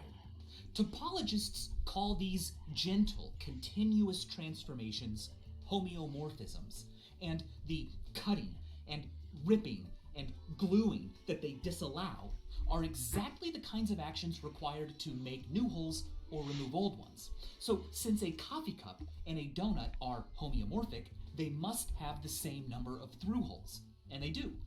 1. We can now more precisely describe the difference we saw earlier between blind holes and through holes, and understand why we are separately counting them. Now, blind holes can be erased through a homeomorphism. As such, topologists don't even really consider them, they're just geometric disturbances. Topological holes, on the other hand, cannot be massaged away. And unlike a blind hole, where what qualifies and what doesn't is a matter of opinion, the number of through holes a surface like your body in 3 dimensions has can be clearly defined. If we are having a hard time counting through holes, all we need to do is find something with an easy to count arrangement of through holes that it is homeomorphic with. But first, let's play around with some topological puzzles. Here is a 2-holed donut with an infinitely long, unbreakable, unmovable rod through one of its holes. Without cutting or separating any part of the shape, can you figure out how to manipulate it such that the rod goes through both holes? Pause the video if you want to think about it. Remember this shape? It looks like it might have 3 holes, right? It's got a hole there, a second hole there, and a third hole here. But if I flatten it, you can see that it only has 2 holes. It has one there and one there. If the rod is threaded through the shape such that one wire is in front, and I choose one of the other wires to be the middle of the donut, for example, this one, then the rod passes through just one of the 2 holes. But if I choose the wire in the front to be the middle of the donut, well then, the rod is seen to be passing through 2 holes. Likewise, if you continuously deform our original 2-hole donut into the 3-tubed thing, and pick this tube to be the new middle, ta-da! The rod is now going through 2 holes. No cutting or gluing required. One more puzzle. Without cutting or breaking, can you unlock this shape's intertwined loops? Well, pause if you want to figure it out yourself. Here's a solution. Simply inflate the bulb of the shape until you can skate a leg of each loop around until they're untangled, and ta-da, freedom. All right, let's define homeomorphism a little better. We said it was a rubber sheet or clay-like molding procedure with no cutting or breaking or gluing, and that's a good introduction, but honestly, you can cut all you want during a homeomorphism so long as you glue everything back together the way it was in the end. More precisely, a homeomorphism is a bijective and bicontinuous function. It's a function because it is a list of ordered pairs, where each point starts is paired with where it goes. Requiring that it be a bijection means that it must be a special kind of function, where there is a one-to-one correspondence between points in one object and in the other. No two points can map to the same location, and no point can get magically turned into multiple new points. Basically, material cannot be added or subtracted. Bicontinuous means that any cuts made must be later mended perfectly, with points going back amongst the same neighboring points they had before. In a homeomorphism, if parts are scooched over, everything else must flow with the scooch, as if all the points are kind of sticky. There is no smooth sliding along abrupt fissures. The precise test for whether a function is bicontinuous is pretty cool. Now, first, I consider a point in one arrangement. Now, where the function takes that point is its image. Okay, now I choose some neighborhood around the image with a radius larger than 0, and I consider all of the points within it. If the function is continuous in this direction, I should be able to find a neighborhood around the pre-image, the input point, that only contains points that map inside the image's neighborhood. In this case, I can. But in this case, we've got an original point and where it went, but given a neighborhood around where it went, every neighborhood around the original, no matter how small, will always contain some stuff that didn't make it over, which means points got separated but not put back, so the function is not continuous. Bicontinuity means that a function must be continuous in both directions. Okay, now that we can homeomorphize, let's start using it to count holes. Remember this shape? It wasn't immediately obvious earlier how to count its holes, but it is easy if we can use a homeomorphism to turn it into something with an easy to count number of holes, which we can. Both of these shapes are homeomorphic. They both have 2 holes. To see why, simply drag and mold and flow the opening of one of this shape's holes into the tunnel of the other, and there we go. Since we didn't cut or glue, the number of holes hasn't changed. So this thing, just like this thing, always had 2 holes. Okay, what about a straw? Well, sure, informally it can often make sense, depending on the context, to differentiate between 2 openings in a straw, the one you put in your drink and the one you put in your mouth. But that does not mean it has 2 holes. It only has 1. A straw is homeomorphic to a torus. Both openings are part of the same single hole, but this process is a homeomorphism and thus does not create any new holes. You can also see that openings aren't holes by stretching one of the straw's openings until it becomes the outer part of a donut. There really was only ever just 1 hole. But enough about straws. Let's get back to the body. We found 8 external openings, orifices, interconnected by tunnels. But openings aren't holes, they're parts of holes, and we can count those holes. As it turns out, at a scale of 60 microns, the human body has 7 through holes. The human body is not a donut, it is a 7-holed donut. This shape can be molded and stretched into you. First, we choose a hole to be the GI tract, the mouth-anus tunnel. Now into this we roll half of the other orifices. Okay, now we've got something that looks pretty dang human. 7 holes with 8 external orifices that meet in a common space, the nasal cavity. If we squish all the matter in towards the tunnels, we'll notice that our 7-holed torus is topologically equivalent to 4 pairs of pants sewn together at the waists. Your body isn't a donut. It's a bodysuit for a spider. Okay, now to finish, let's make 2 of the legs the nostrils, and 4 of them, the tear ducts, 1 the mouth, and inflate the material into the form of a head. Now let's inflate the boundary of the final tube into the shape of a body with its opening in the rear, and we've done it.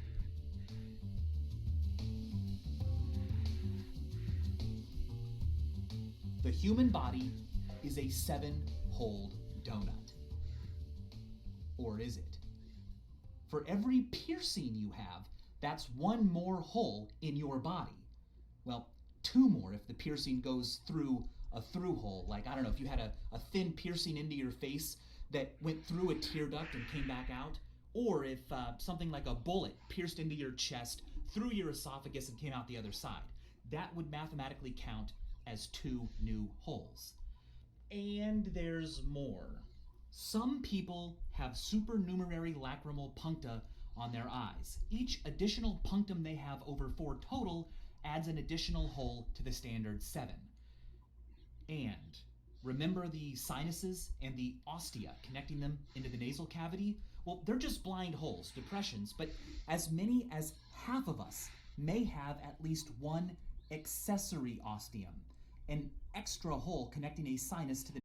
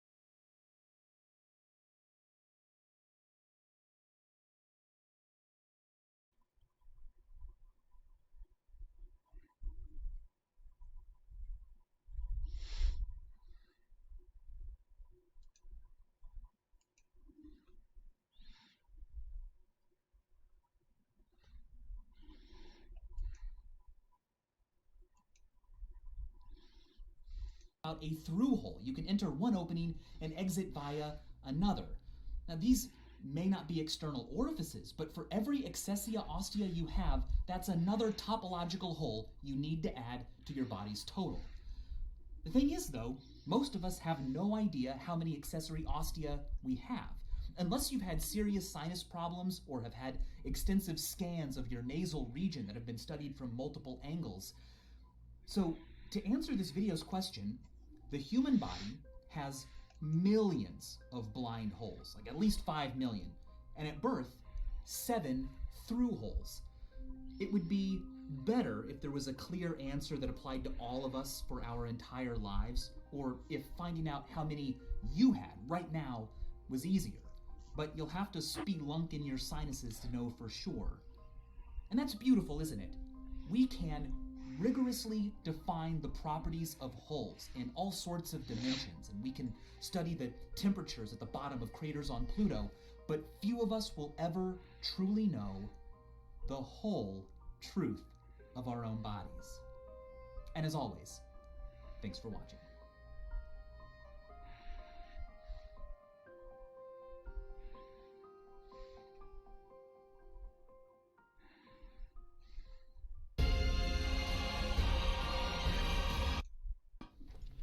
Vsauce! I'm Jake, and what are you doing on the ground? Let's get you cleaned up here. There, you are looking good as new. Actually, since I have you here, have you seen the film Interstellar? I watched it recently, and in the movie they use a wormhole, a shortcut through space and time to travel much more quickly, ostensibly time traveling. And that got me thinking about a problem, a complication with time travel. Paradoxes, like the bootstrap paradox, which has been used in things like the Ocarina of Time, Time Splitters, Terminator, and Back to the Future, is when information or objects are never really created. Their existence starts by coming from the future and ends when they go in the past to become themselves. For example, in the Ocarina of Time, Guru teaches Link the Song of Storms in the future. Yet Guru learned the song from Link when Link traveled back in time and he heard it. Or, wait, where did this camera come from? Excuse me, could you keep it down? I'm trying to film. You know what? Let's go back in time a little and do the predestination paradox.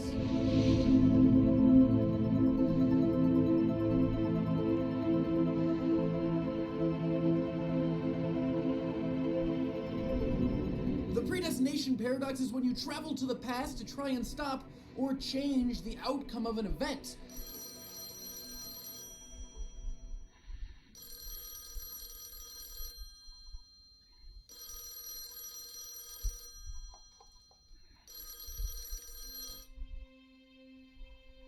Hello? Jake. Bill? Jake, you're traveling through time. Correct, yes, I am. So you're going to experience time dilation.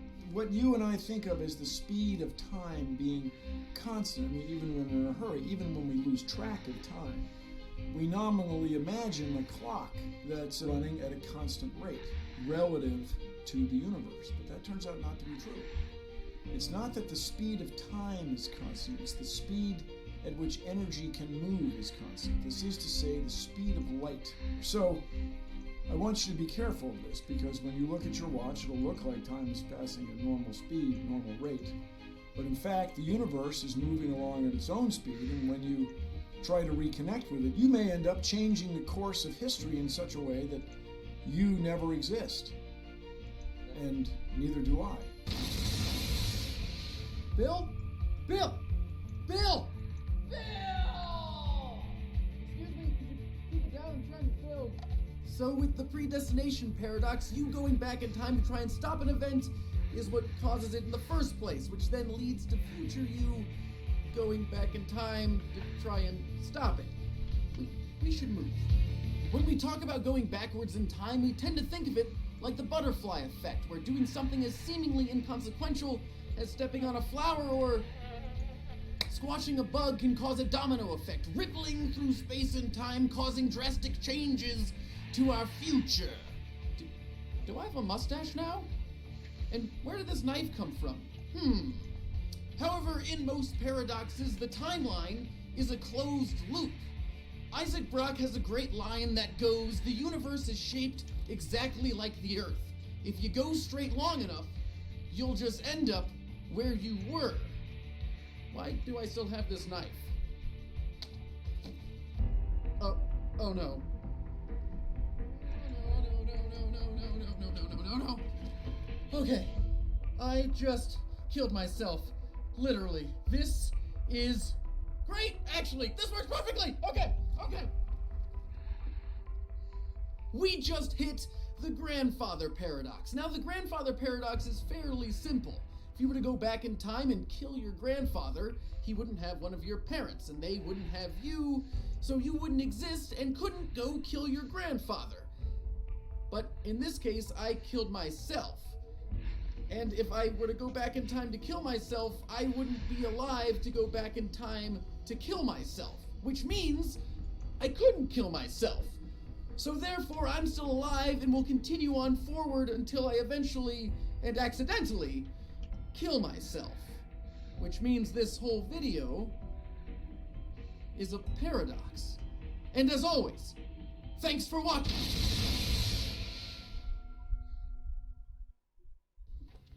Vsauce. I'm Jake, and what are you doing on the ground? Let's get you cleaned up here. There, you are looking good as new. Actually, since I have you here, have you seen the film Interstellar? I watched it recently, and in the movie they use a wormhole, a shortcut through space and time to travel much more quickly, ostensibly time traveling. And that got me thinking about a problem, a complication with time travel. Paradoxes, like the bootstrap paradox, which has been used in things like the Ocarina. Alright. I needed to nearly 600,000 XP in dungeoneering, so I need a full screen. Come on. One doesn't start.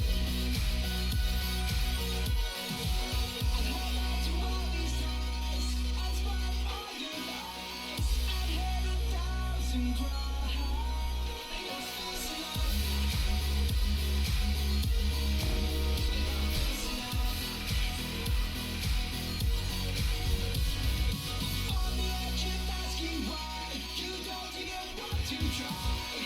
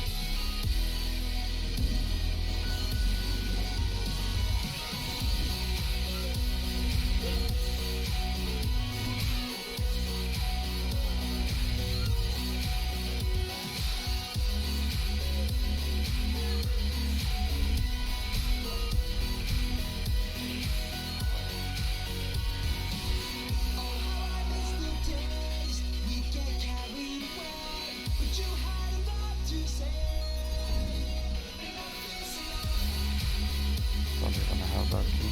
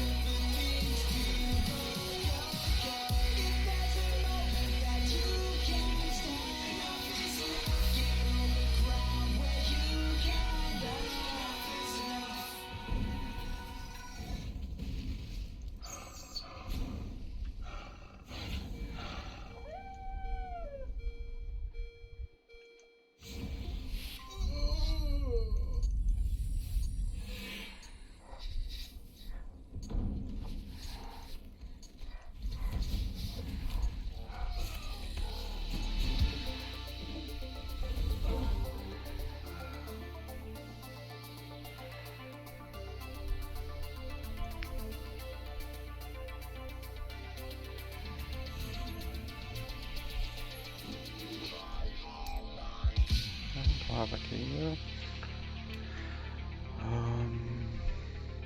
Guess we'll go back home.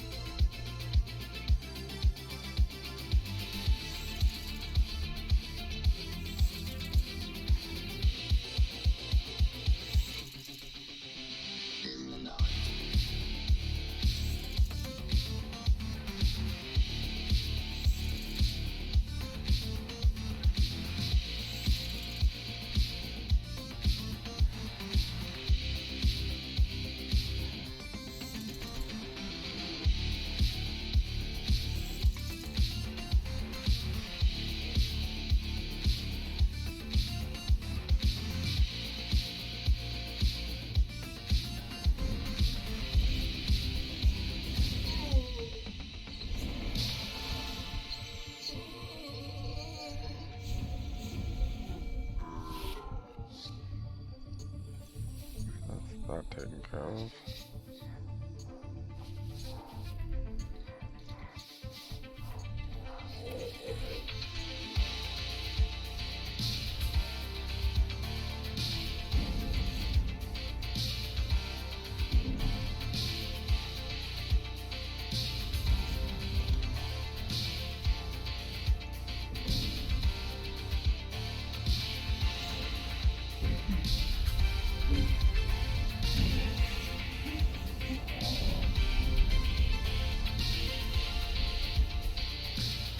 I wonder what the boss thing is.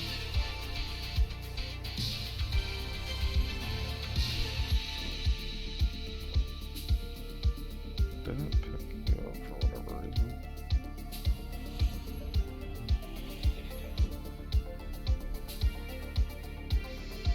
Still don't have you yet. I'm gonna work on these.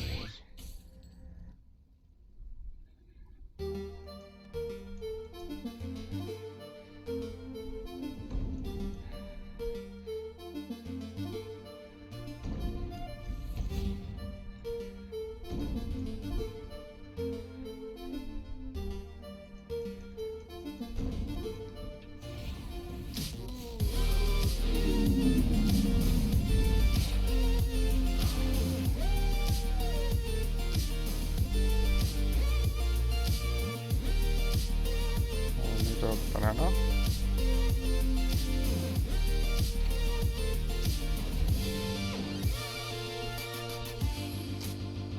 Do you remember me?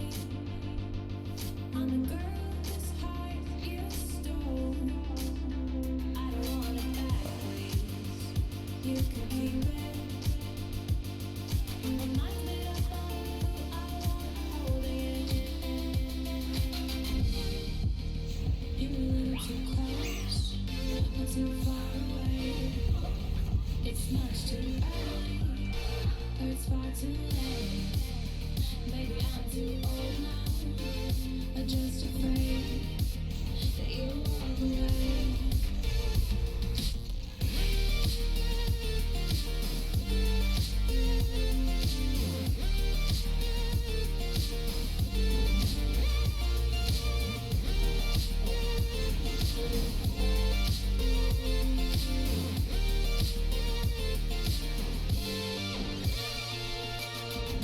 Just a glance was all it took for me to fall in. Even though you were looking at me, Hello, Kit Kat. smile with your eyes. Eyes that pass right over me like I was out of place as it feels to be. You're a little too close, but too far away. I am dungeon crawling in this MMO called RuneScape. Maybe I'm too old now, I'm just afraid that you walk away. You're across the road from me, but it's an ocean wide, and the current's pulling us, dragging me aside. A real constellation, and I'm just a star. Well, it's a closed system where you don't really keep everything you get. So it's kind of pointless to pick everything up.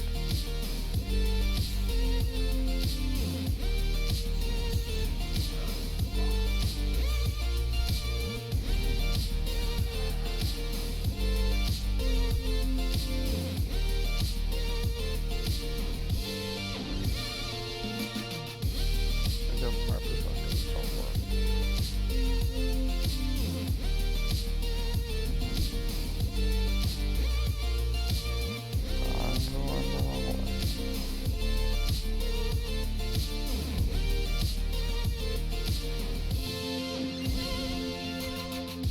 When you're gone, I don't know what to say. When you're with me, I can't say anything anyway, so just believe me. Even if the words don't come out, they're here inside my head, stuck inside my mouth.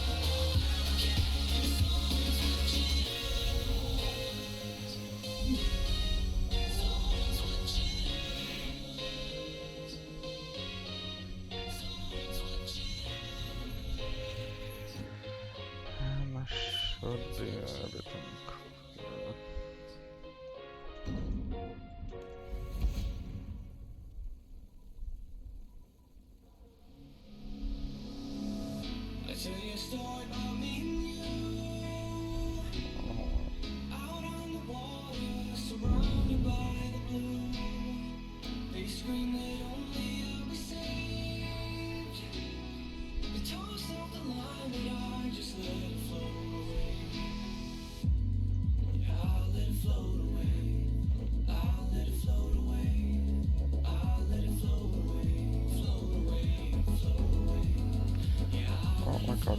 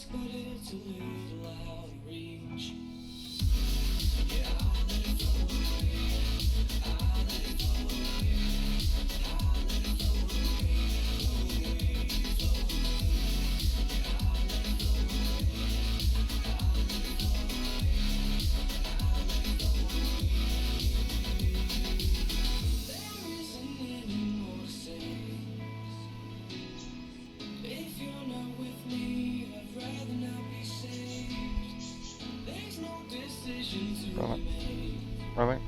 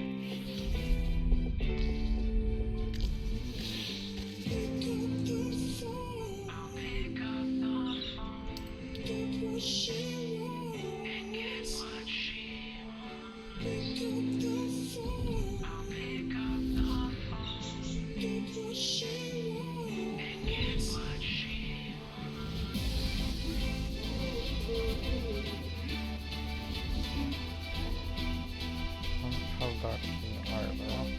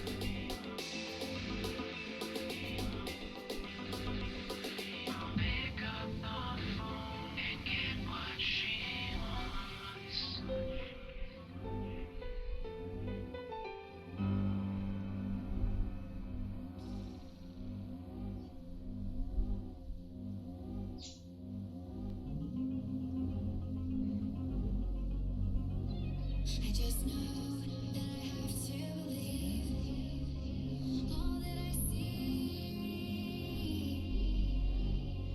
all that I see. I woke up in a different place. That was quite boring. Whatever.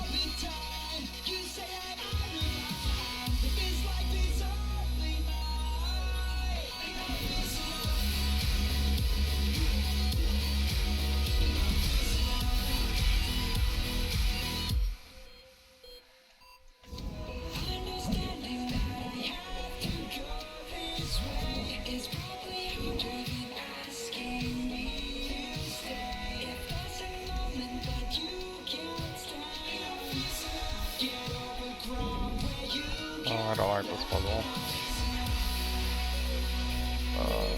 Tapping puzzle.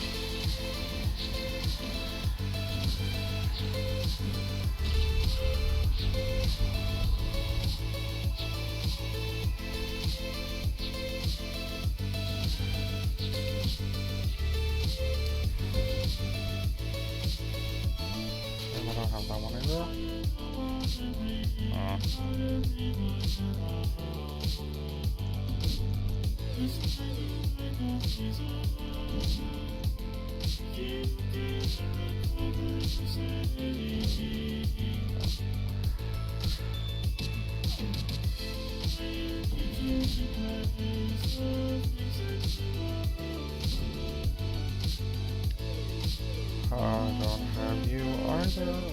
Oh.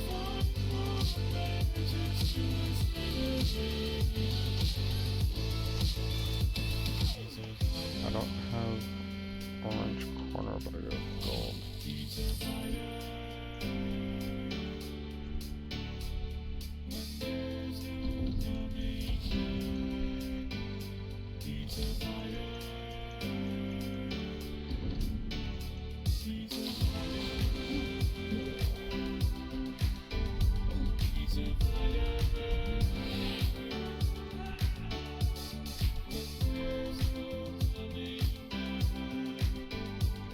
Conceive.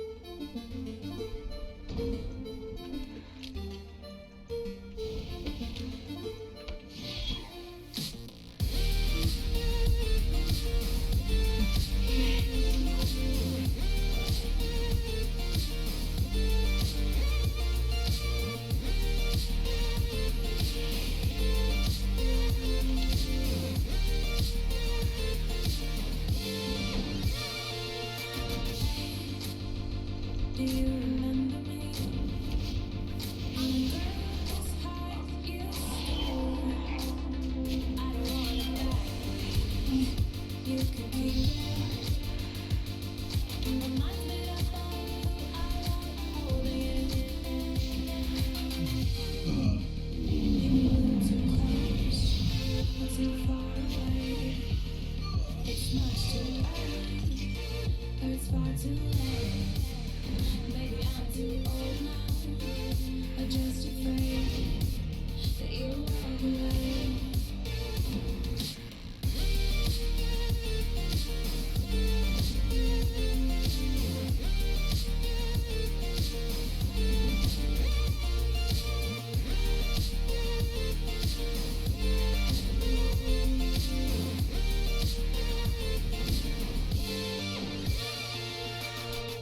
Just a glance is all it took for me. The master is the boss, of course.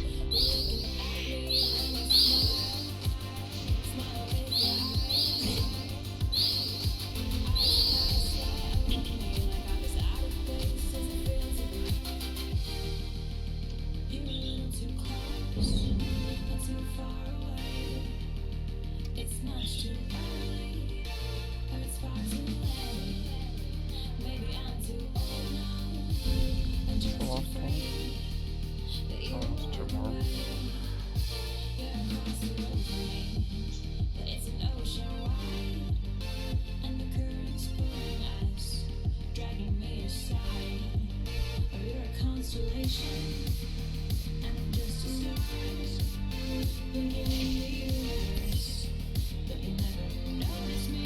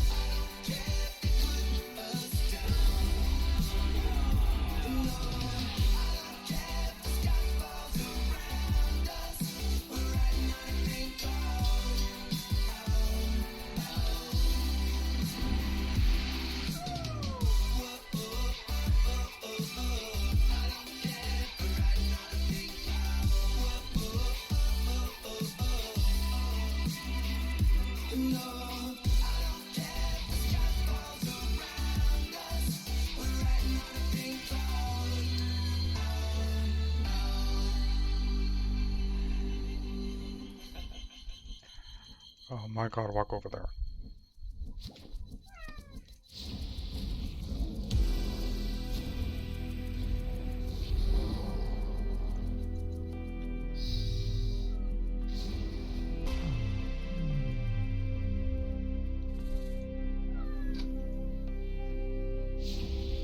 Yes, Bender. We won. What?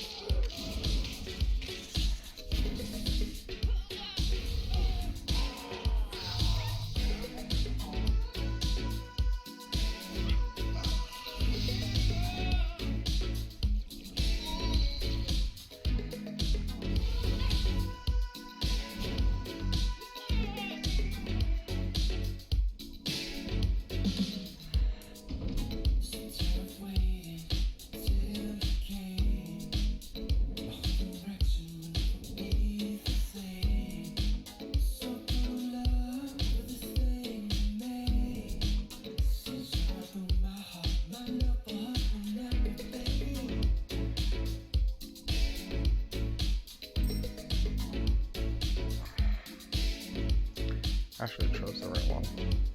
Nice.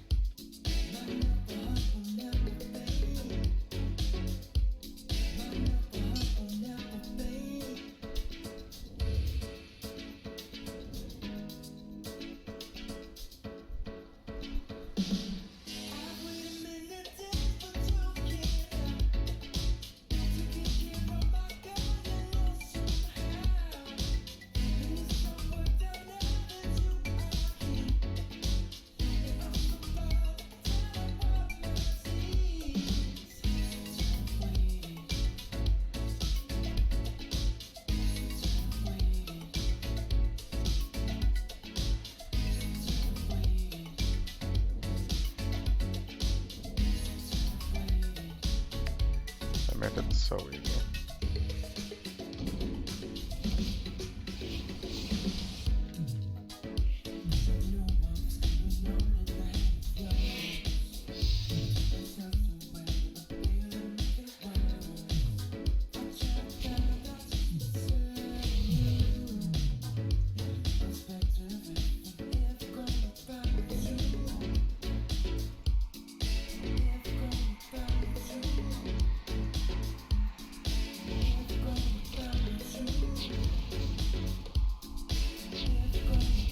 Oh, why can't I do that?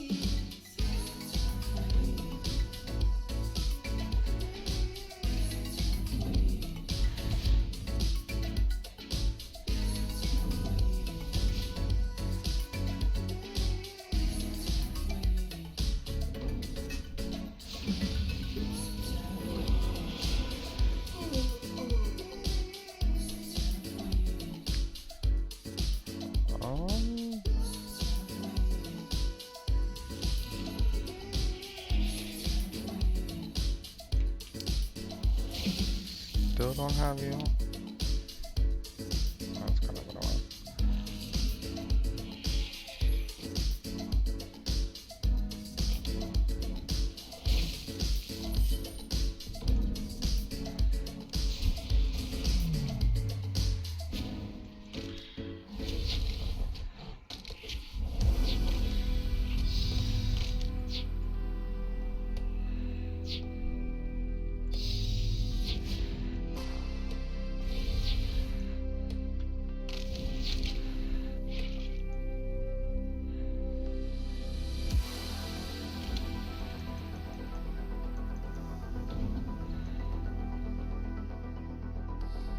Nothing.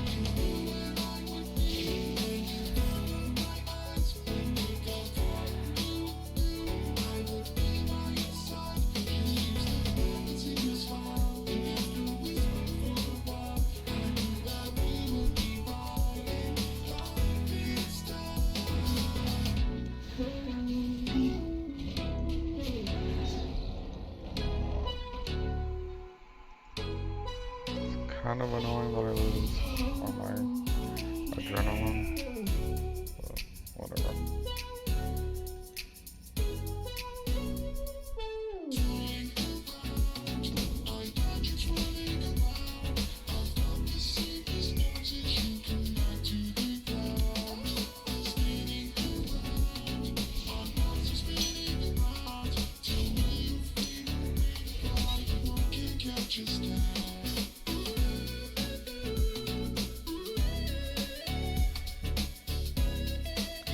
I don't like this dungeon layout.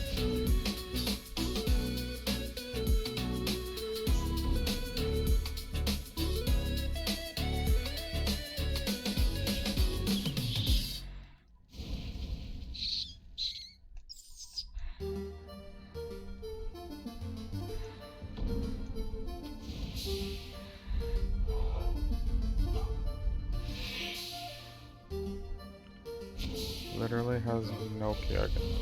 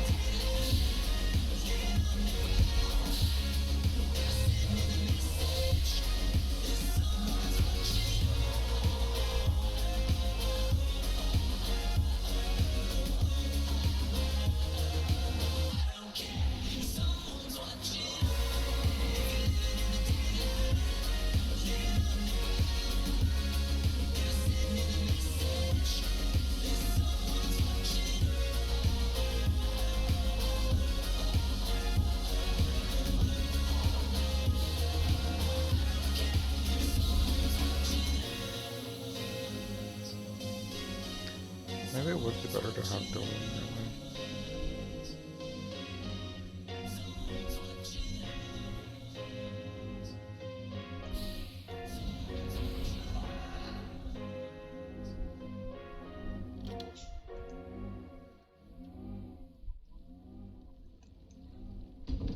Oh god, really? Puzzle. Wait, it does what?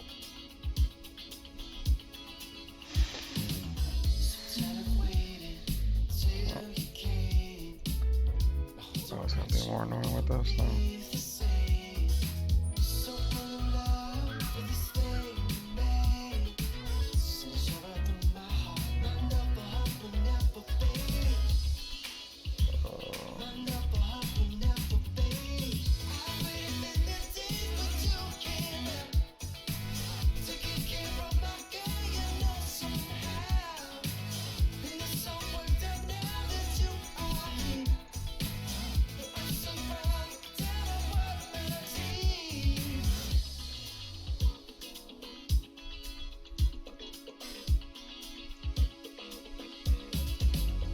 Smallest quick space area. Well,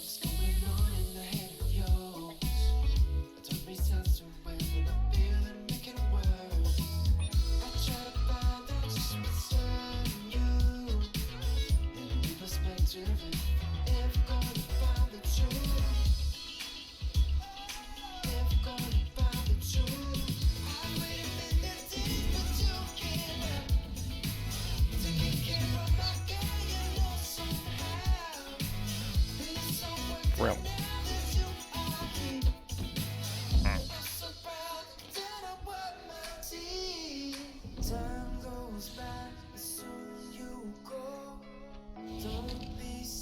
I might go a bit quicker, I guess, so far.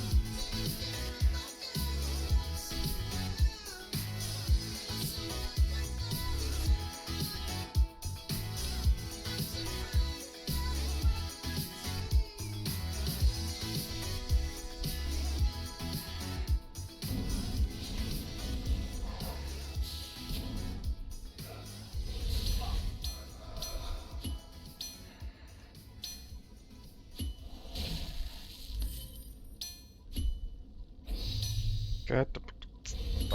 just...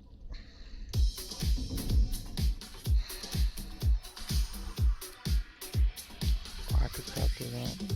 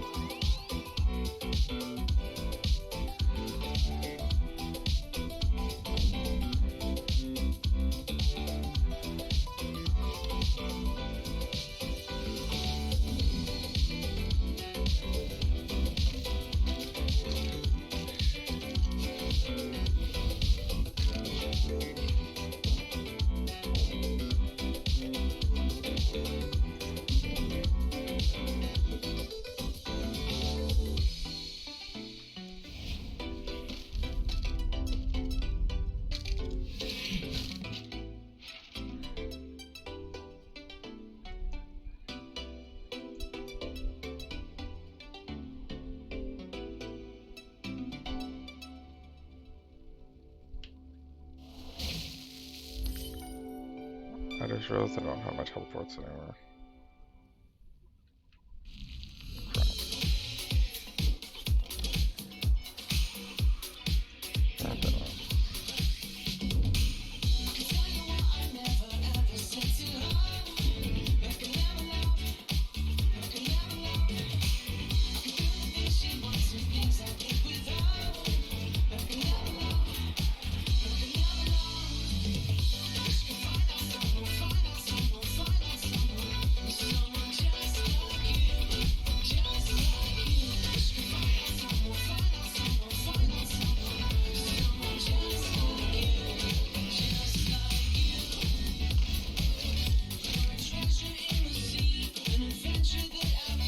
Oh, this is going to be annoying.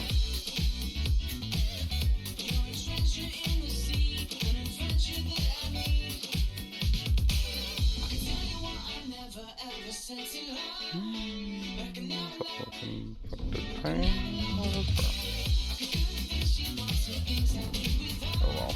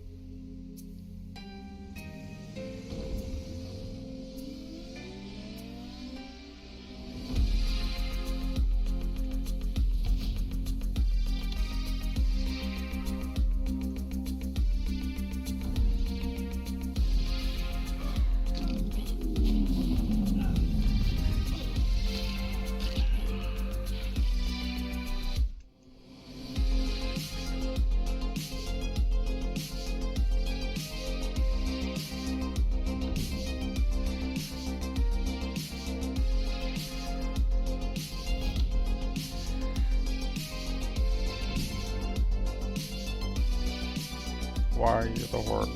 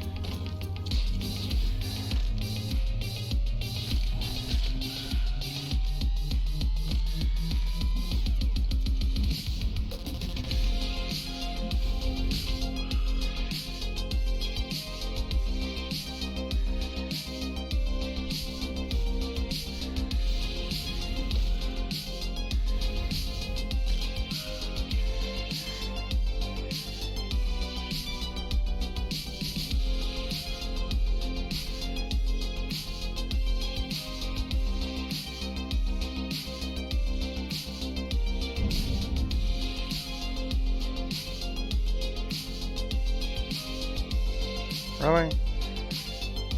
700? Oh, you suck.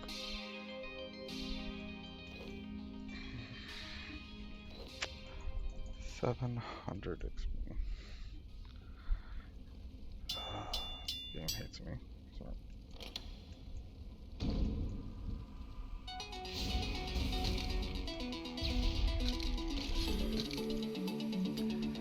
I'm gonna change my setting.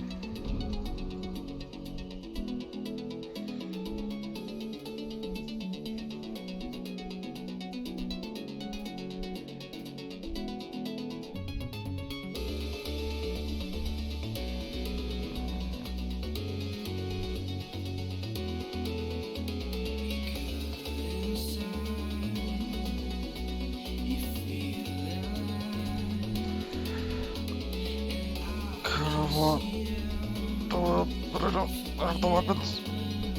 Great.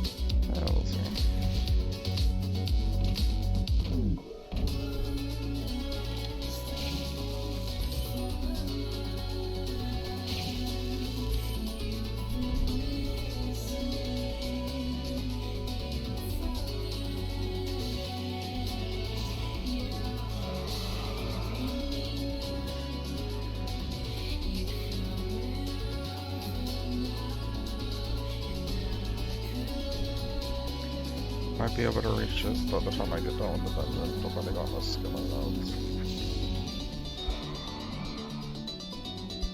I'm gonna do backwards with the skill more often.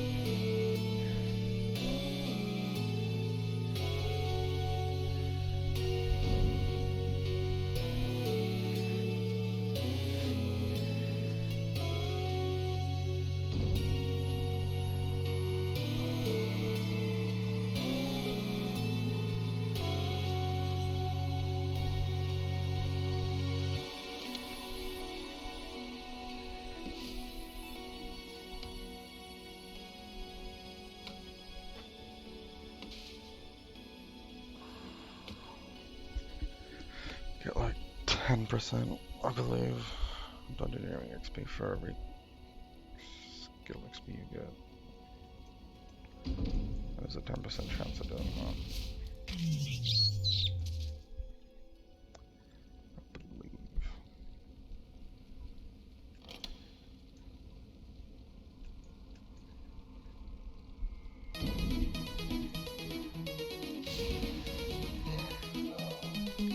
It's only worth it to do it for the mining, the fishing, for the high level rocks.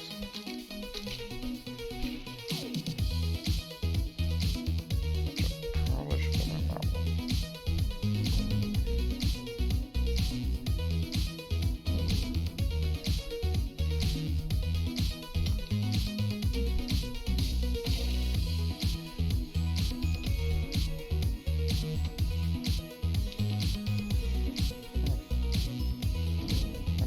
Literally one rock.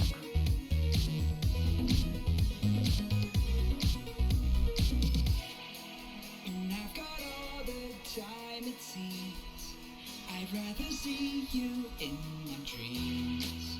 And every chance to dance I'll take. If I can't see you again.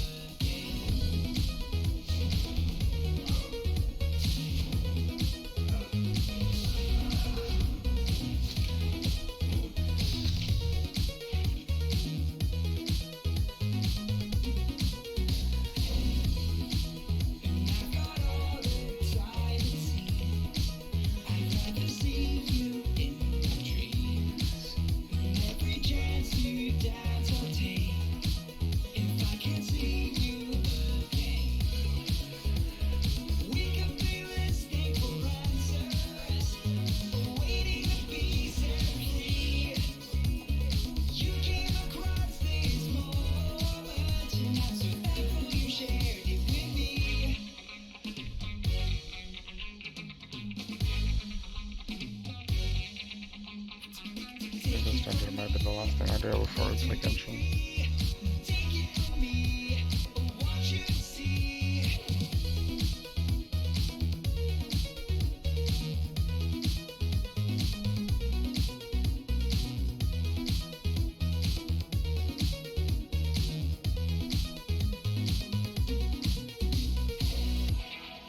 And I've got all the time it seems. I'd rather see you in my dreams. And every chance to dance I'll take. If I can see you, hey. We could be listening for answers, waiting to be set free. You came across this moment, and I'm so thankful you shared it with me.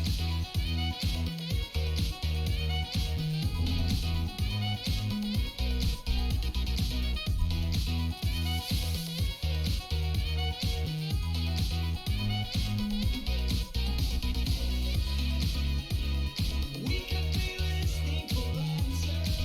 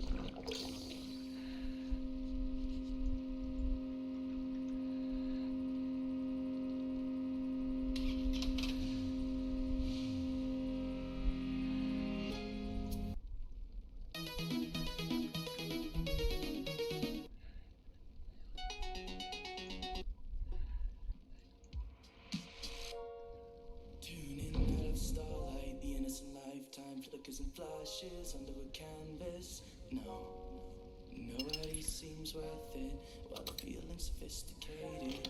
But you is so restrained.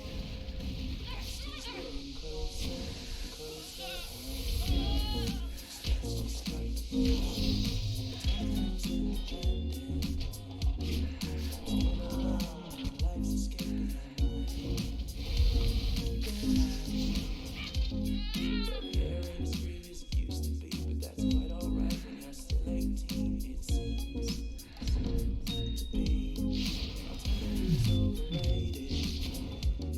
It's a beautiful rush into some hideous dream. But the lining isn't silver. We're verging on the side of the road that'll take us home. The edge of us getting late. Read about your life in your local papers. Realize the end of us getting near. You're just a drop of ink pulled up your canvas. Delirious person flowing backwards through the river of color. While we analyze to try to see it clearer. Secretly appealing to a lonely prisoner. Now what's your vision? Initiate machining, blend the universe together in time. It only gets a little easier. So many pieces all back together now. What's your vision?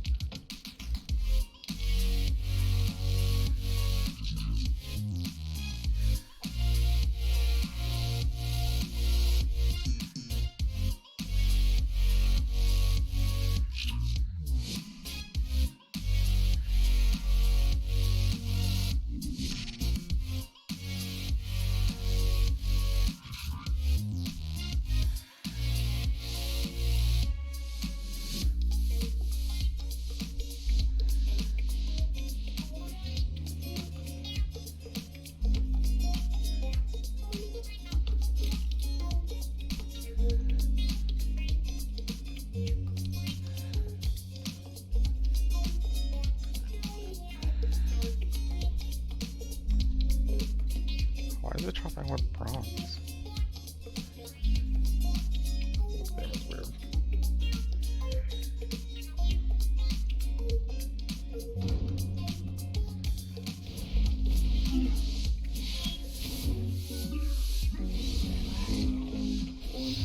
Give a damn about you or your inhibitions.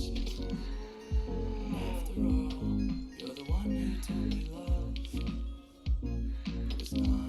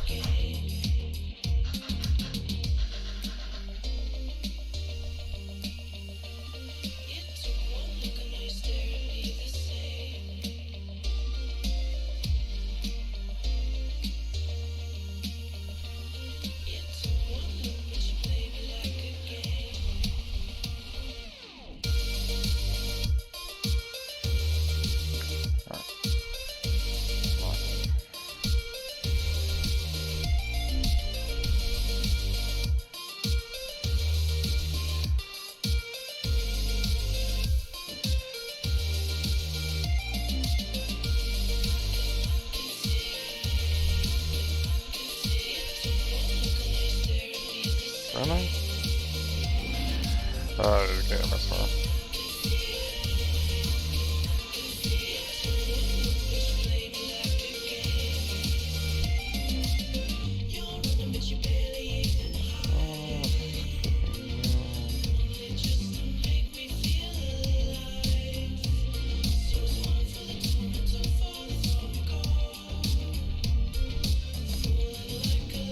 Mind Brain Orb.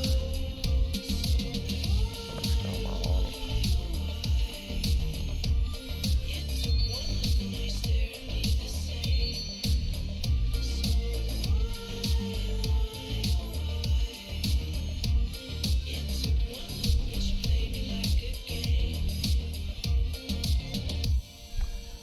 I feel like I have a better idea. It took one look and I stared at me the same.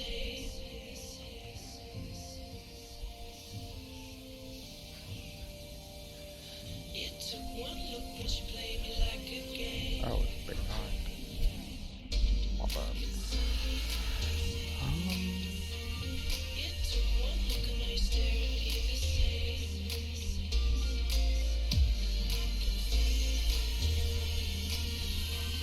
It took one look but you played me like a game.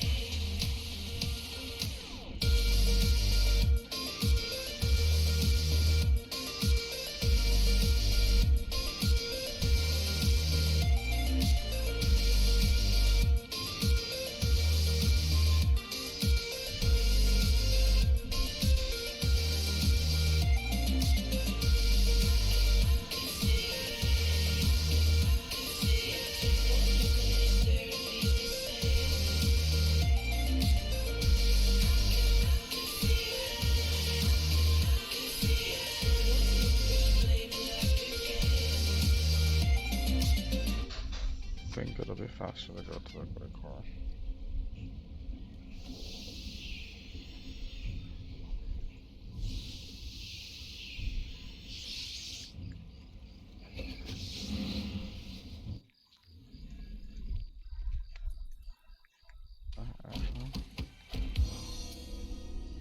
Perfect pause.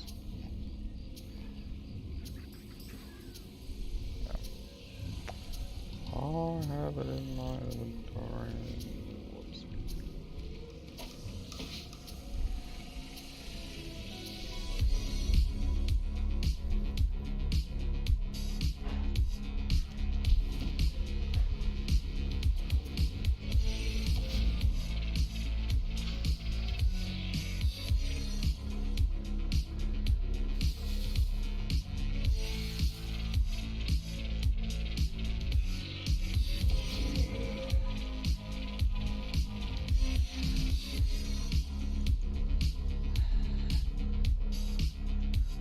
Alright, I'm gonna take a quick break. I'll be back in about 10 minutes. See you later.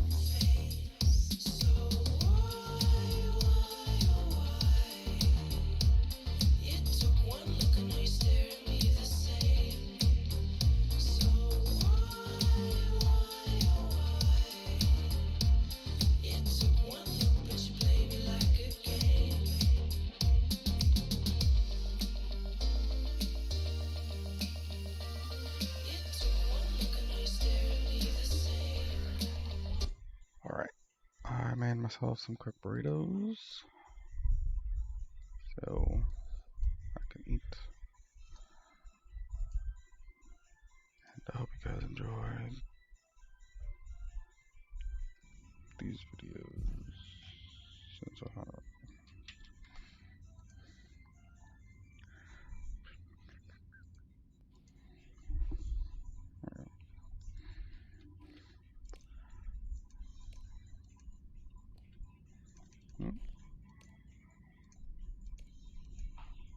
there you go. Alright, enjoy. Hey guys, this is going to be a little bit of a different video than I'm used to making, but I am a bit of an oversharer. I am a bit of an open book in the Genshin Impact community, and I'm sure anybody who's been following my journey knows that I've kind of seen it all, done it all, and I've gotten a lot of shit and I've given a lot of shit. But this is something very important to me, and I kind of wanted to talk about it in a nice raw format because it's been on my mind for quite a while. And it comes to the standards that I hold to myself for content creating. The reason why it might affect a lot more content creators than you might know, and it does behind the scenes. And it's a shame that people do want to stay anonymous for the issues that they deal with because they don't want anybody to know how much it actually hurts them. But I'm okay with oversharing myself because I always have it. It's sometimes to my downfall. Sometimes I'm a lot more honest than I actually should be. But if there's ever consequences for that, I will be the first to accept them and take those consequences. So when it comes to streaming, when it comes to content creating, I have a certain standard for myself. And I really don't like pumping out just mindless garbage, mindless filler content that just feels soulless. And it's the same thing for streaming. Streaming is pretty damn hard, I'm not going to lie. YouTube is kind of a joke, to be honest. I mean, you can just get an editor or, you can make any video good just by editing it a whole bunch. But with streaming, that's a whole nother ballgame. There will be a lot of times where I just sit in front of my OBS and I just look at the start stream button and I'm terrified because the standard that I hold to myself when it comes to streaming is probably a lot higher than I should. And I'm hoping to adjust that, but just at least hear my ideology. I really like bringing my energy, and obviously, I mean, for anybody who probably has eyes, I hope nobody actually thinks that I just yell all the fucking time. I'm actually a pretty chill dude, pretty calm guy, but I don't really know how to invite people into my home, invite people to my stream, and then just deliver them a mediocre, half-assed stream. I just don't know how to do it. I never knew how to buy into this mentality where it really doesn't matter if your content's good or not if you just stream constantly. And it's a shame, but that's an ideology that I'm going to have to adapt. And that's also kind of an ideology that's probably very good for my mental health. I mean, I'm not going to lie. For anybody who thinks that my mental health is good, weird. My mental health is pretty bad. And that's why I take so many breaks.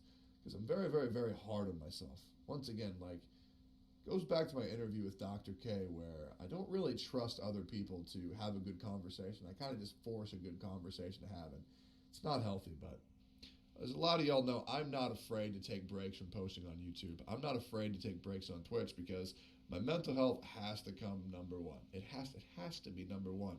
Because I've looked up to too many people who have killed themselves. If anybody knows my story, I have attempted before. And I'm very grateful every single day that it didn't work out too good. Well, it actually worked out very well, but just I guess that wasn't my intention back then. And it's not funny. I shouldn't laugh about it, but I'm a pretty twisted individual. I laugh at things that I shouldn't, and sometimes I smile when I shouldn't either. It's just a coping mechanism, to be honest. Mental health has always been a big issue for me, whether it comes from my diagnosed anxiety or diagnosed audio and visual schizophrenia. It's sometimes a big battle. But the biggest, I guess, issue with my mental is just over expectations. I want everything to be good. I want consistent high quality videos, which is just completely unrealistic. Thankfully I got the help of Tygo. And without Tygo, my channel would be completely fucked. but I found very good people along the way. So maybe the YouTube content creation treasure is truly the friends we made along the way. And I know I am certainly blessed with a very, very, very good community that I don't know how y'all have supported me so much the way that you have. I will admit, Twitch is much harder than YouTube, but that is where my passion is at. If anybody is confused, I love my Twitch streams because that's where I get to meet you guys. Listen, I don't stream for money. Obviously, I like the money because then I don't have to get a real job and I can stream more. But I stream to meet people and to do cool things. And I will say, what y'all will be seeing on this channel and my Twitch channel over the next month, maybe give me 2 months, will be things that you have never seen nor expected to come from this channel whatsoever. I guarantee it. The amount of projects I have in the work right now are very time consuming. And people think, well, he hasn't been streaming, he hasn't been making YouTube videos. Just know that I am always working on something, but it just might be NDA, so I can't talk about it. I don't know how to settle for mediocre content. I don't know how to settle for half-assed content. I don't. And maybe I should, but that's something that I'm not ready to admit myself. I don't want to ever think I'll just pump out a fucking video. Fuck them. They'll watch it anyways. I don't know how to fucking think that. I don't know how to press start stream and just say, fuck it. I'll just sit here and read fucking chat for fucking 5 hours. I don't know how to fucking do that. I don't. I really don't know how to do that. And yeah, I mean, to some people it might be annoying to hear me yell all the fucking time, but just know that I feel that high energy is contagious.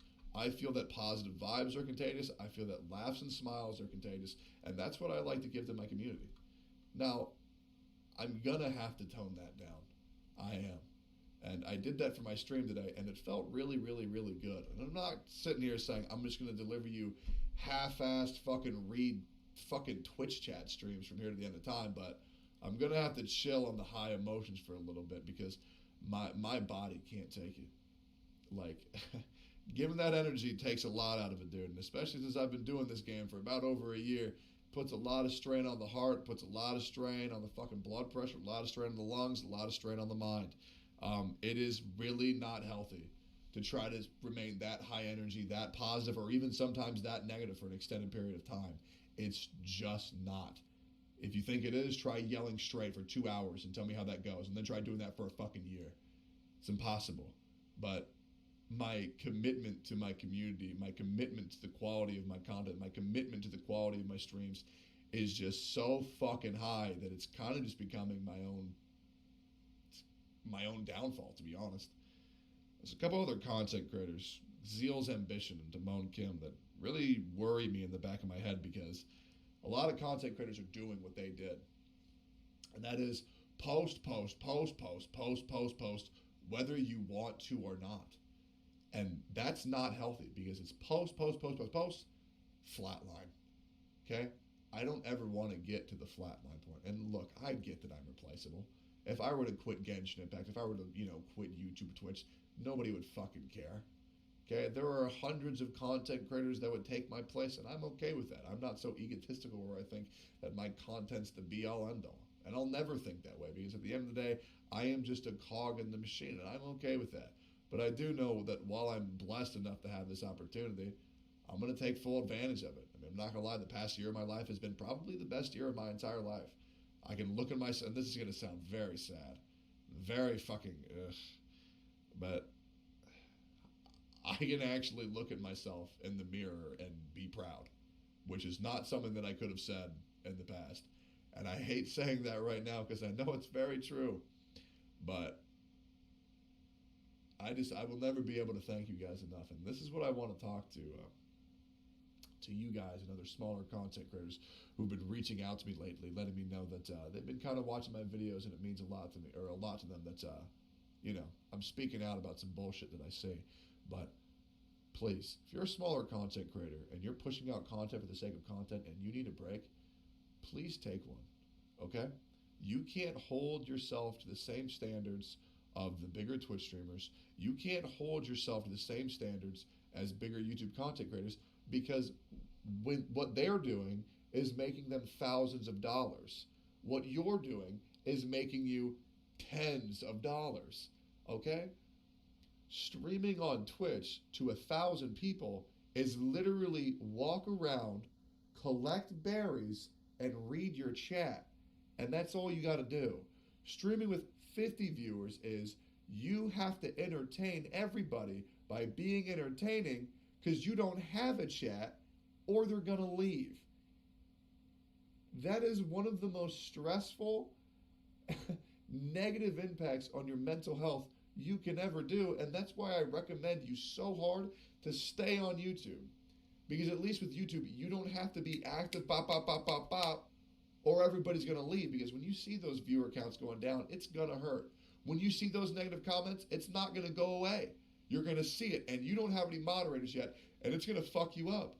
Okay? So please, take a break when you need one. Trust me, your mental health should come first over everything, no matter what. And it does suck how every single person who I've looked up to in a content creating sense, or at least a lot of them, have committed suicide. Okay, YouTube, Twitch, people see it as a playground. It's not, bro. Content creating is one of the worst things that you can do for your mental health, period, in this entire world. We as human beings, no one person is built to have this much attention on them for this long and have their opinions be this scrutinized, bro. Y'all have seen what's happened to me on Twitter and other people as well, and people between content creators and content creators. God forbid what Tenha's going through after the bullshit he had to deal with fucking racism in the Genshin Impact community. Are you fucking kidding me? It's ridiculous. So please, if you need to take a break, please take a break. I know you look at these other content creators and you see how consistent they are, but like, it's a different ball game. They're not doing this because they're better than you. They're doing this because, once again, and if you don't believe this, that's fine, but these people got lucky. Okay? You did not get lucky. And as much as you want to brute force it and just say, well, if I just keep pumping out, I'll catch up, you won't. And it sucks. Maybe you could, but you're not going to be able to go any further if you can't take care of your mental health. And even if you do, it's not worth at a negative detriment to your mental health, because that's all you got. That's your link to the world. That's your sanity. Okay? Whether you want to admit it, we have an HP bar up here, man. And when you're stressing out every single day, you're taking a chip of that HP bar away.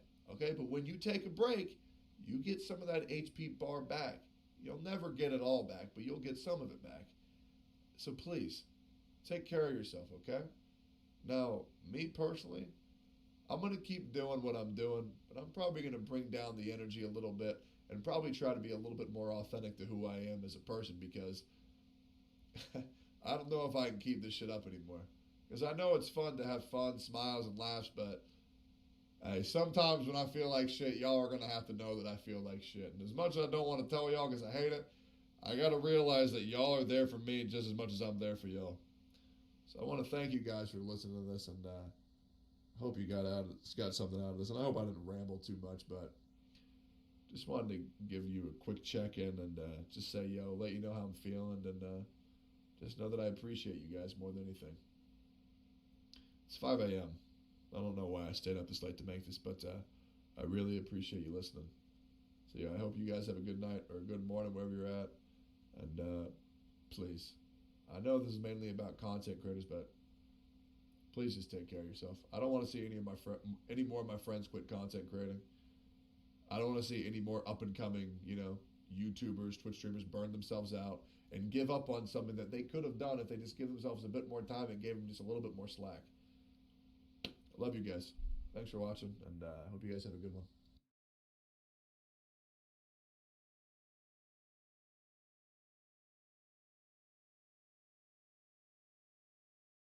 I don't want to see any more up and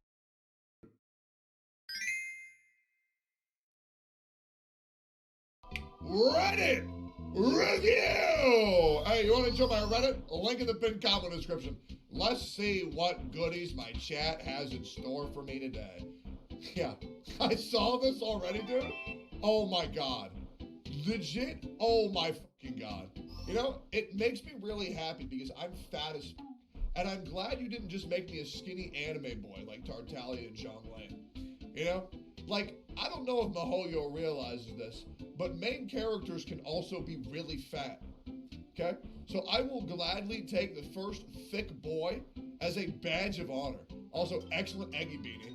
You're gonna need a fucking telescope to see that, but it looks fucking good, dude. What is this? So you're telling me you are more than 500 years old? So you're telling me you are more than 500 years old and you can't even boil a fucking egg, you underpounded twat! The fowl is so the fowl is so fucking raw, it's flying back to Timmy! Cut these dendro balls like you cut Kazuha's friend! Excellent post. I just want to make sure everybody realizes the majority of cooking is take ingredient and put it into a pot of boiling water. And the fact that Ball can't do that, I mean, you know she ain't doing shit in the planet Euthymia regardless. She's sitting there and she's playing Minesweeper on the back of her eyelids. That's a damn shame. Poor A? No, poor Gucci Eye for having to deal with her cooking for a millennia. Coincidence? Li Yue, badass Archon boomer. Okay. Okay. Tartaglia, tall, handsome businessman. Cool animo shorty. Cute, calm cryo lady. Tired kid. Energetic pyro girl. That one electric word I can't say on Twitch because I don't want to get banned. I mean, to be honest, hey, you know what they say? If it ain't broke, don't fix it. Bro, if it ain't broke, don't fucking fix it. Now, I am worried about Toma. I don't know how they're going to get me to like Toma. We'll see. Fucking dude, just do this forever. Do this forever. And where's the Mondstadt? Where's Mondstadt? I don't think that works yet, but put it in there, dude. Don't lie. Minimal electro manifestation art. That's really nice. I'm gonna lie, that's really nice. I mean, I could probably make that shit on MS Paint, but that looks nice. That's good, dude. Can't wait for the banner. I love Kokomi. I mean cock. I mean cock. I mean cock. I mean cock. I mean cock. I mean cock. I mean cock. I mean cock. Yeah. Yeah. I agree. Same. Cock and balls. Free to play struggles. Wait. Fishing is added. You need a ton of koi to get the catch. Only a few spawn every 3 days. You have to join others in order to get the rest of the fish. You finally get the catch. Now you need the pufferfish. You need 40 of each. After hours and hours of fishing and trying to join other people's worlds, you finally find the last pufferfish you need. It's an ornamental pufferfish. I don't get the joke because I haven't fished yet. I haven't fished. I have not fished at all. I haven't even done it remotely. That being said, I like this post because it has a cute anime girl. And plus my buddy Ari did it, and she's probably the most casual player I've ever met in my entire life. And if she can do it, then y'all fuckers can't complain. Girls, why does he take so long in the shower? He's probably jerking off. Too real also.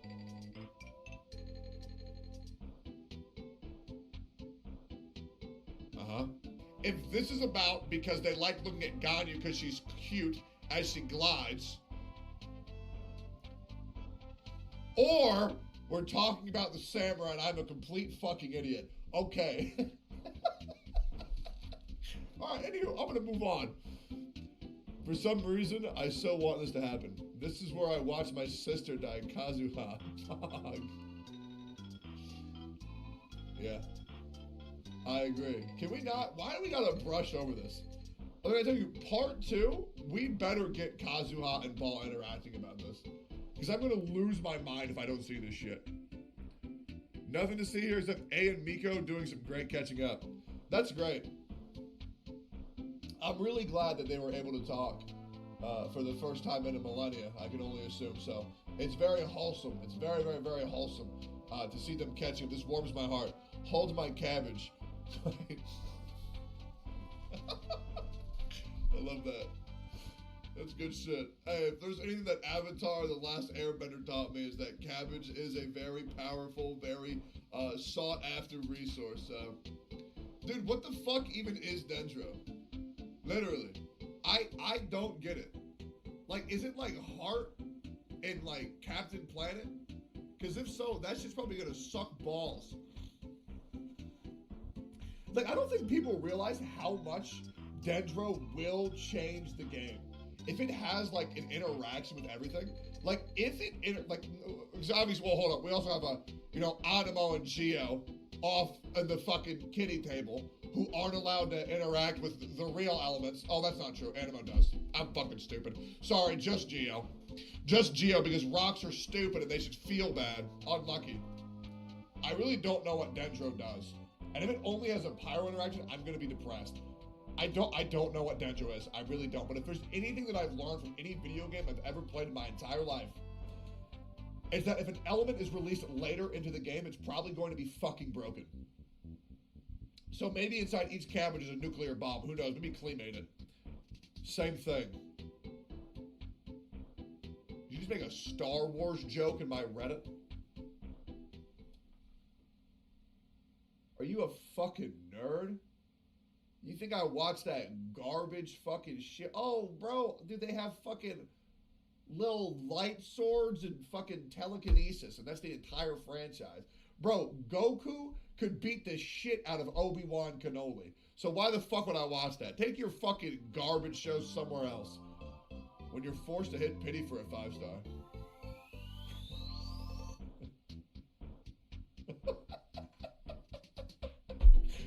That's a damn good reaction. Yo, put that shit on Discord, dude.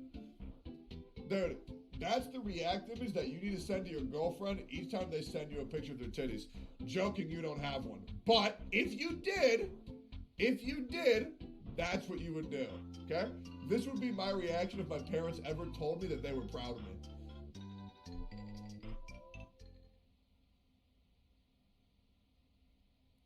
Okay, anywho, on to the next meme. Good. Me saving up for Zhongli. Choose your 5-star anniversary event. Yeah. No, MiHoYo's very close to going bankrupt. So I don't think they can find it in their hearts. You know, times are tight in MiHoYo HQ. Hey, you know how it goes. I mean, money's tight. You know, the employees, they don't get compensation for how much they spend on their gotchas. So, you know, we got to take it out on the player base. Upvote this to trigger Tectone. Literally unplayable. I'll fucking kill you.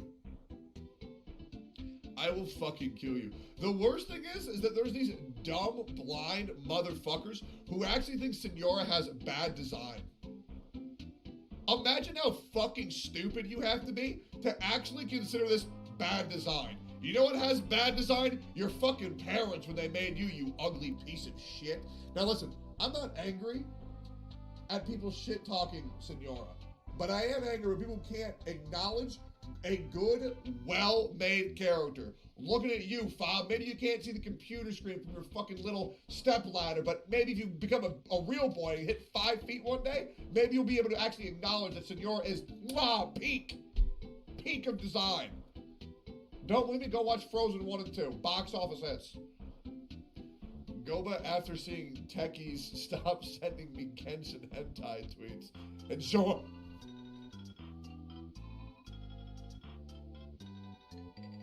Okay, real talk. Can we talk about how Goba is the scariest? This standing Goba is about the creepiest shit I've ever seen in my entire life. I'm gonna shove this chili up your arse so hard you'll be shitting pyro slimes for a month. Oh, Jesus Christ. Oh, Jesus. Oh, Jesus. Okay. Alright, Goba. Guys, I finally got my free-to-play weapon for Raid and Poggies. What the fuck is that? Who made that? What is that? Okay, alright.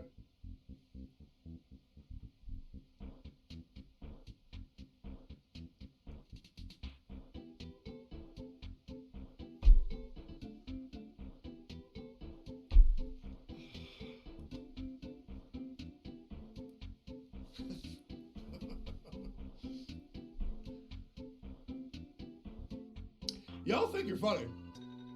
You don't think this is gonna happen, do you? You don't think this is gonna happen. It's gonna happen. It'll happen. You listen. Then don't save anymore. Then just spend it. Spend it on Toma.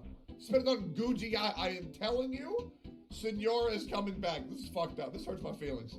And why she gotta be there with Zinyan? The fuck? Yo, give her a Bennett, please. Are the same picture? Yeah. So fucking sick. There was rarely ever things that got me to geek out. But this shit was one of the coolest fucking things I have ever seen. I love it. Give me more of it. I got to have it. 10 out of 10. Goes toe to toe with a god that can split an island in half. Struggles to pull fishing out of the water. Okay, no.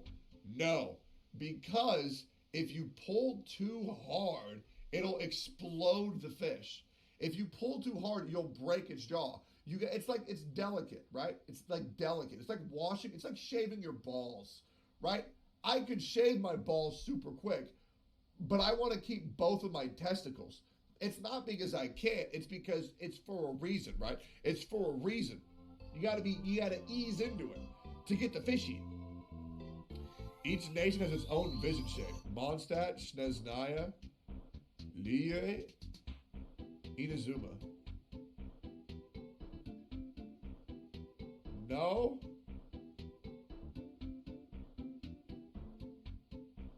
Oh, the thing surrounding it, not the element. Oh, I didn't know that. Oh, that's cool. Okay, that's cool. No, I didn't know that. That's sick. I was like, that's just a water symbol. That's cool, okay. Kaching Maid's in a nutshell. Chat. If you have not seen Kaching's trailer yet, prepare to nut. This girl completely shattered my waifu tier list. When you see what this girl can do, it's insane. All right? I'm saying this right now, best girl. All right? Best girl. Okay, let me explain that. Okay, but let me explain. All right? So let me explain. So that was back when I played Arknights. Okay? A game that I fucking hated. Okay? Well, that's not true. I liked Arknights, but I needed to get away from the Arknights community. Okay? So I had to hype up Genshin waifus more. That way people would be okay with me leaving that game and coming to this one. And here we are. And here we are. Listen, I am not a hypocrite. I am a businessman. I am a businessman. I'm not a hypocrite. Kaching, get in the fucking bin. You're garbage. Already saw this. Techie, I'm not going to pull for ball. Also, Tectone. That's not even what happened, you dumb shit. This is the reason why half of y'all have a skewed perspective of me. It's because you see my titles, you see my thumbnails, and then you don't watch the fucking video past the first minute. You want to see what I said? Do you want to see what I said? Tectone ball. No. Look. Why I'm skipping ball. 400K views. Ready for this? Expecting the title of the video to accurately represent the contents of the video. It's just really a weak mindset. True. If you actually thought for 1 second that I wasn't rolling for ball, I am shocked and appalled. Here's what I'm gonna do for you since I already clickbaited you on get fucked. Now next time, literally listen to the first 20 seconds of the video, you fucking ape. Okay, that's not my fault that you're too fucking stupid to watch. God forbid I ask you to read. Dude, this shit would piss you off so much if you could read. She will be back. Stop. Stop this. Stop doing this. This is so fucked up, man. This is so fucked up. The Balls family. Why am I so short? I should kill you. Easy, eh? That's cute. I get that because I'm in the story quest. So when are you getting a free 5-star card for the anniversary? Mahoyo. That's the neat part. You don't. Bro, that's epic. Wow, bro. Okay. That's awesome. All right. Free to play, by the way. nice. Okay, shut the fuck up, dude. Okay. Oh, wow, you killed the primo Vasham. Wow, dude. Epic. Tartaglia mains can relate. Tectone, do you trust me? Tartaglia mains with every cell of my body. Yup. Yup. Tartaglia, he ain't broke, bro. Don't fix him. That thundering pulse though, the ball, oh, perfection. Using ball be like energy cost. Yeah. I love that. Kawaii SpongeBob. Funny SpongeBob. Poor ball. One day Boba Maiden, one day art. Art by, that's cute as fuck. That's so cute. Bro, adorable. Legit adorable. Jesus Christ. They're archons and they're pets. That's so cute. I love that. What is this? Timmy? One of the 11th Harbor. I'm not even gonna humor that. Fucking shut up about Timmy. I don't fucking give a shit about Timmy anymore, okay? I give about as much as shit about Timmy that Mihoyo cares about Amber. Genshin back first anniversary. Genshin players, yay, free 5-star characters. Best I can do is a 10 pull. Yeah, it does piss me off. You know? It really does slap my nuts. This shit truly does, it really does slap the old nuts.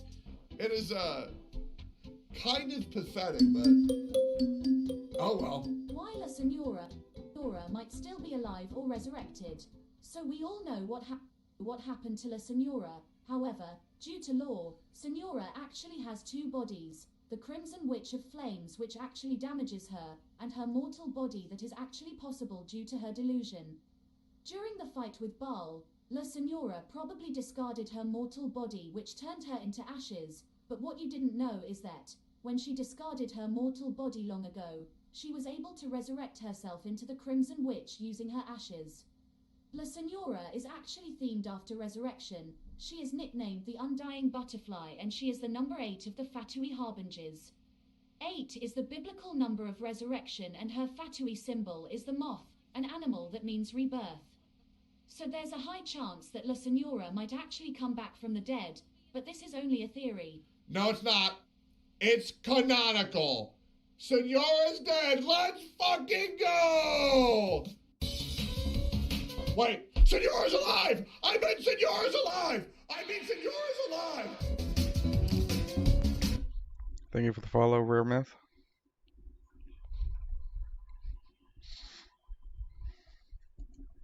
What's cracking, guys? And this is a completely and utterly plain normal intro. Absolutely nothing weird is happening right now whatsoever. Anyway, today we're going to be doing something a little bit different. I have some prepared memes from you from an anime subreddit called Animes for All, which specializes in anime-related videos. So I'm just curious to check out this new little small community and, you know, see what it has in store. This one's titled Bro Unlock the Sharingan. Okay, I think I've seen this before where this man is mimicking the idol so freaking far. You can see the look on her face. She's cracking up, hiding her face. She's just laughing so freaking hard right now. My man wanted to be an idol. He's not a fan. This man out here stepping up, and he wants to be that Japanese idol. Make way, ladies. I'm gonna be kawaii today. This one's titled, I think I downloaded the wrong Attack on Titan. Oh gosh. A Titan shut up. Wait, how are they able to do that? This anime is... Alright. Man, this anime is great, dude. 27 years. You know, the funny thing is, that creature, whatever that thing is, could possibly pass as a Titan. Like, honestly, those things are so derpy looking with how they just do everything. But that's kind of the point and kind of the fun. In fact, some of the Titans have even been modeled after memes themselves. So, I mean, there's not much else I could say. The anime is Atsumatsu-san, and it's in episode 1. Actually, it seems pretty good. How have I never heard of this? When the anime you like doesn't have another season, and it's just the man standing out in the middle of the hail, he's just looking. This is how I feel on the inside.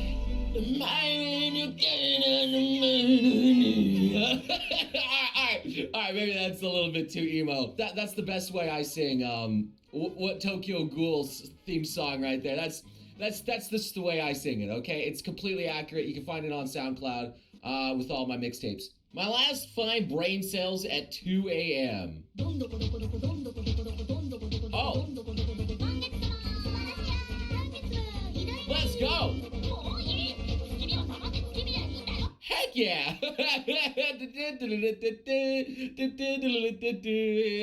That's the Super Mario RPG boss music, man. That's slaps, man. Super Mario RPG has so much fantastic music inside of it, man. Oh god, that game is such a freaking classic. One of my favorite games of absolutely of all time. It's so fire. So apparently this is a bike advertisement. 人生は試練だ。流されれば鈍る。 Dude, what the frick? That guy's so cool swirling that around. Like rock. Oh my lord, that's sick. This is for a bike? Jeez. Oh my god, that's so gruesome. And big guy out here. Oh, that's badass. Well, how is this for bikes? She split the entire thing in. Okay. Okay, dude. That's it! That's it! That's for a bike! Are you kidding me? What? What? Are you out of your mind? So if you ride that bike, you basically become this cool samurai man. Alright? That has to be hands down one of the best animations I've seen in a while. That'd be pretty cool if they made like a movie or something out of that. That's crazy. So they've been at it for 20 plus years every week. And I think these are the One Piece voice actors. Yep. God, Zoro looks cool. Damn, Nami? That's how Sanji looks?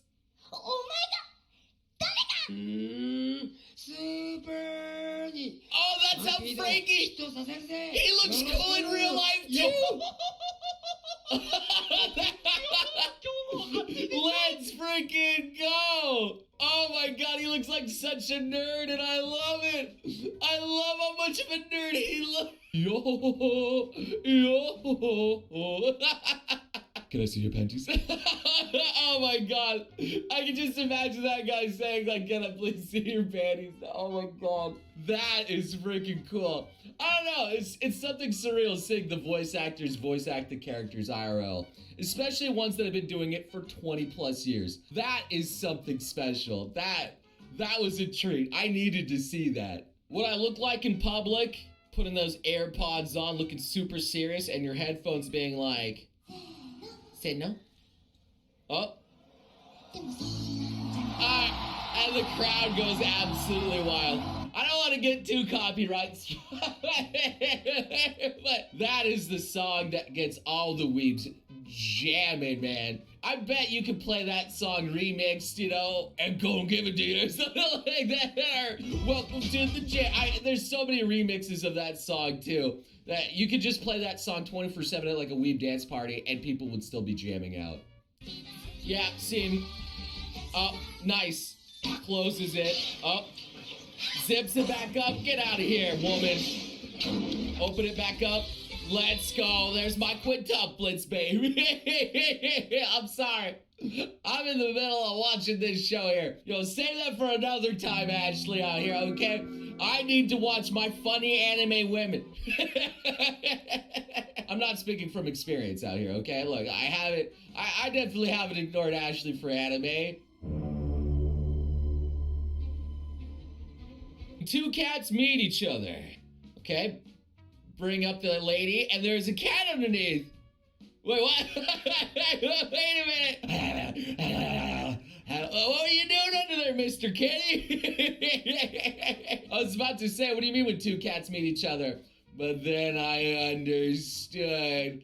Oh, there was a kitty underneath there.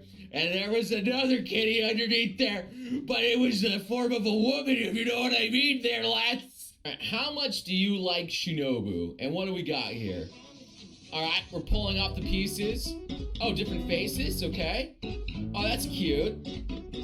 All right, a little smile, and that's kind of a neat little drawing thing there. That was pretty neat how you put that. I don't know, it's just a neat little idea there. I just think that's cute. I just think that's neat. Wow. The weeb's absolute worst nightmare. Ah, yes, I wonder what this is. I've seen this before.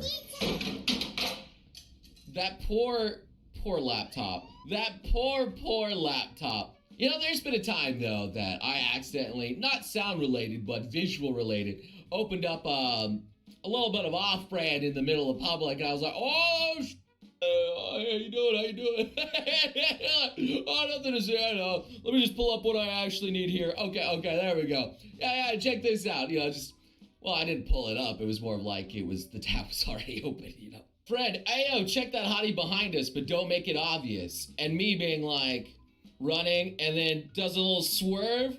Okay, and bam, just starts running backwards. What on earth? That is such a weird thing to do. Why running backwards there? Okay, I guess. Such great exquisite form of JoJo out there, man. I think that's from the Rohan thing. I need to actually see that. I've never actually seen that JoJo there. I probably should get on that. All right, so want to try Mikey's kick. And I guess this is from the anime. Oh, dang, where he sweeps right in there. The step practice to go around, raise your knees to kick. I don't know how practical that is in combat. I guess it could be with a lot of momentum. It looks visually cool. All right, as long as it looks cool, then you know what? That's all that matters. The book called Death Note. Yes. It's kind of a Japanese-style comic book. Yeah. It is very dark. A journal of sorts, also titled Death Note. Inside a passage Oh my saying, gosh. the human whose names is written in this note shall die, and behind those pages Oh my a gosh. list of students' names. Oh my gosh. Write their name in here, some harm will come to them. There was no specific threat. Some weeb took anime a little too seriously. Oh my gosh, that's so cringe. Katoro Shippuden? Oh no. Oh, there's Gaara as a cat. Okay. Oh, that was Naruto? Okay. Oh, Snake Boy. I don't know about this. That cat must have the most patience with the owner. It didn't seem too bothered by it. It wasn't like trying to like peel it off or anything. But that was cute. Imagine doing all this cosplay just for your cat and not yourself. Okay, the person's trying to get the bottle over the top. Okay, cool, using two hands. Like, here you go, it's the extra bottle. Hey, thanks. And then wait a minute.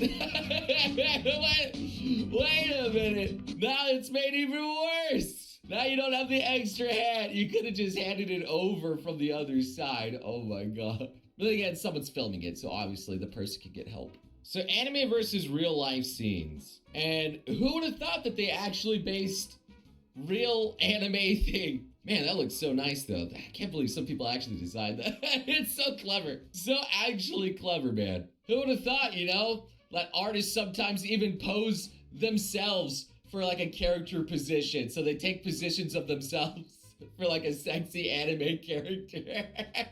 I just picture my friend Rika doing sexy poses and just taking a picture of himself so he can draw it as a female. Ashley's done the same. Apparently, her sister who was taking the picture saying, you look lifeless in these pictures as well. This is an example of a Japanese extreme apology. And there you go, bowing straight down, under the table slide in the seiza position, breakdancing on his head. Oh, dang, Lance. I like how the woman just looks like, yeah, you better. And all the homies jumping in on that too, throwing some leapfrog into the pyramid of apologies. That is impressive. That's on. How could you not forgive them after them doing some crap like that? That's like, honestly, wow. What was I even mad about anymore? Like, you just put on a freaking dinner show, man. That was pretty freaking sick. Thank you for that. All right, you mad lads out there. I hope you guys enjoyed a little romp into this sub right here. A lot of cool anime videos. This is something typically that I would have to go on to say like maybe TikTok and hurt myself to do. Scaramouche is On the surface, a two-faced, selfish trickster that does whatever he wants, however he wants, whenever he wants, regardless of how questionably ethical his means or goals may be. At first glance, he seems like a particularly great villain. He's the type you love to hate. The villain that always seems to somehow have the upper hand against the hero, which can be absolutely frustrating, but hey, he keeps things interesting. But there's a lot more to this guy than you may realize, and it all has to do with Kabuki. I bet none of you saw that coming. And okay, before we continue, let me quickly remind you that all of this is just a theory. I am human and I am fallible, so I'll get stuff wrong from time to time. This video is not meant to be taken as a statement of fact, it's for entertainment purposes only, but if you learned something in the meantime, that's awesome, I'm proud of you.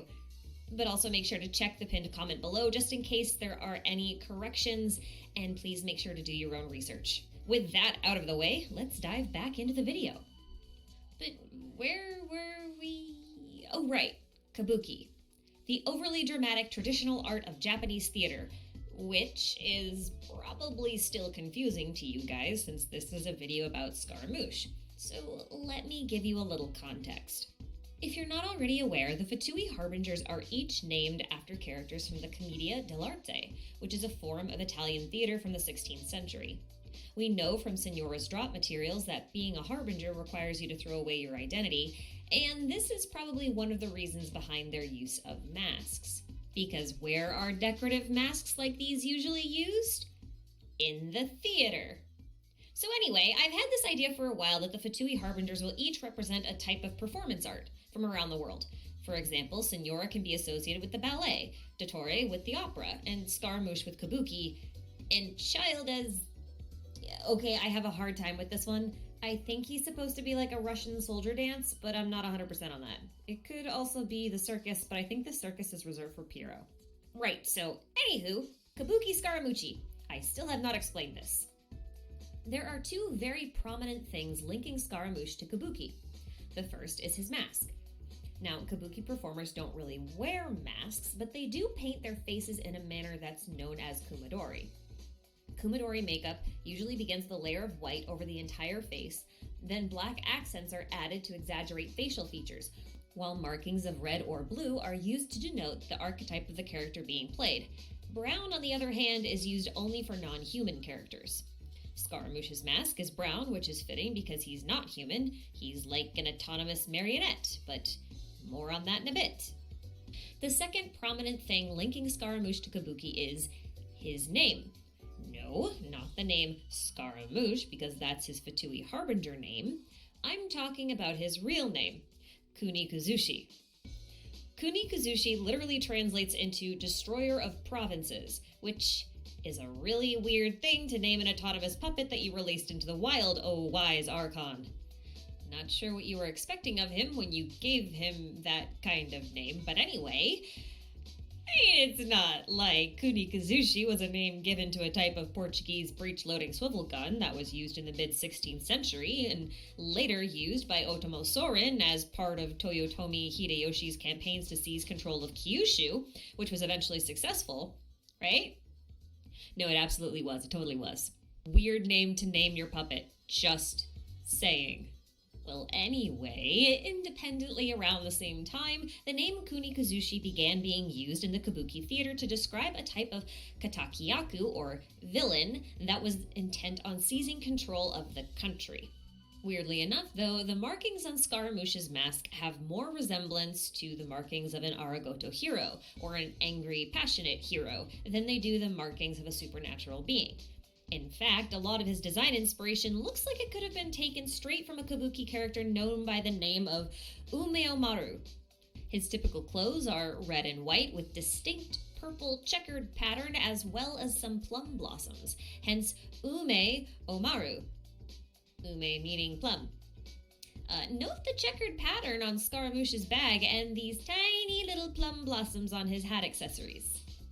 As an aside, I will point out that plum, peach, and sakura blossoms are easily confused. Peach and plum more than sakura, which is kind of funny because peach blossoms as well as plum blossoms are often associated with the infamous Momotaro. which Scaramouche bears some small but hilarious similarities to. I'll leave a link to that story if anyone wants to read it.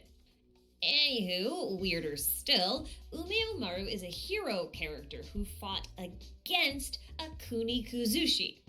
The story goes that Umeomaru's brother was tricked by this Kunikuzushi, and the two then became enemies as Umeomaru fights to stop the Kunikuzushi from actually seizing control of the country. I think some of you already see where I'm going with this.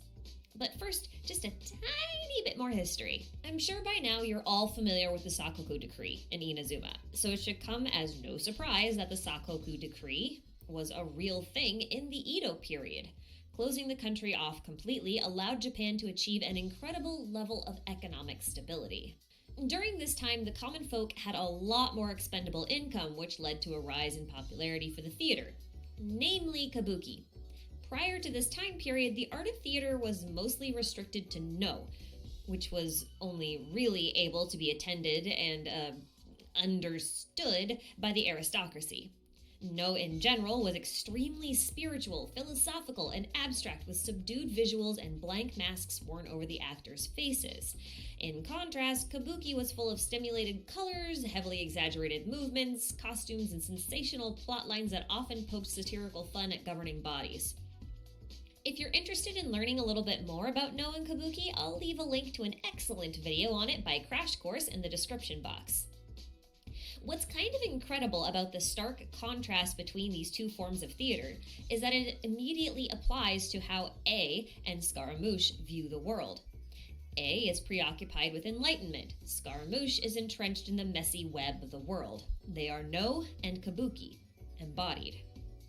And fun fact, kabuki led to the creation of another form of Japanese theater known as bunraku, which is like crazy uncanny valley puppet shows. That makes A Mama the embodiment of No, Skara's son the embodiment of kabuki, and the shogun puppet daughter the embodiment of bunraku. Just hysterical to me. Also worth noting before we proceed though, in Japanese, Scaramouche and the shogun puppet are not called puppets, they're called ningyo, or dolls. This is part of the reason why I think his constellation is the doll with a heart and not the puppet on a string, because that one's definitely Sandrone. Traditionally, ningyo were used not only as toys, but as talismans. For example, protective ningyo could be given to someone like, say, a pregnant woman in order to protect her and her unborn child from any sort of diseases, harm, and ill will. This is a nuance that did not translate very well into English, in my opinion. This nuance plays off this idea in Japan that the ningyo in and of themselves were typically considered to be like living creatures, often possessing a heart and soul of their own. They're like tiny guardians or spirits taking on their owner's sins, burdens, and problems like some kind of supernatural bodyguard. They are therefore treated like living beings, even when being disposed of. Ningyo should always be given a proper sort of funeral, typically like a burning service, because it's believed that the failure to do so will result in the ningyo returning to their owners in order to seek revenge or just haunt them. You know, your problems come back to you. Anyway, so, Scaramouche, doll with a heart constellation. I'm like 99% sure of this at this point. But enough fun facts for now, because you're probably wondering why we've started this video with a real-world history lesson and completely skipped Scaramouche's backstory. And that's because his backstory is actually a little messy, and that requires the kabuki connection in order to find all the pieces and stitch it together in this messy little quilt of a weird... Anyway, you'll understand why in a minute. See, Scaramouche's backstory is really scattered all over the place, and it was more of a tell, don't show kind of thing in version 2.1. He's most notably mentioned by Yae Miko at the end of the Inazuma Archon quest, as well as in the Pale Flame artifact set's Surpassing Cup. But he's also mentioned in two other places. Once in the description for the Shake Pavilion, and again in the rather aged notes scattered across Tataratsuna. Now, there are 6 rather aged notes, 3 of them mentioning a character known as the Wandering Eccentric. The thing is, the localization does not do this term justice. The original text actually says Kabuki Mono. That's right, Kabuki. The Kabuki Mono were initially like gangs of wandering former servants of samurai that wore very colorful clothing as a form of rebellion against the norm of the time, which favored more subdued colors. And that aesthetic was then inherited by kabuki performers. And yes, kabuki mono is a term that can be used to refer to someone who does or performs kabuki. Incidentally, Scaramouche refers to himself on several occasions as a vagrant from Inazuma. Vagrant meaning wanderer, wandering eccentric, vagrant of Inazuma, kabuki mono. You with me? Now, these notes were also found in an area crawling with Fatui and even mention the Fatui themselves. Remember this for later. Now, the Shake Pavilion is also found in Tatarasuna, hidden behind a rock wall that you have to blast open with a cannon, which may or may not be based on a breech-loading swivel gun. And the description of this domain also mentions this wandering eccentric or the kabuki mono. If we combine the rather aged notes, Yae Miko's commentary, A's voice line, the surpassing cup, and the description of the Shake Pavilion, we are left with Scaramouche's mostly complete backstory, which I think goes something like this. After the death of the Electro Archon Makoto 500 years ago, her sister A decides to create an artificial body to house her consciousness in order to avoid erosion. Unsure if this venture would be successful, she creates at least one prototype using long-forgotten technology. This divine creation is Scaramouche. He bears a strong likeness to A's fair features, destined to a long life and a hollow will as her potential vessel. But he was only a prototype, so she cast him aside, likely within the Shake Pavilion, where someone would later discover him, disheartened and alone, but through some error, awake. He spent years, perhaps centuries, wandering around Inazuma, unable to age, yet watching the humans around him and perhaps wondering why he was the exception to the death that came for all of them. At some point, A became aware of his awakening, but decided to leave him be instead of attempting to deactivate him. She had already sealed his powers, so he wasn't a danger to anyone. But alone and without guidance, Scaramouche believed himself to be superior to the humans that aged and died, the humans that were forced to follow the fates outlined within their constellations. He considered himself to be above all others and in complete control of his own destiny. Yet he still spent time with the common folk, learning their ways, until finally the Fatui found him. He joined them on a whim merely because he found them entertaining, and they granted him power through experimentation, unlocking the powers A had sealed away and perhaps further enhancing him still. These powers allowed him to climb the ranks of the Fatui Harbingers until he was named the 6th. TLDR, Scaramouche was abandoned by his mother and left to wander the streets alone until he was found by a Russian crime syndicate that took him in, trained him, and made him into a grade A weapons dealer. Absolutely A+ parenting, Miss Electro Archon A, ma'am. Also, I've said it once, I'll say it again, it's a really weird thing to call your kid the destroyer of provinces when you're the one ruling a province. It's like you're asking him to overthrow you. So don't be surprised if it happens. I mean, the guy does have the Gnosis, after all, which he never told anybody about. I mean, he had it for 3 days at least before the Traveler had that duel with Signora, and she didn't seem to be aware of it, or else she probably would have been gone already looking for the Dendro Archon. So this begs the question, what in the heck is Scaramouche trying to do? The first time we meet Scaramouche, he appears to be in Monsat on a mission from the Jester or Pyro, investigating the unusual meteor shower. It's not clear whether this is an official Fatui mission or whether or not Pyro just said something that prompted Scaramouche to check out the phenomenon for himself. Regardless, his findings during this event, that the sky is a lie, seem to have left a lasting impression. For those of you who weren't around for the Unreconciled Stars event, here's what I mean by the sky is a lie. Basically, the sky is actually a dome-like firmament littered with stars that are actually rocks known as Irminsul fruit. These fruit contain the consciousness of the people they belong to, forming patterns known as constellations that dictate one's fate, which is supposedly determined by the gods themselves. Now, by nature, Scaramouche isn't someone who believes that gods can or should meddle in his affairs. Learning that his fate is literally written in the stars probably came as a shock. But if this wasn't the fact that disturbed him, it was something relating to this, so let's just go with this for now. Fast forward a few in-game months and we meet Scaramouche again, this time in the depths of the Delusion Factory. It struck me as extremely odd that he seemed genuinely surprised that we were angry about the fact that delusions were being widely distributed. It's like he expected us at some level to recognize the benefits of giving people access to delusions. He certainly thinks they have some merit, at least, although his role in distributing and manufacturing them is currently unclear. This line implies that Scaramouche isn't even the mastermind behind the delusion operation, although he does seem to be participating rather actively. To what extent, I'm not sure.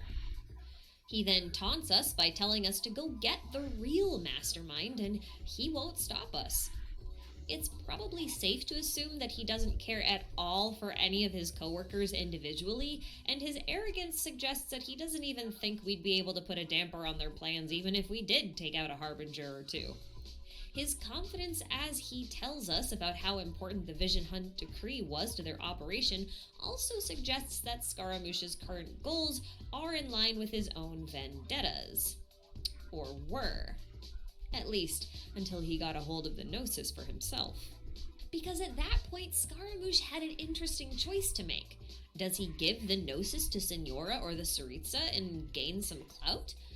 Or does he keep it for himself and live up to his name of Kunikuzushi and use his newfound power to seize control over Inazuma himself?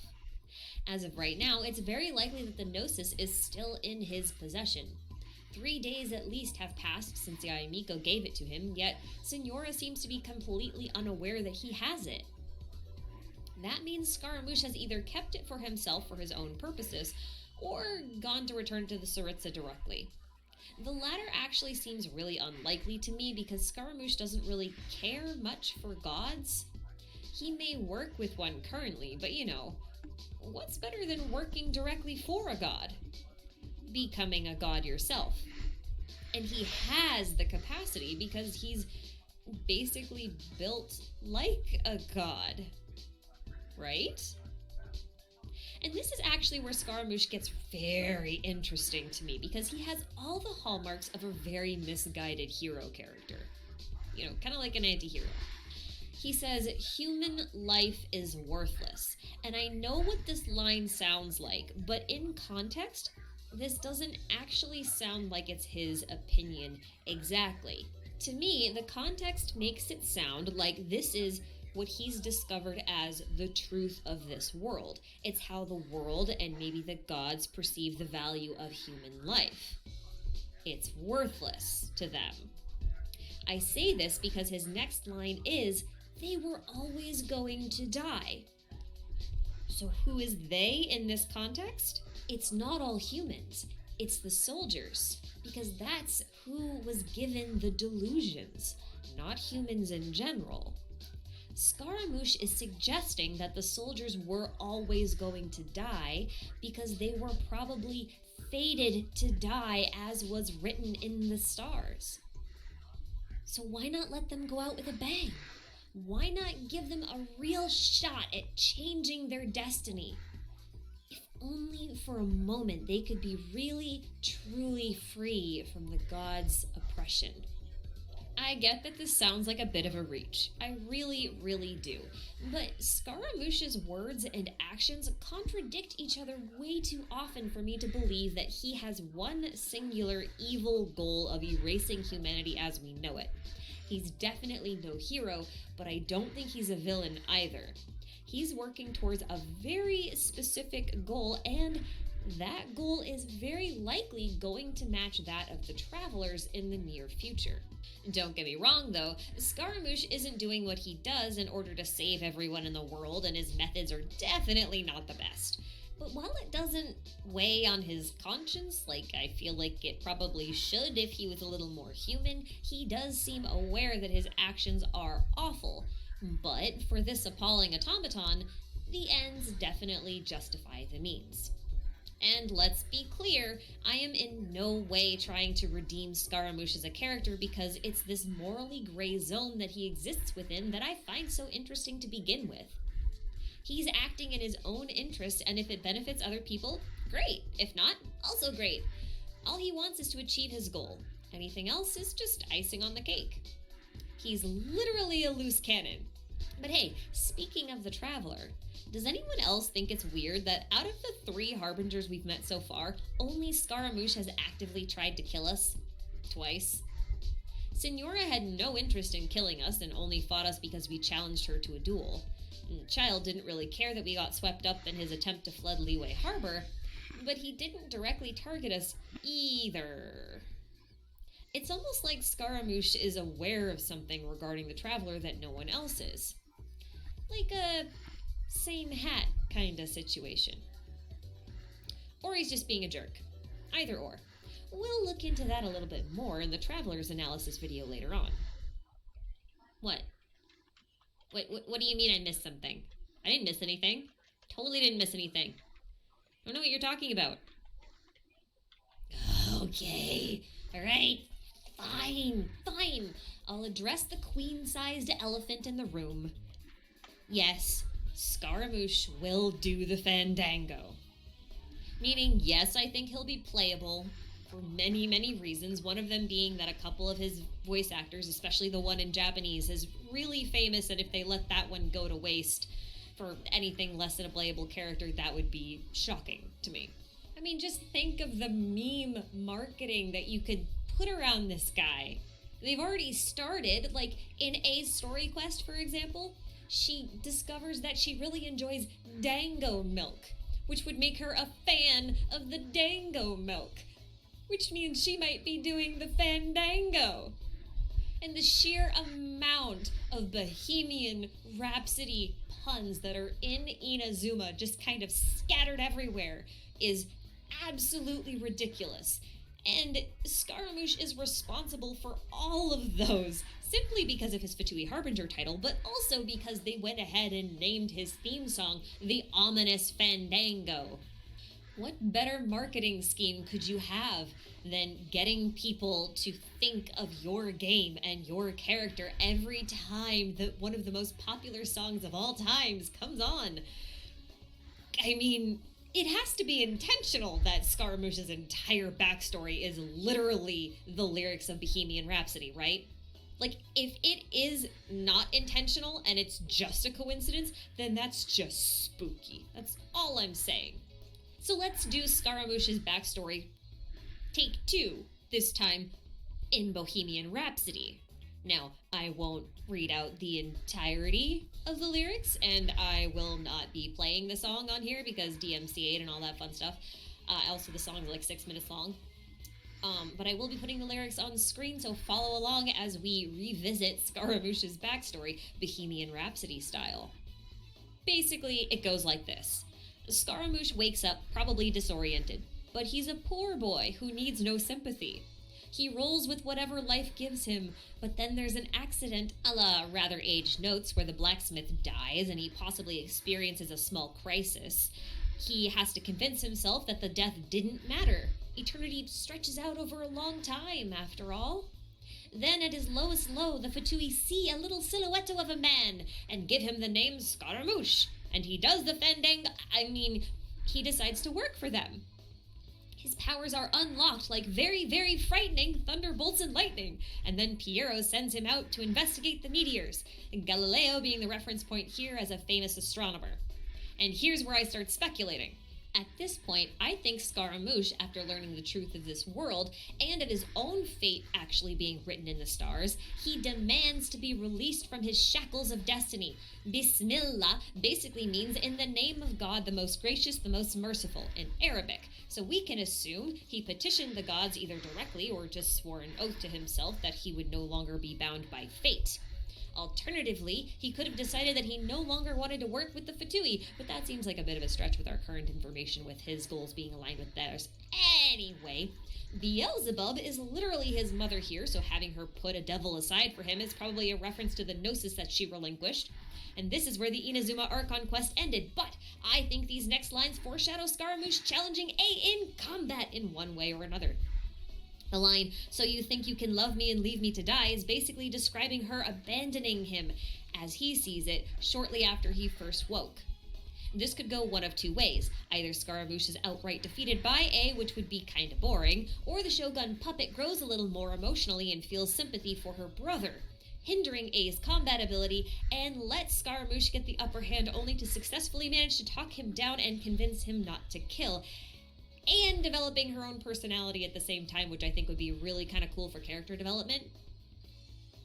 Anywho, at that point, I hope he runs. Not far, just far enough for the traveler to find him. He's had his views challenged, and he's once again lost and alone until the traveler extends a hand and Scaramouche tries one more time to challenge his own destiny.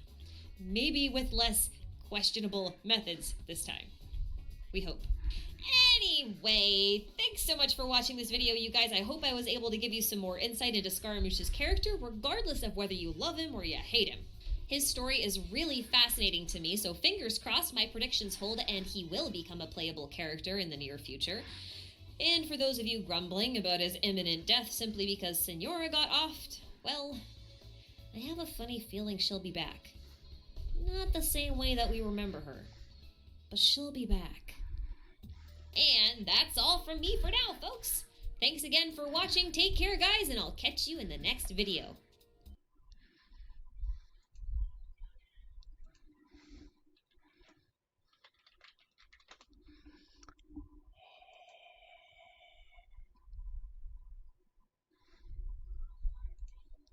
I bring you love. We got Mr. Burns. Mr. Burns in a dress. Fantastic. Don't be afraid. What are you doing out of the power plant? Hi. Hello, children. It's creepy. I bring you love. Oh, Mr. Burns again?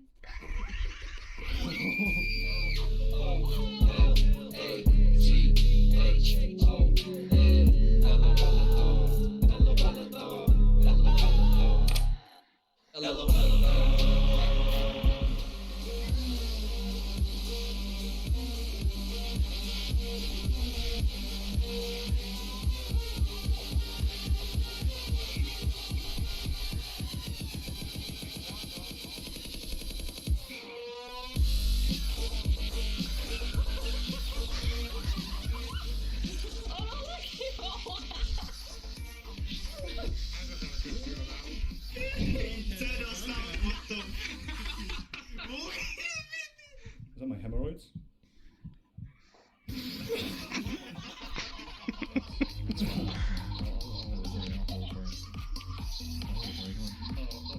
This is a director's cut, so I don't want to watch it.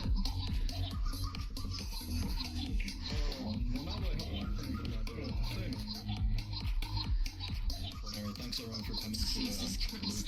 No. My TED Talk.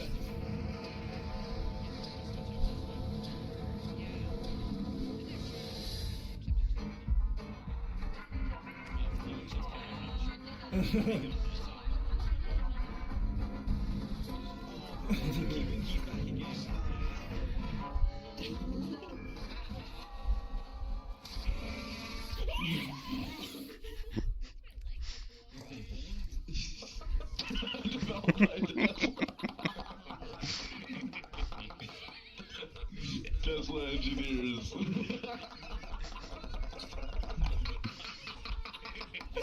You're unbelievable, man. You're unbelievable. You're a nice guy. You're a nice guy. But I don't cut it when you're bullshitting around like this on set. Then why the fuck are you walking right through? Da-da-da-da like this in the background. What the fuck is it with you?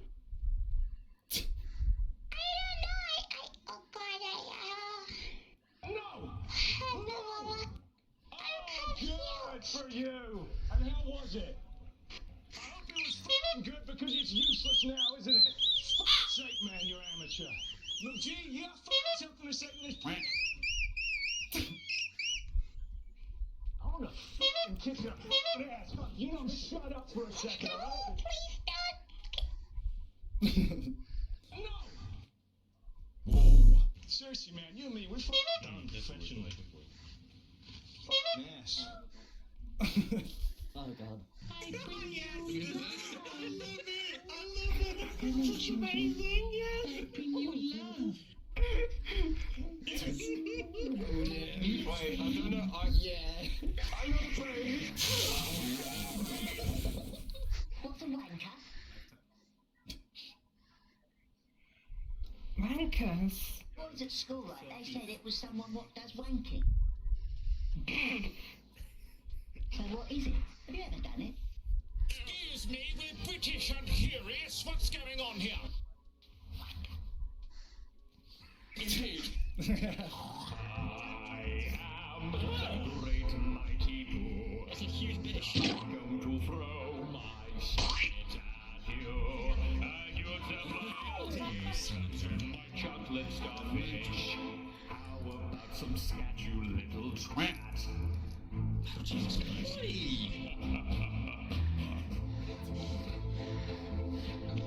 I don't want to see you. Oh, fuck. I don't know. I'm gonna keep it core as well. It's the only thing that I know. Don't you think I keep this lovely green? No. Have some more caviar. Huh.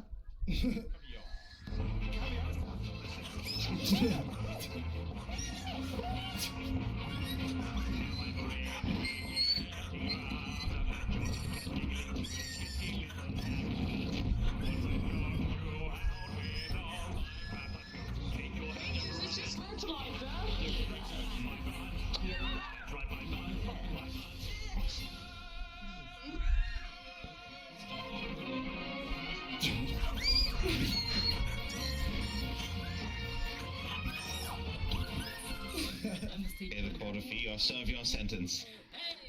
Roll. No. Roll. Rock. No. Oh, Elon. I knew it. Elon was a robot this entire time.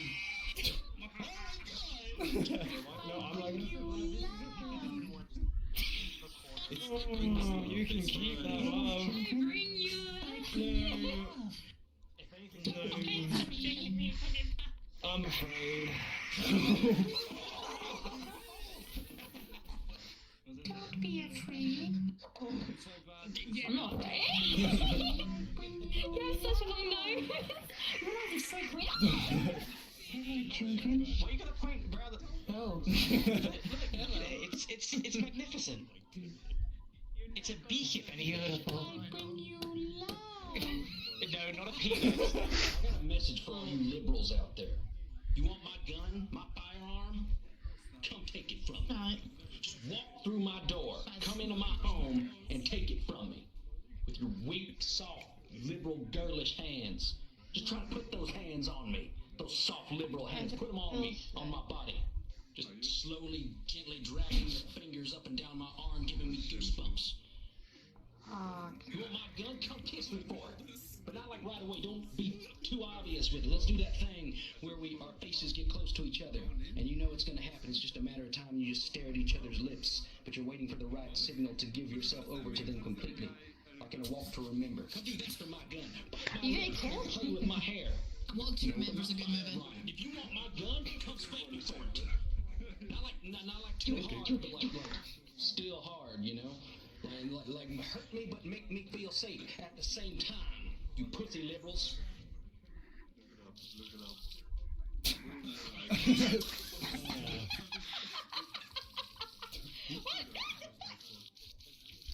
No! Sorry, I just gotta water the No plants. water sports in here.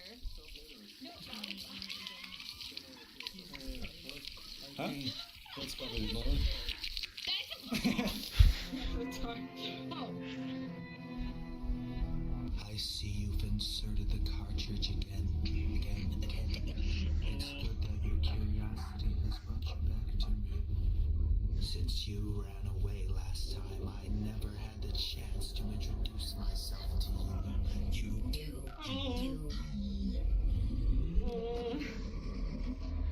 I'm Ben, and you let me drown.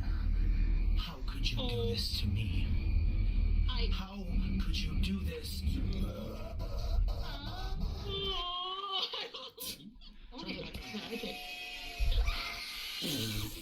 What did James Bond do when he went to bed? He went undercover.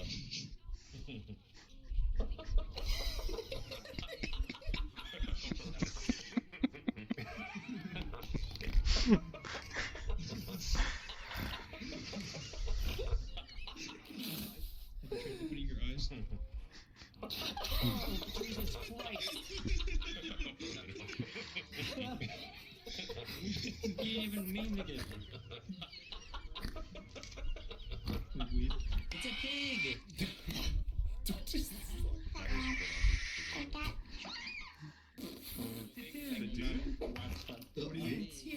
You'll be mining? Minecrafting? Is this Minecraft? Dig straight down. I miss the gnomes. Got it! That's a good one. Gotta go fast, gotta go fast.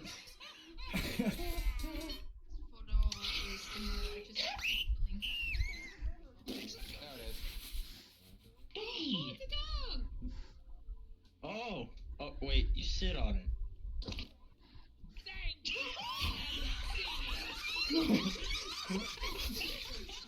I bring you love. Hello, children. I bring you love. Don't be afraid. I bring you love. Can you take your love to someone else, please? Don't be afraid. I am. I bring you love. Is he on steroids? Don't be afraid. Just keep doing. I'm just gonna just wiggle. I just like take like 6 or more. Oh, do you? Nature's. He told you not to be afraid. Calm down. I am afraid though. I bring you love. Love? Do you want a hug? Like Don't to be prove your love? afraid. Yeah, let's hug it. Yeah. This is perfect. I'm in the floof and I have a perfect. Oh, jeez. Alright, let's go. Give it a spray. Whoa.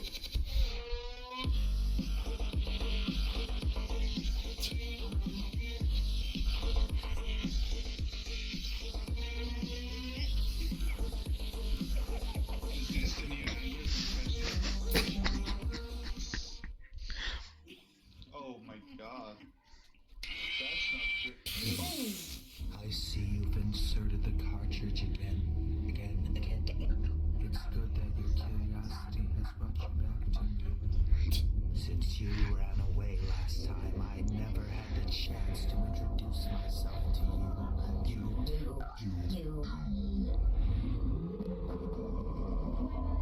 I'm Ben, and you let me drown. Okay, that's enough. How could you do this to me? How could you do this? Touch me.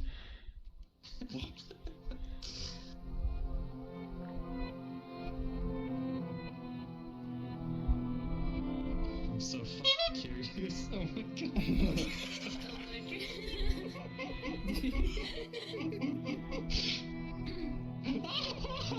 What are you doing?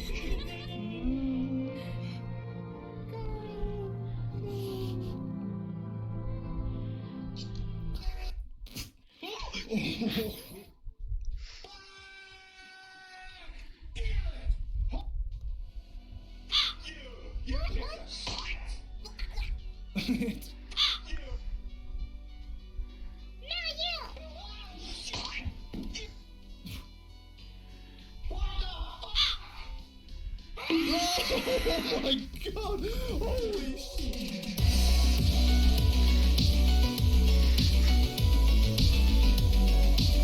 Good ending.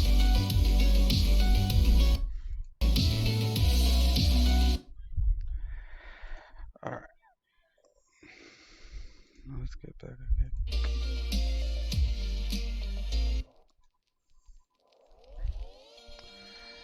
Start the engine up. And let's get inside it.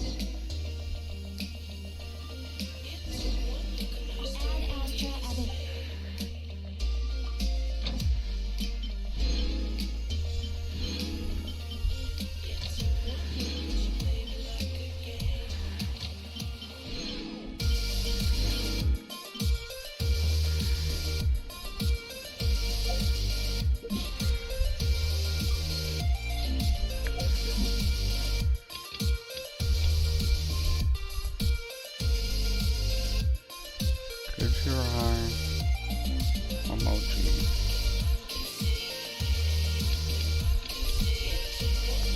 This is the first time I've forgotten this one.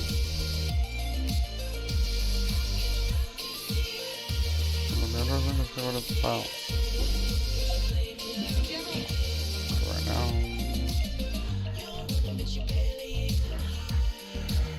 it's just ballad.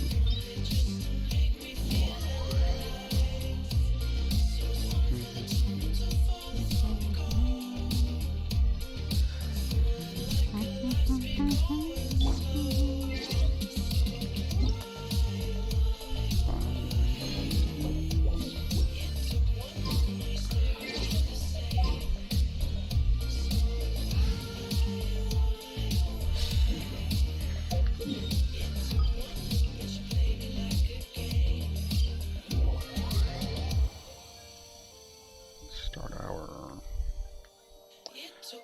creation of mystic aura.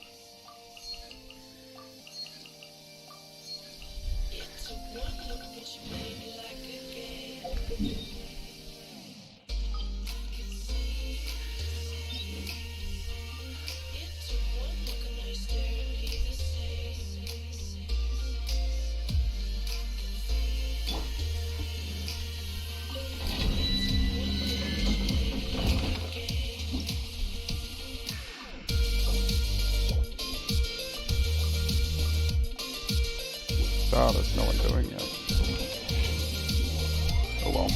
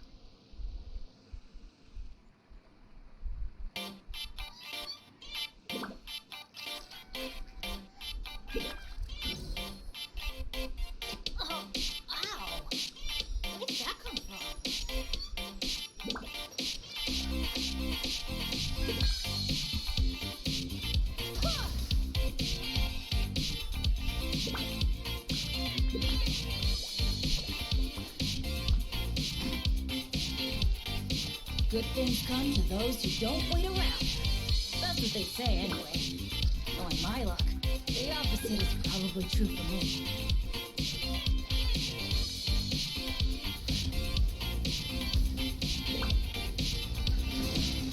That's gonna hurt in the morning.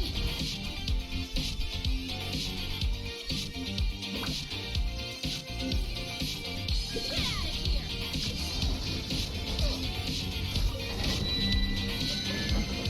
You're in for a little shock.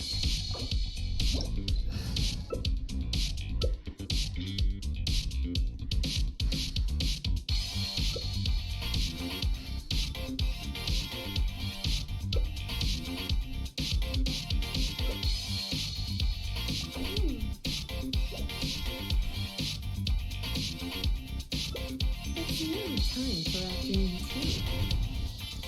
Well, I don't like the fact that it's 67 we saw, but whatever.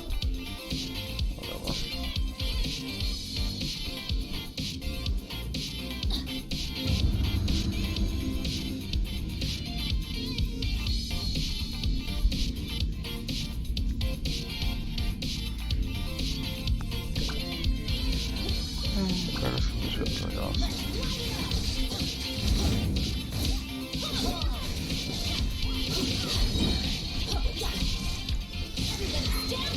Come a little closer. You've been a naughty boy.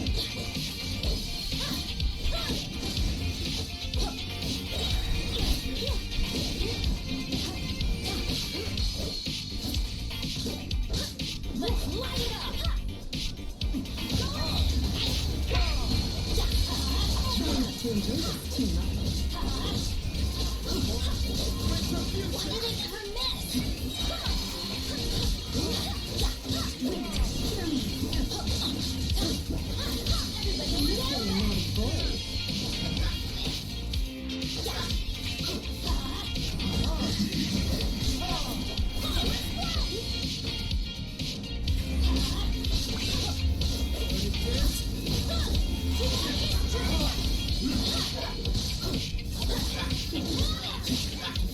You're in for a little shock.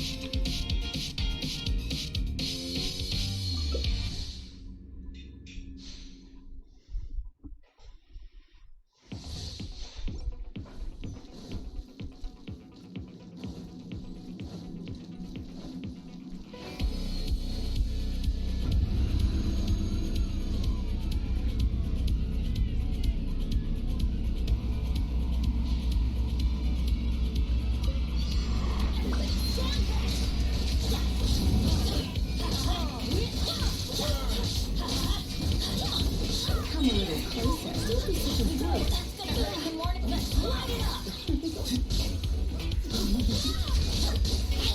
Going in. Surrender and be gentle.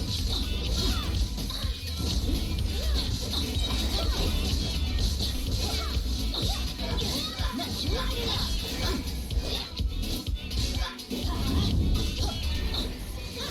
Everybody stand back.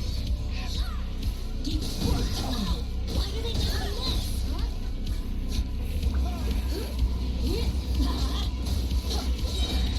Let's light it up. Retribution. Go ahead.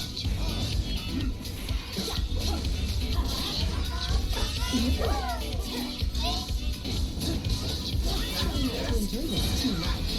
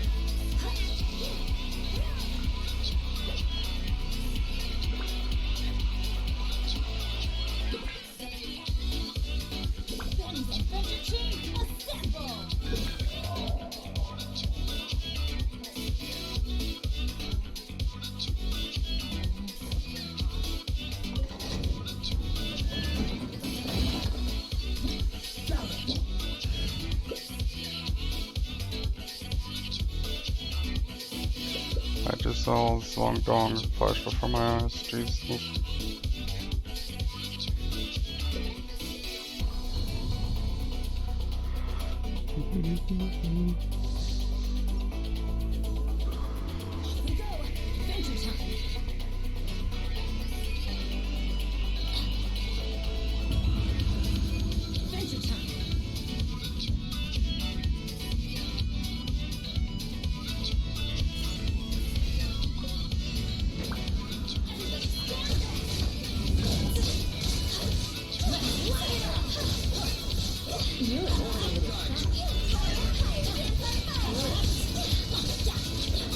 Did that person really just go to full health before the battle started? That's his how?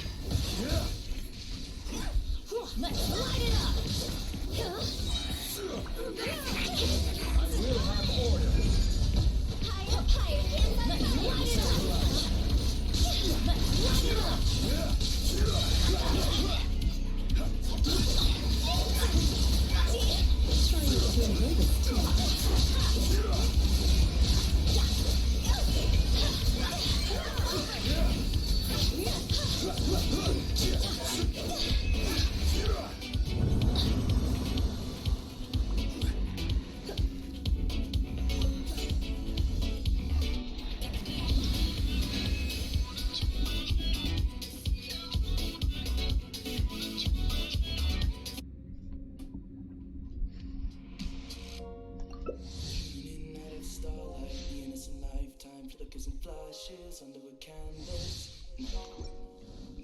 Adventure time! Off we go! Adventure time! Adventure time!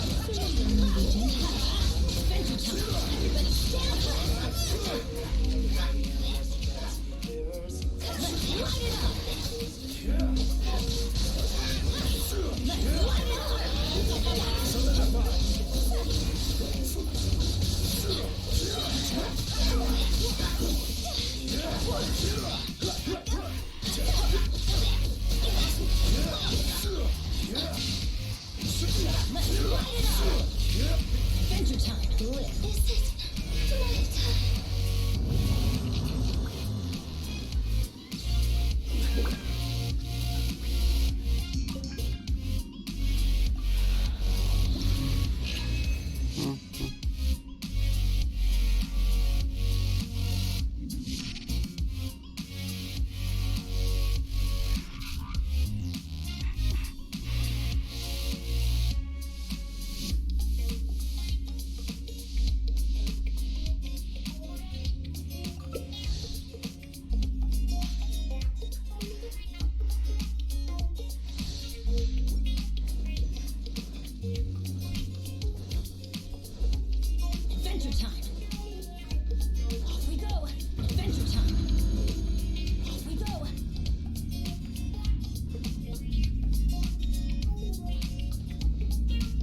Solidified.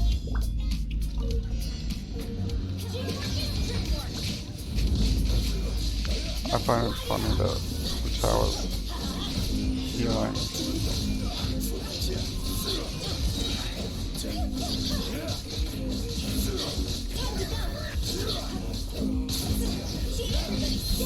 Let's mess up a little.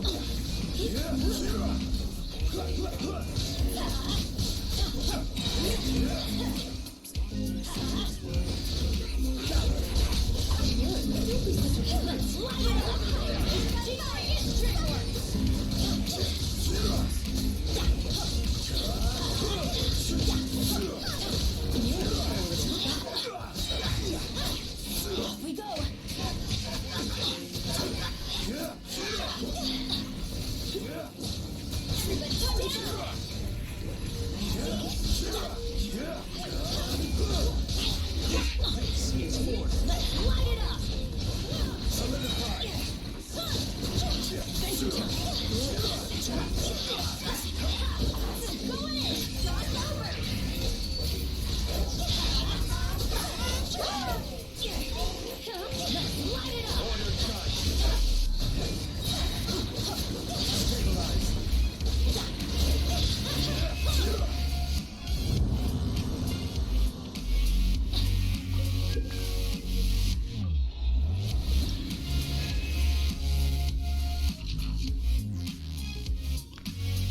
This Lisa is confusing.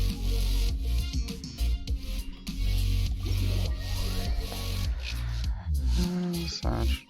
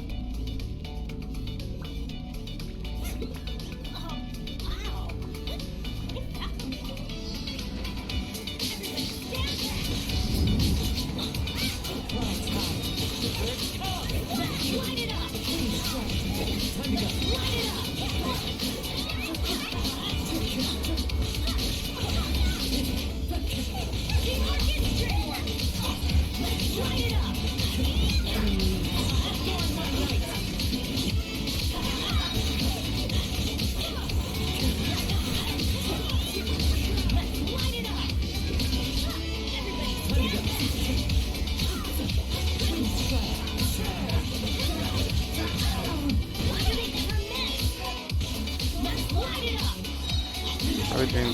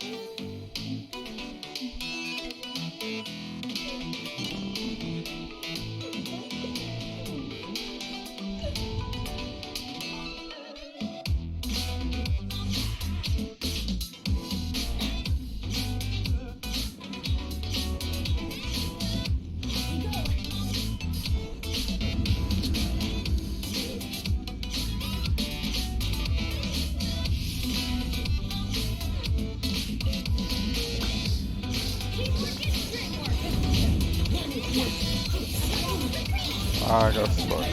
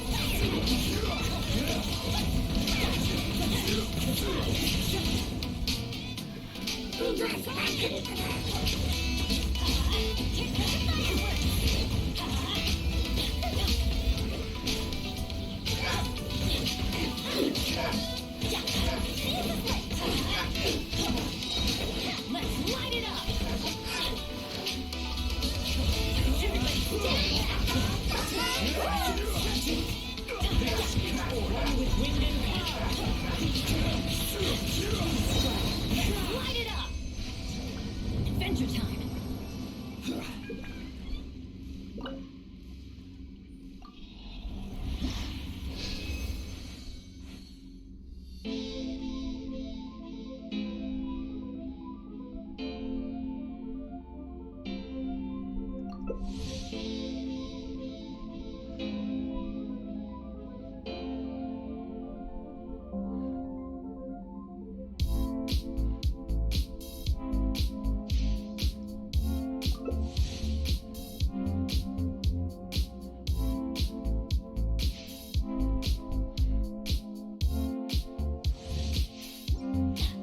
Adventure time.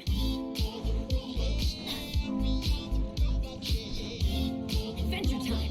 Off we go.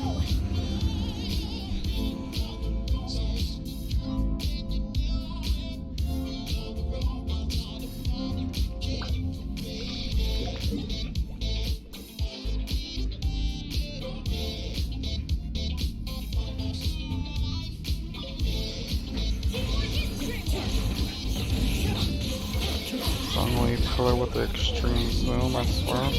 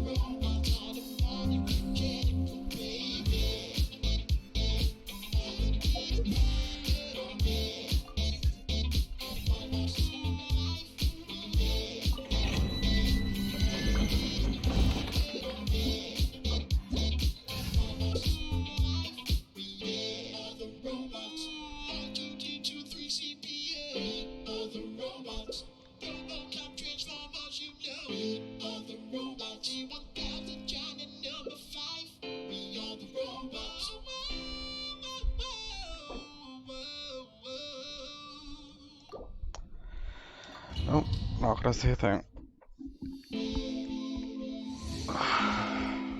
Kind of cringe bringing Barbara. Adventure time.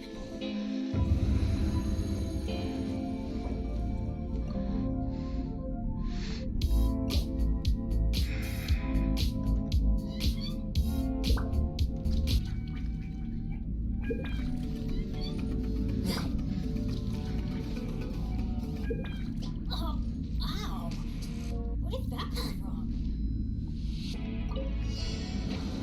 Go in! Let's light it up!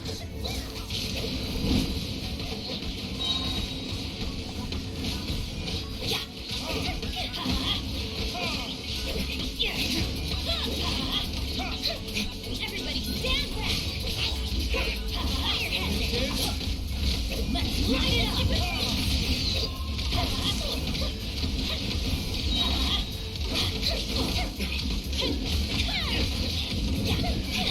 Teamwork is dreamwork! Let's light it up! Keep the fireworks! Adventure time! Off we go! Barbara, why are you being annoying? Targeting. Retribution! Everybody stand back! Let's light it up!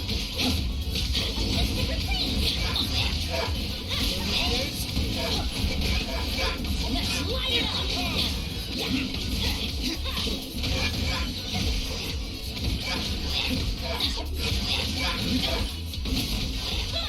Adventure time!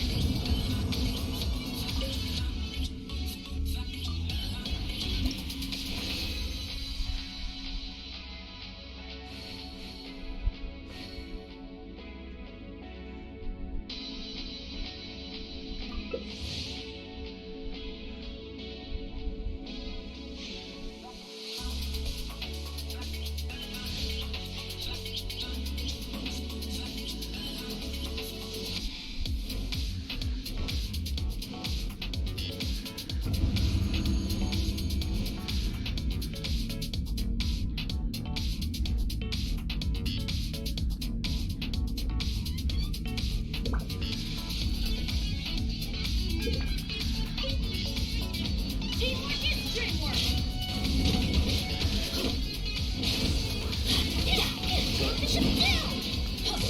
Why anybody would bring cryo in this dungeon is beyond me.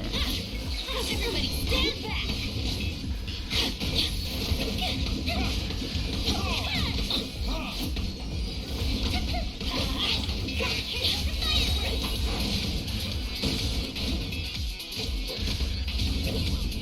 Teamwork is dreamwork! Why do they never miss? Let's light it up!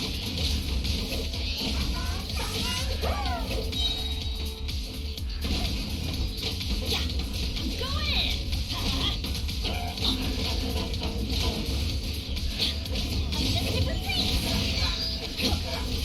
Let's light it up!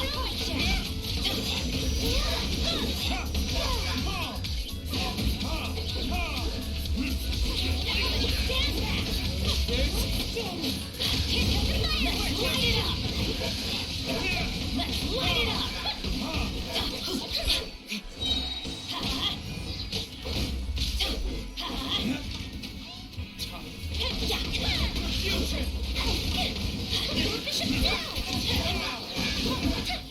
Let's light it up!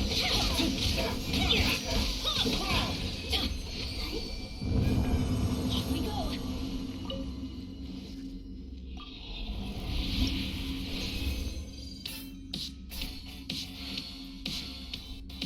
One more.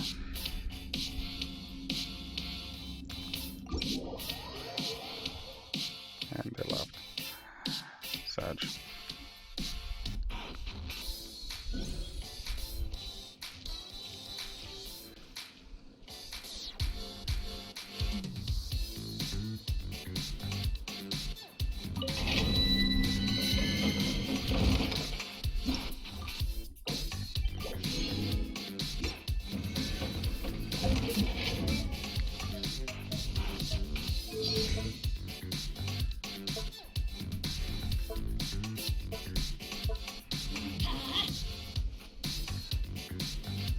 Did that person just say Juju? Oh, that's fine.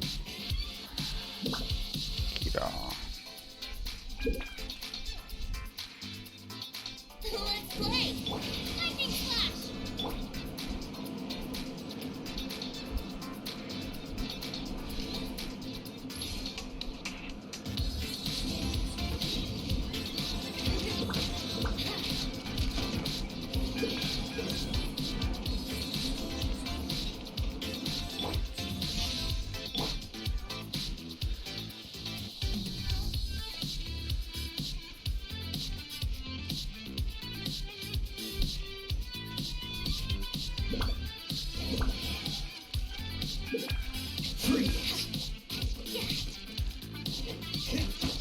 Benny's Adventure Team, assemble! Dodge this!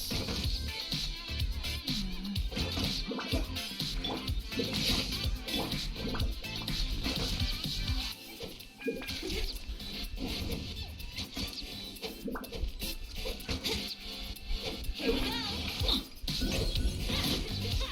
Let's light it up!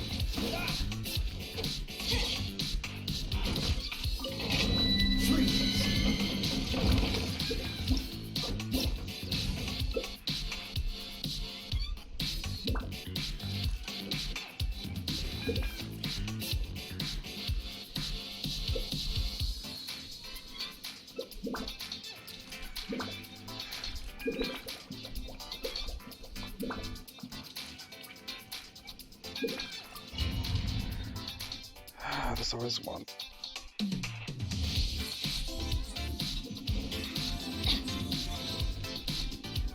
Something that hasn't happened in a while in all these co-ops. The full team on 90. Hasn't happened in a while.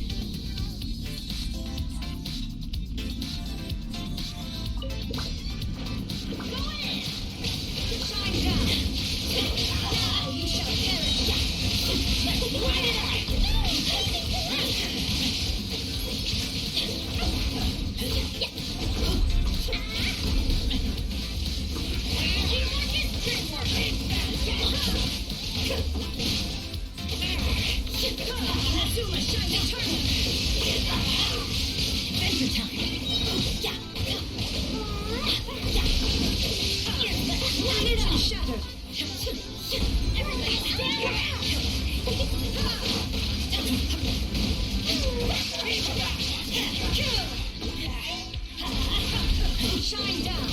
Let's light it up! Let's light it up! Let's light it up!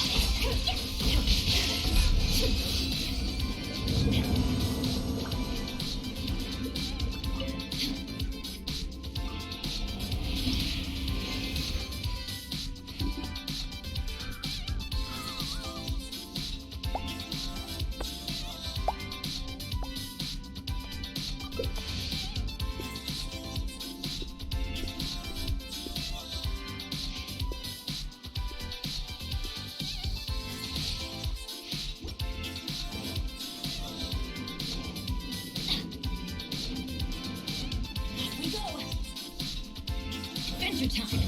Go!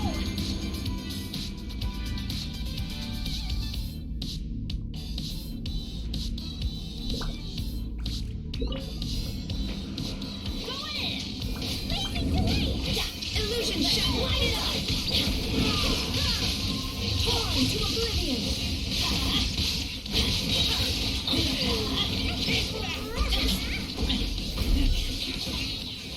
Everybody stand back!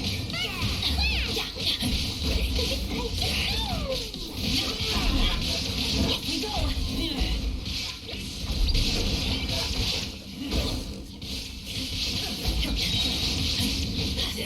Adventure time! Teamwork is teamwork!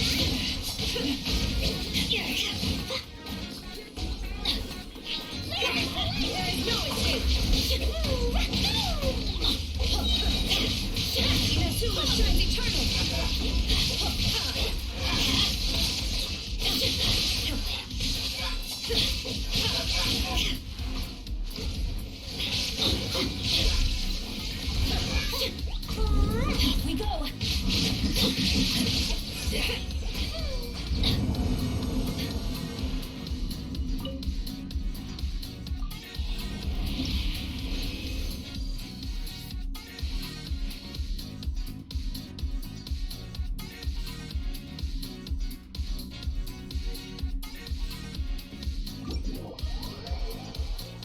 Oh, there goes Clee.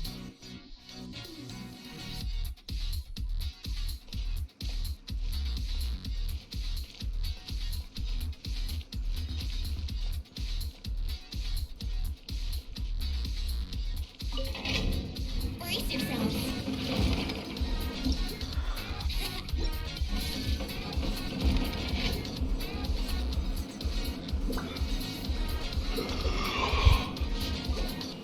You could get used to this.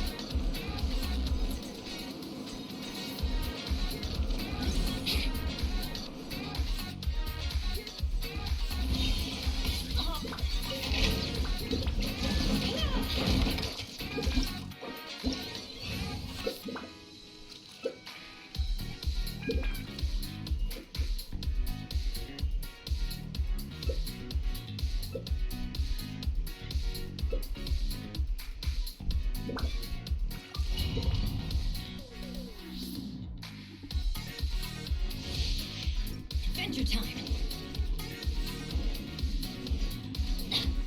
Adventure time.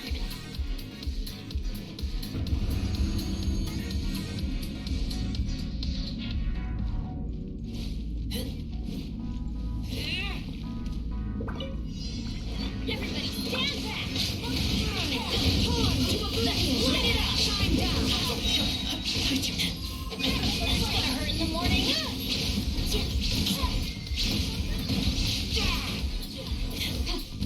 Here we go. Let's light it up. Let's light it up. Go in. Motion to compel. Let's light it up.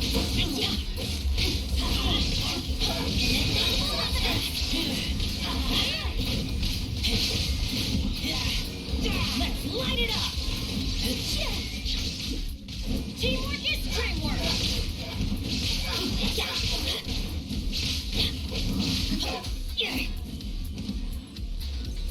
Let's light it up. Adventure's no escape. Into oblivion.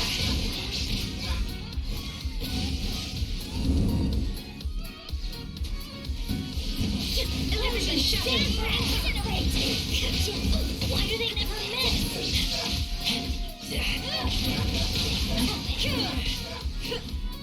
There is no escape. Motion to compel.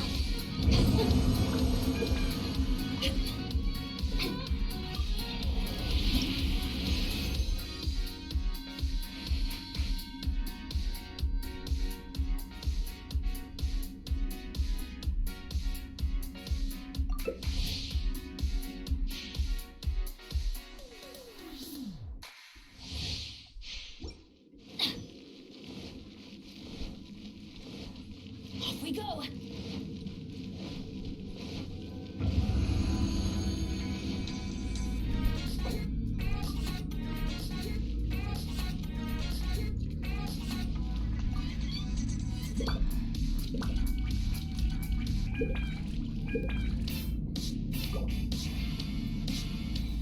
Oh, wow.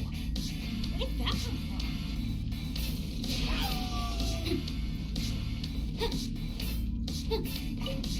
Adventure, go in! Let's light it up!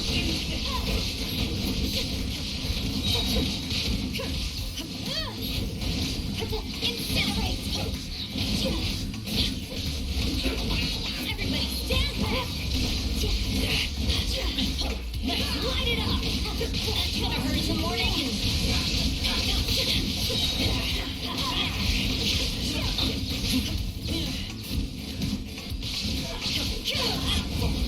Teamwork is dreamwork! Shine down!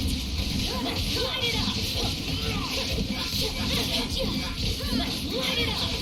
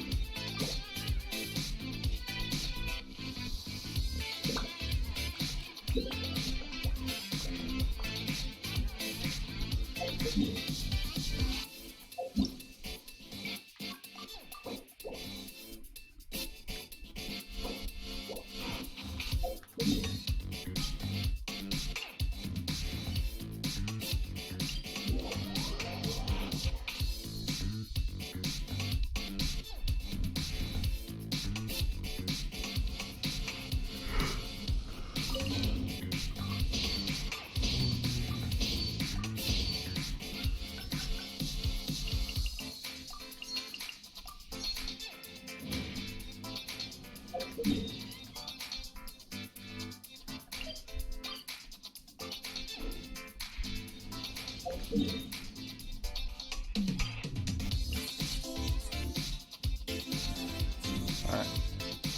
Let's go.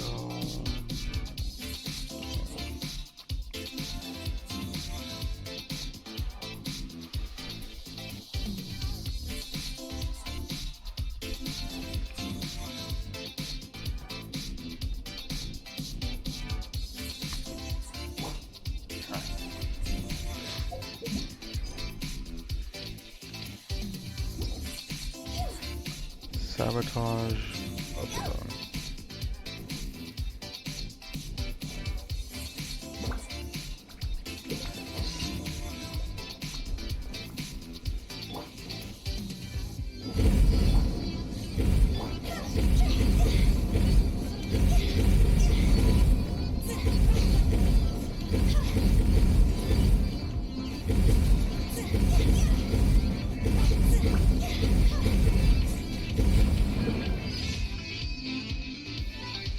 Directed by Michael Bay.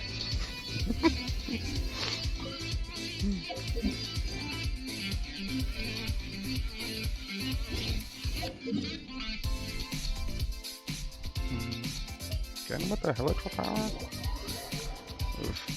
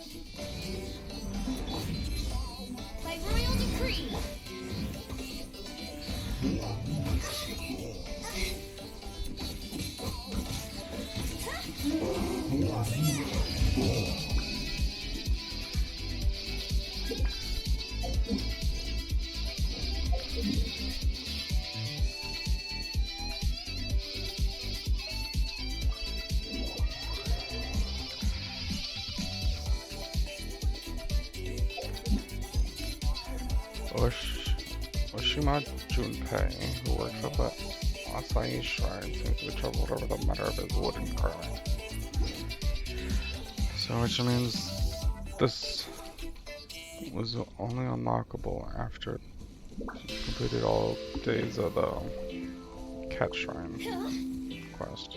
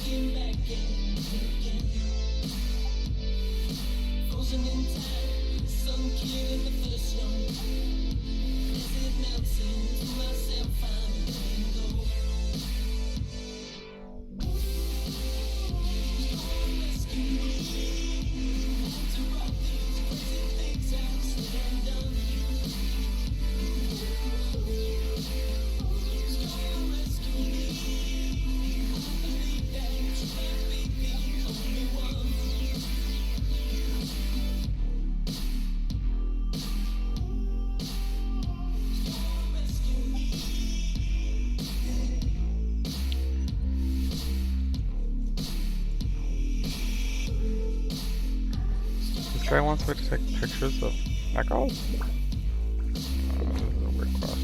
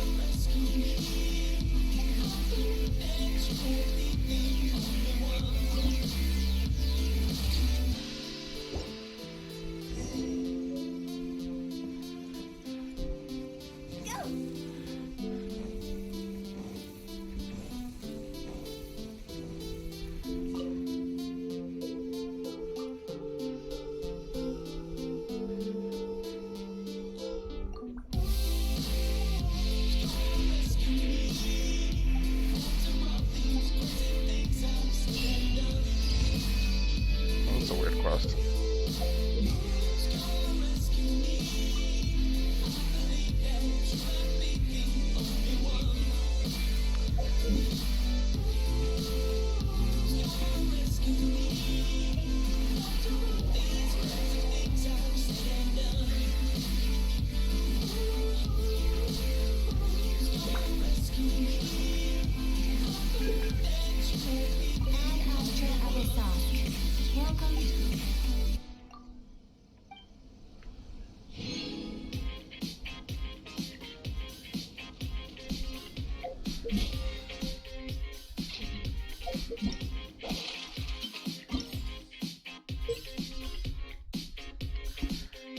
There's a way.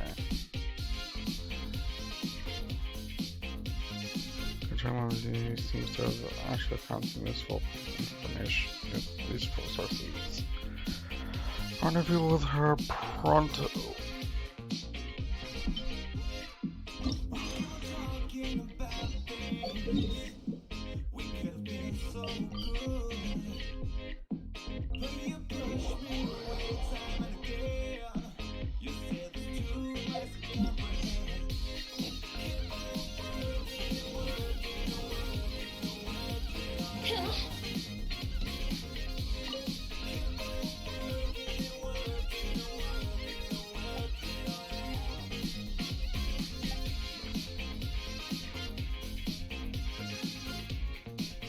Secret SMS.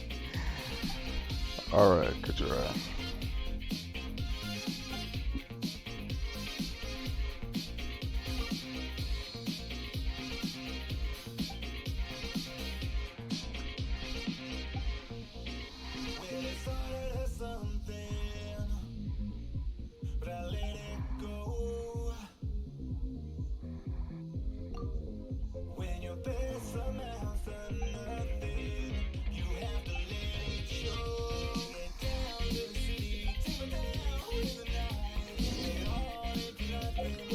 Oh my.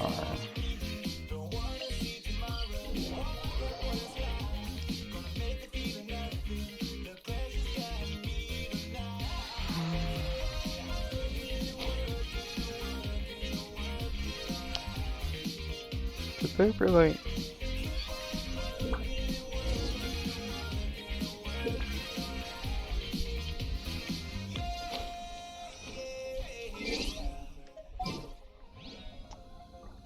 I'm not gonna question it. I'm just a little concerned.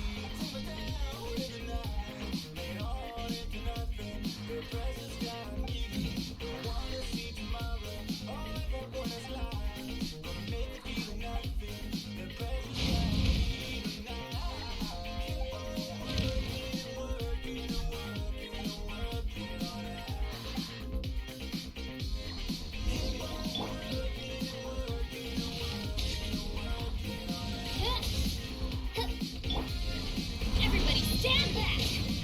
Oz reveal! Tenacious!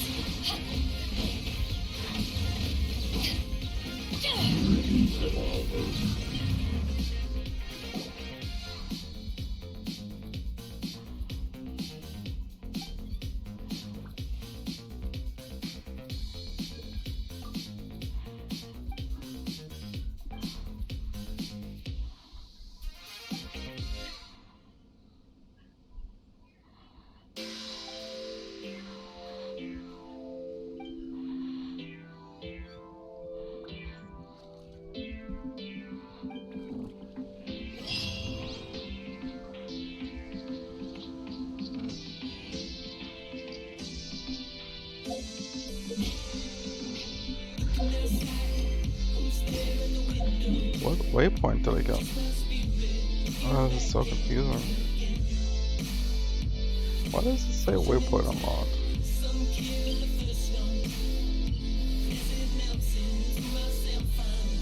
This game is confusing sometimes.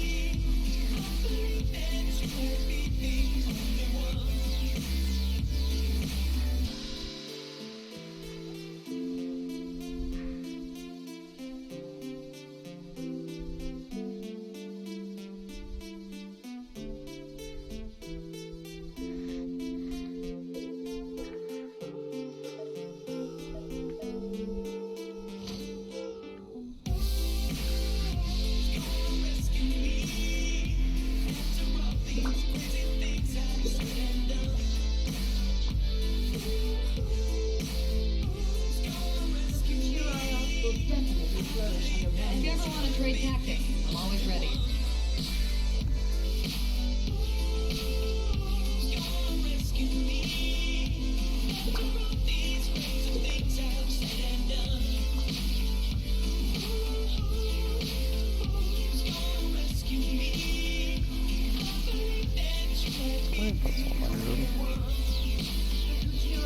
Will definitely flourish under my nurturing. Alright. They're in there.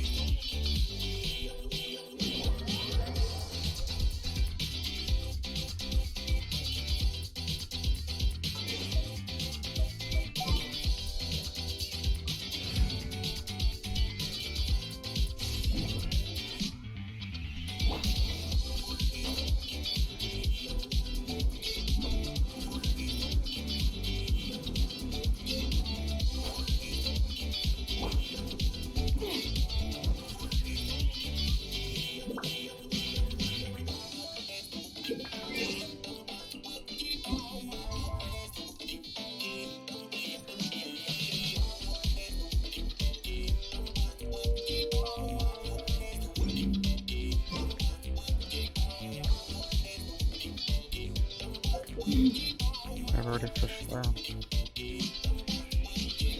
Probably what happened.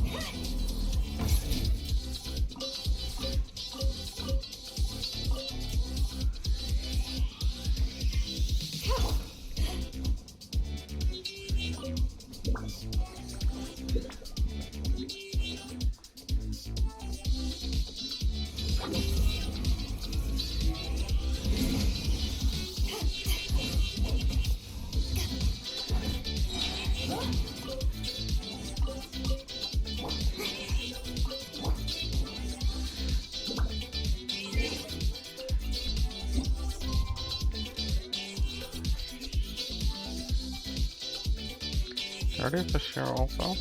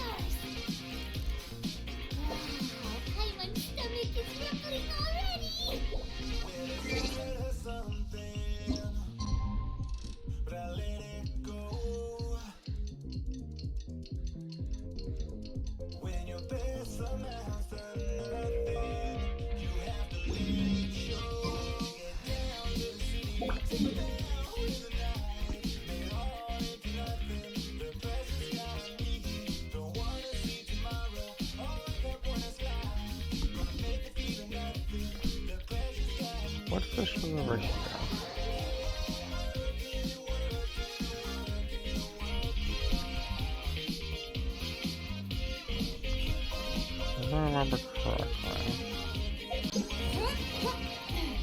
there was some fish over here, but I don't remember which ones.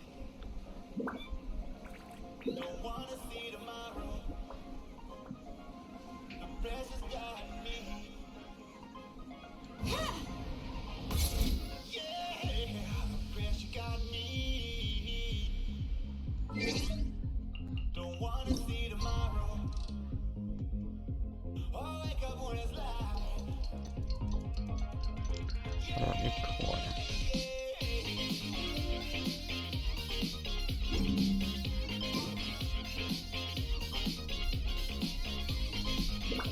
Or the bottom.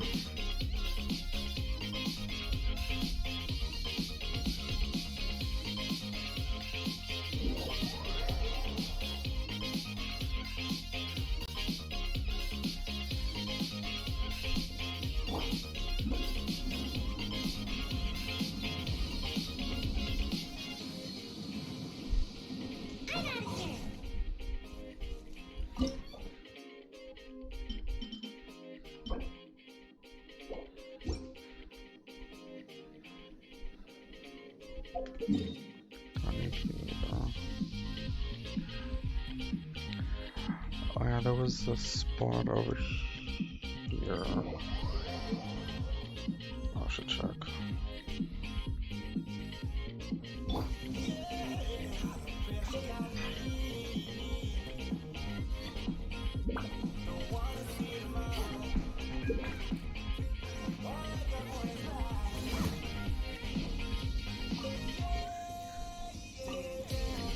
I pressed it the moment I got out there. What the?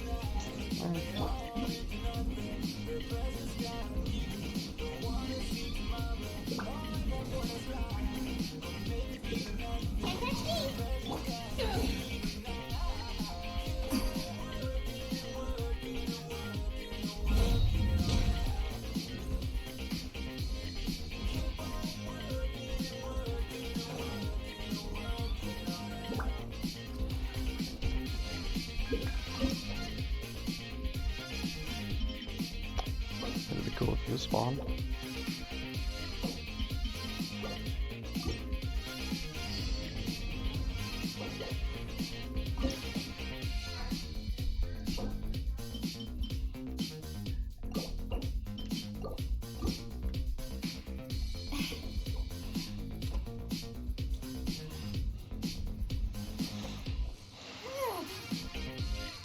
Steady now. It's the fun. Wow, Paimon's stomach is rumbling already. Not the venom.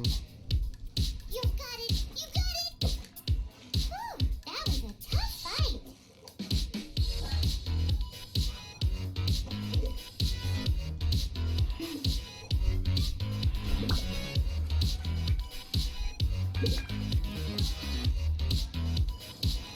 Steady now. It's the fun. Whoa, nice catch.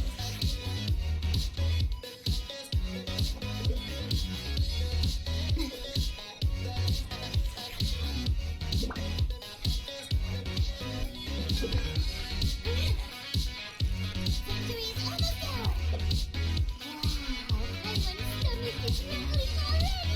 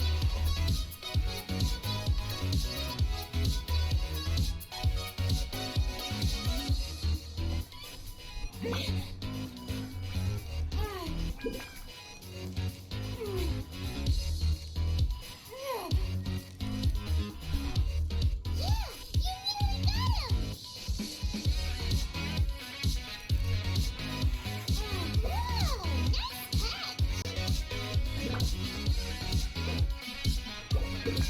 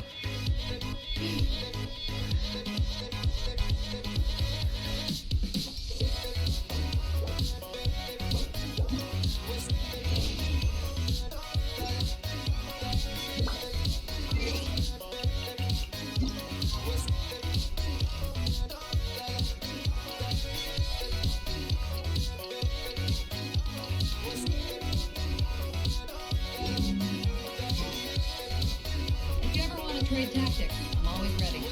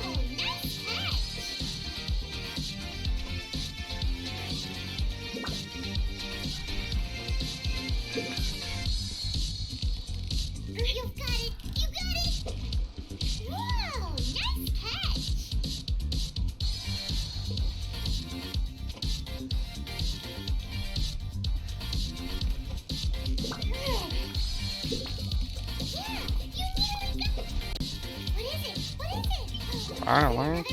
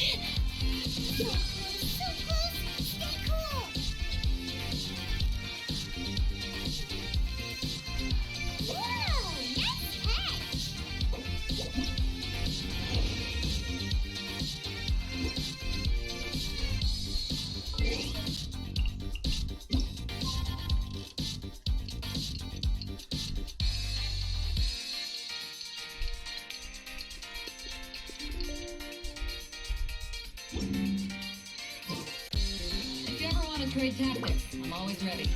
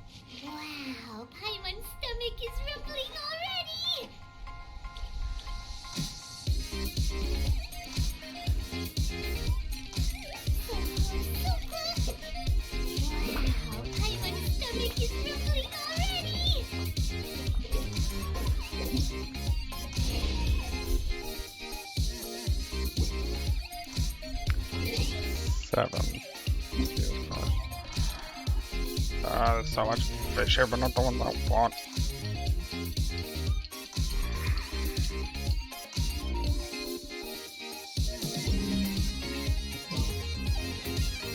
If you ever want to trade tactics, I'm always ready.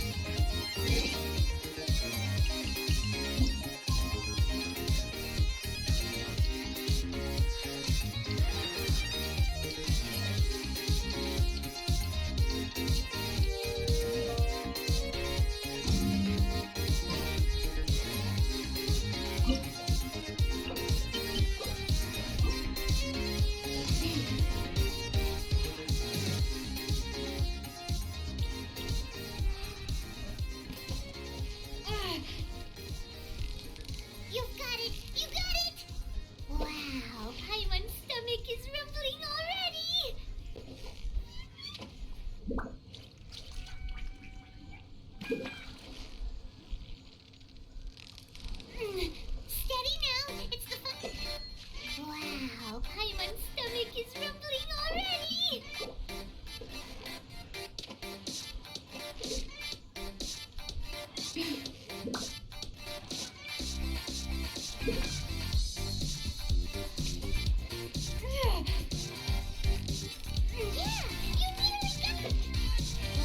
Wow, Paimon's stomach is rumbling already!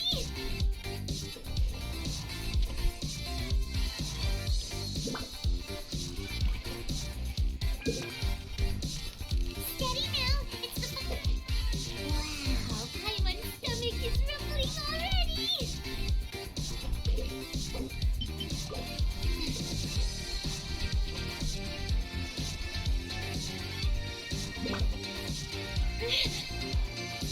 You got it! You got it! Woo, that was a tough fight!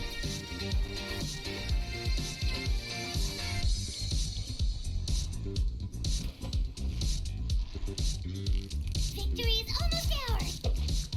Woo, that was a tough Yes. fight! No, damn it.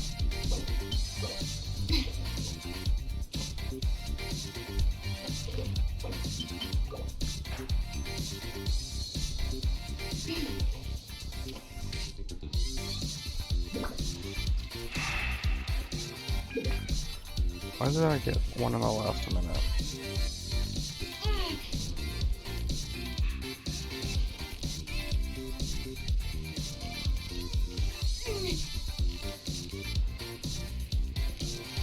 Steady now, it's the final stretch!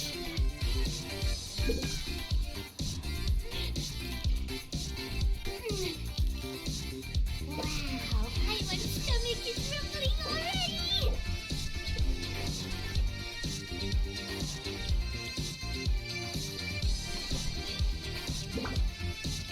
Victory is almost ours! Whoa, nice catch!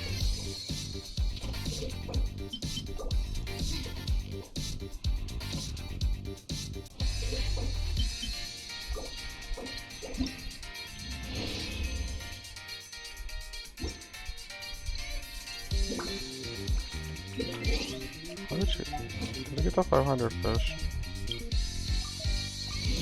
Yep. 2,000. If you ever want to trade tactics, I'm always ready.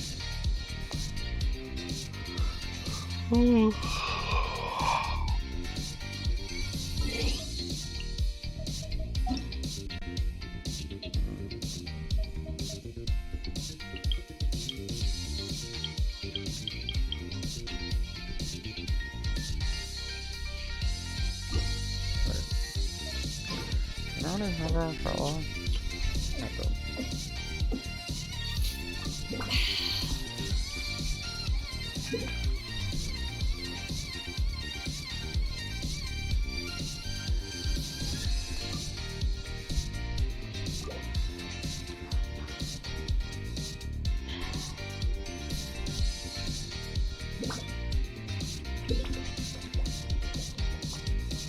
If you ever want to trade tactics, I'm always ready. I'll check my fish if that stuff is there or not.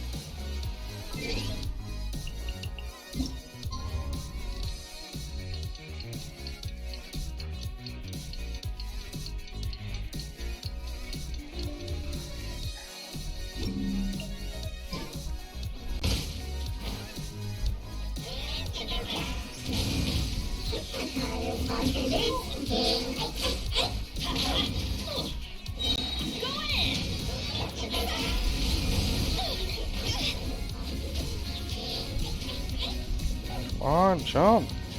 Get up there. Down. Down.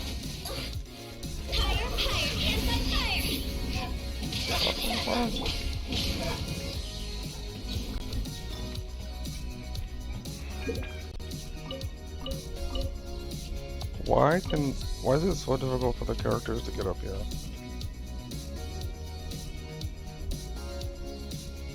Why when they're bad mechanicals, sir?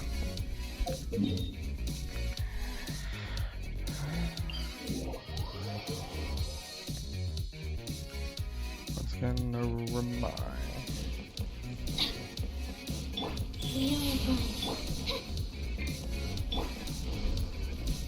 No fishing. Sag.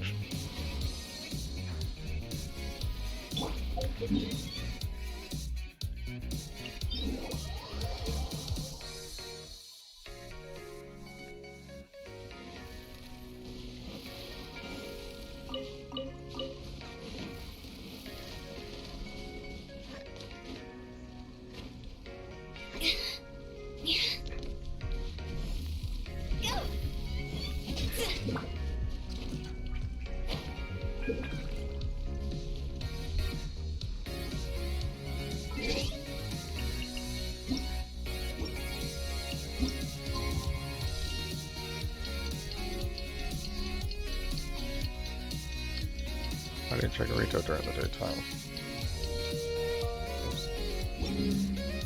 Billy Joe, Billy Joe.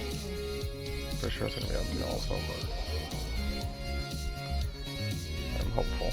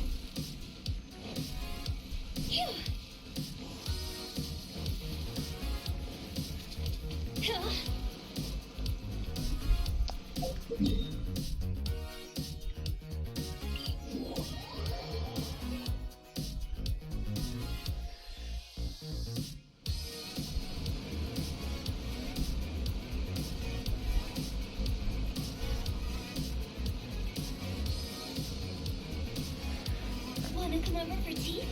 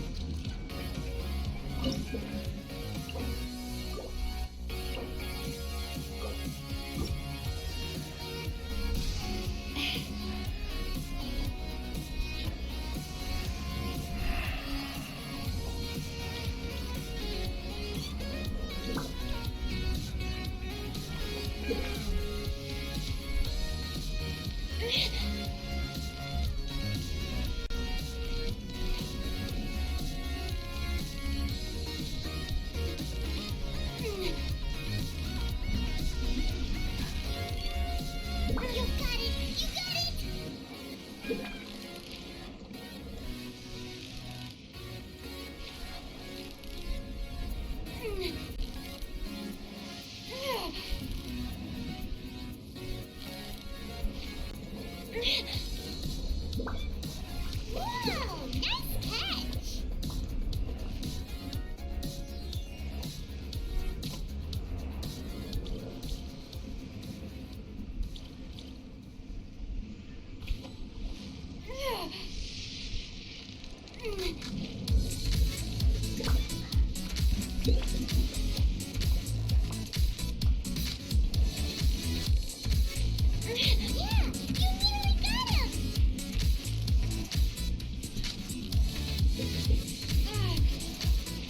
Wow, Paimon's stomach is rumbling already!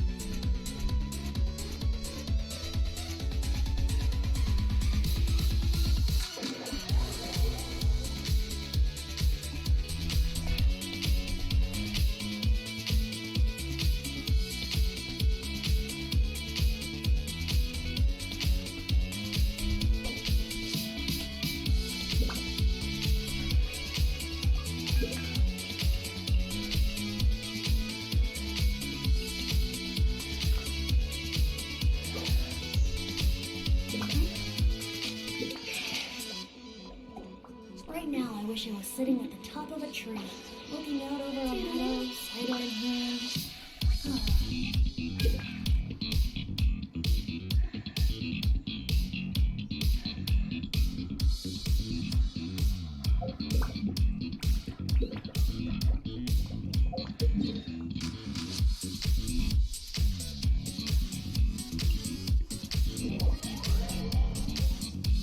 No way.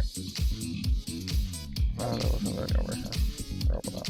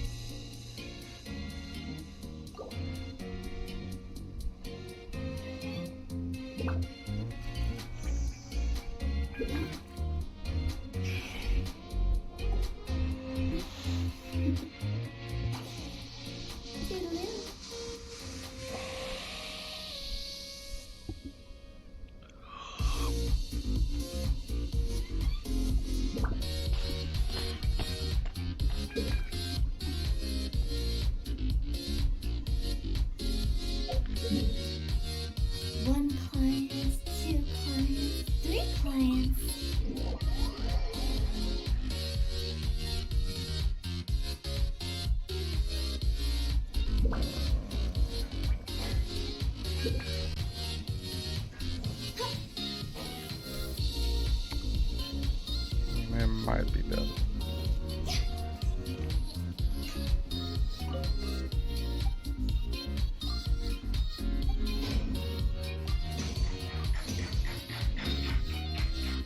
The essence of the Ame no art.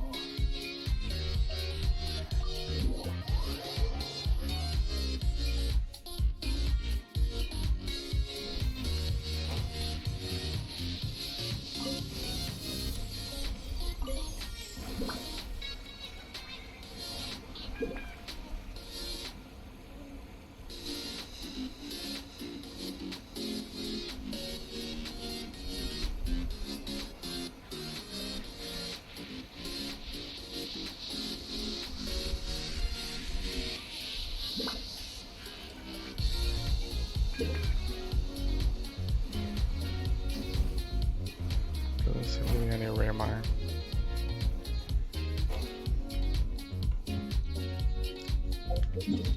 Sage.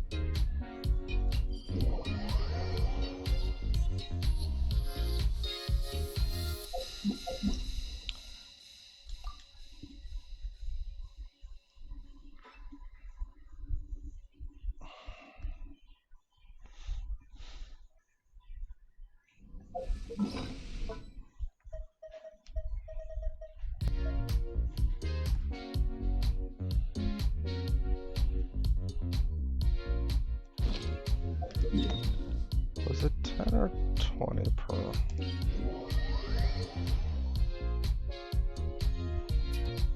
Let me check that.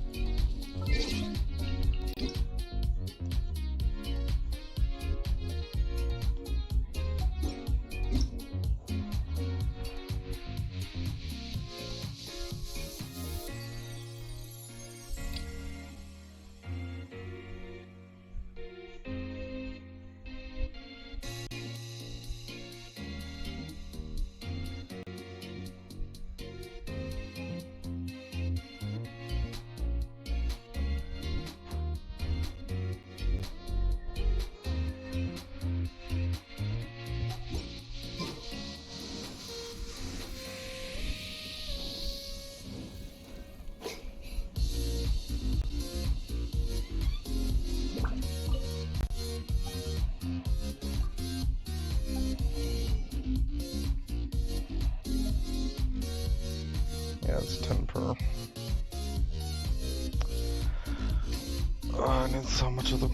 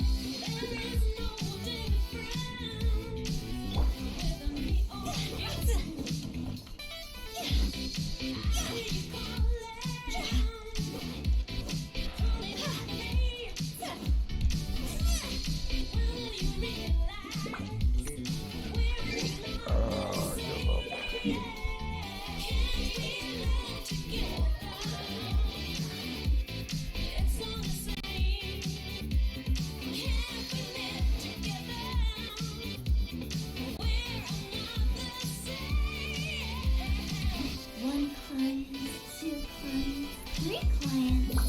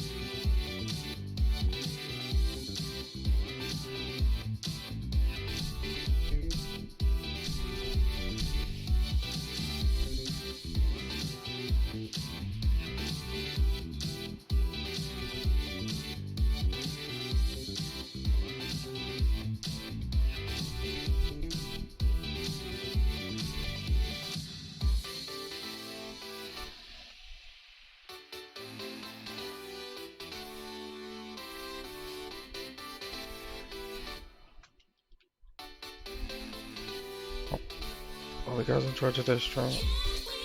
I'll see you guys tomorrow.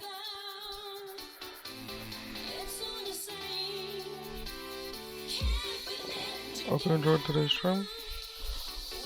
Have a wonderful day, night, morning, evening, afternoon, and I will see you tomorrow evening. Hope you enjoy yourself without me.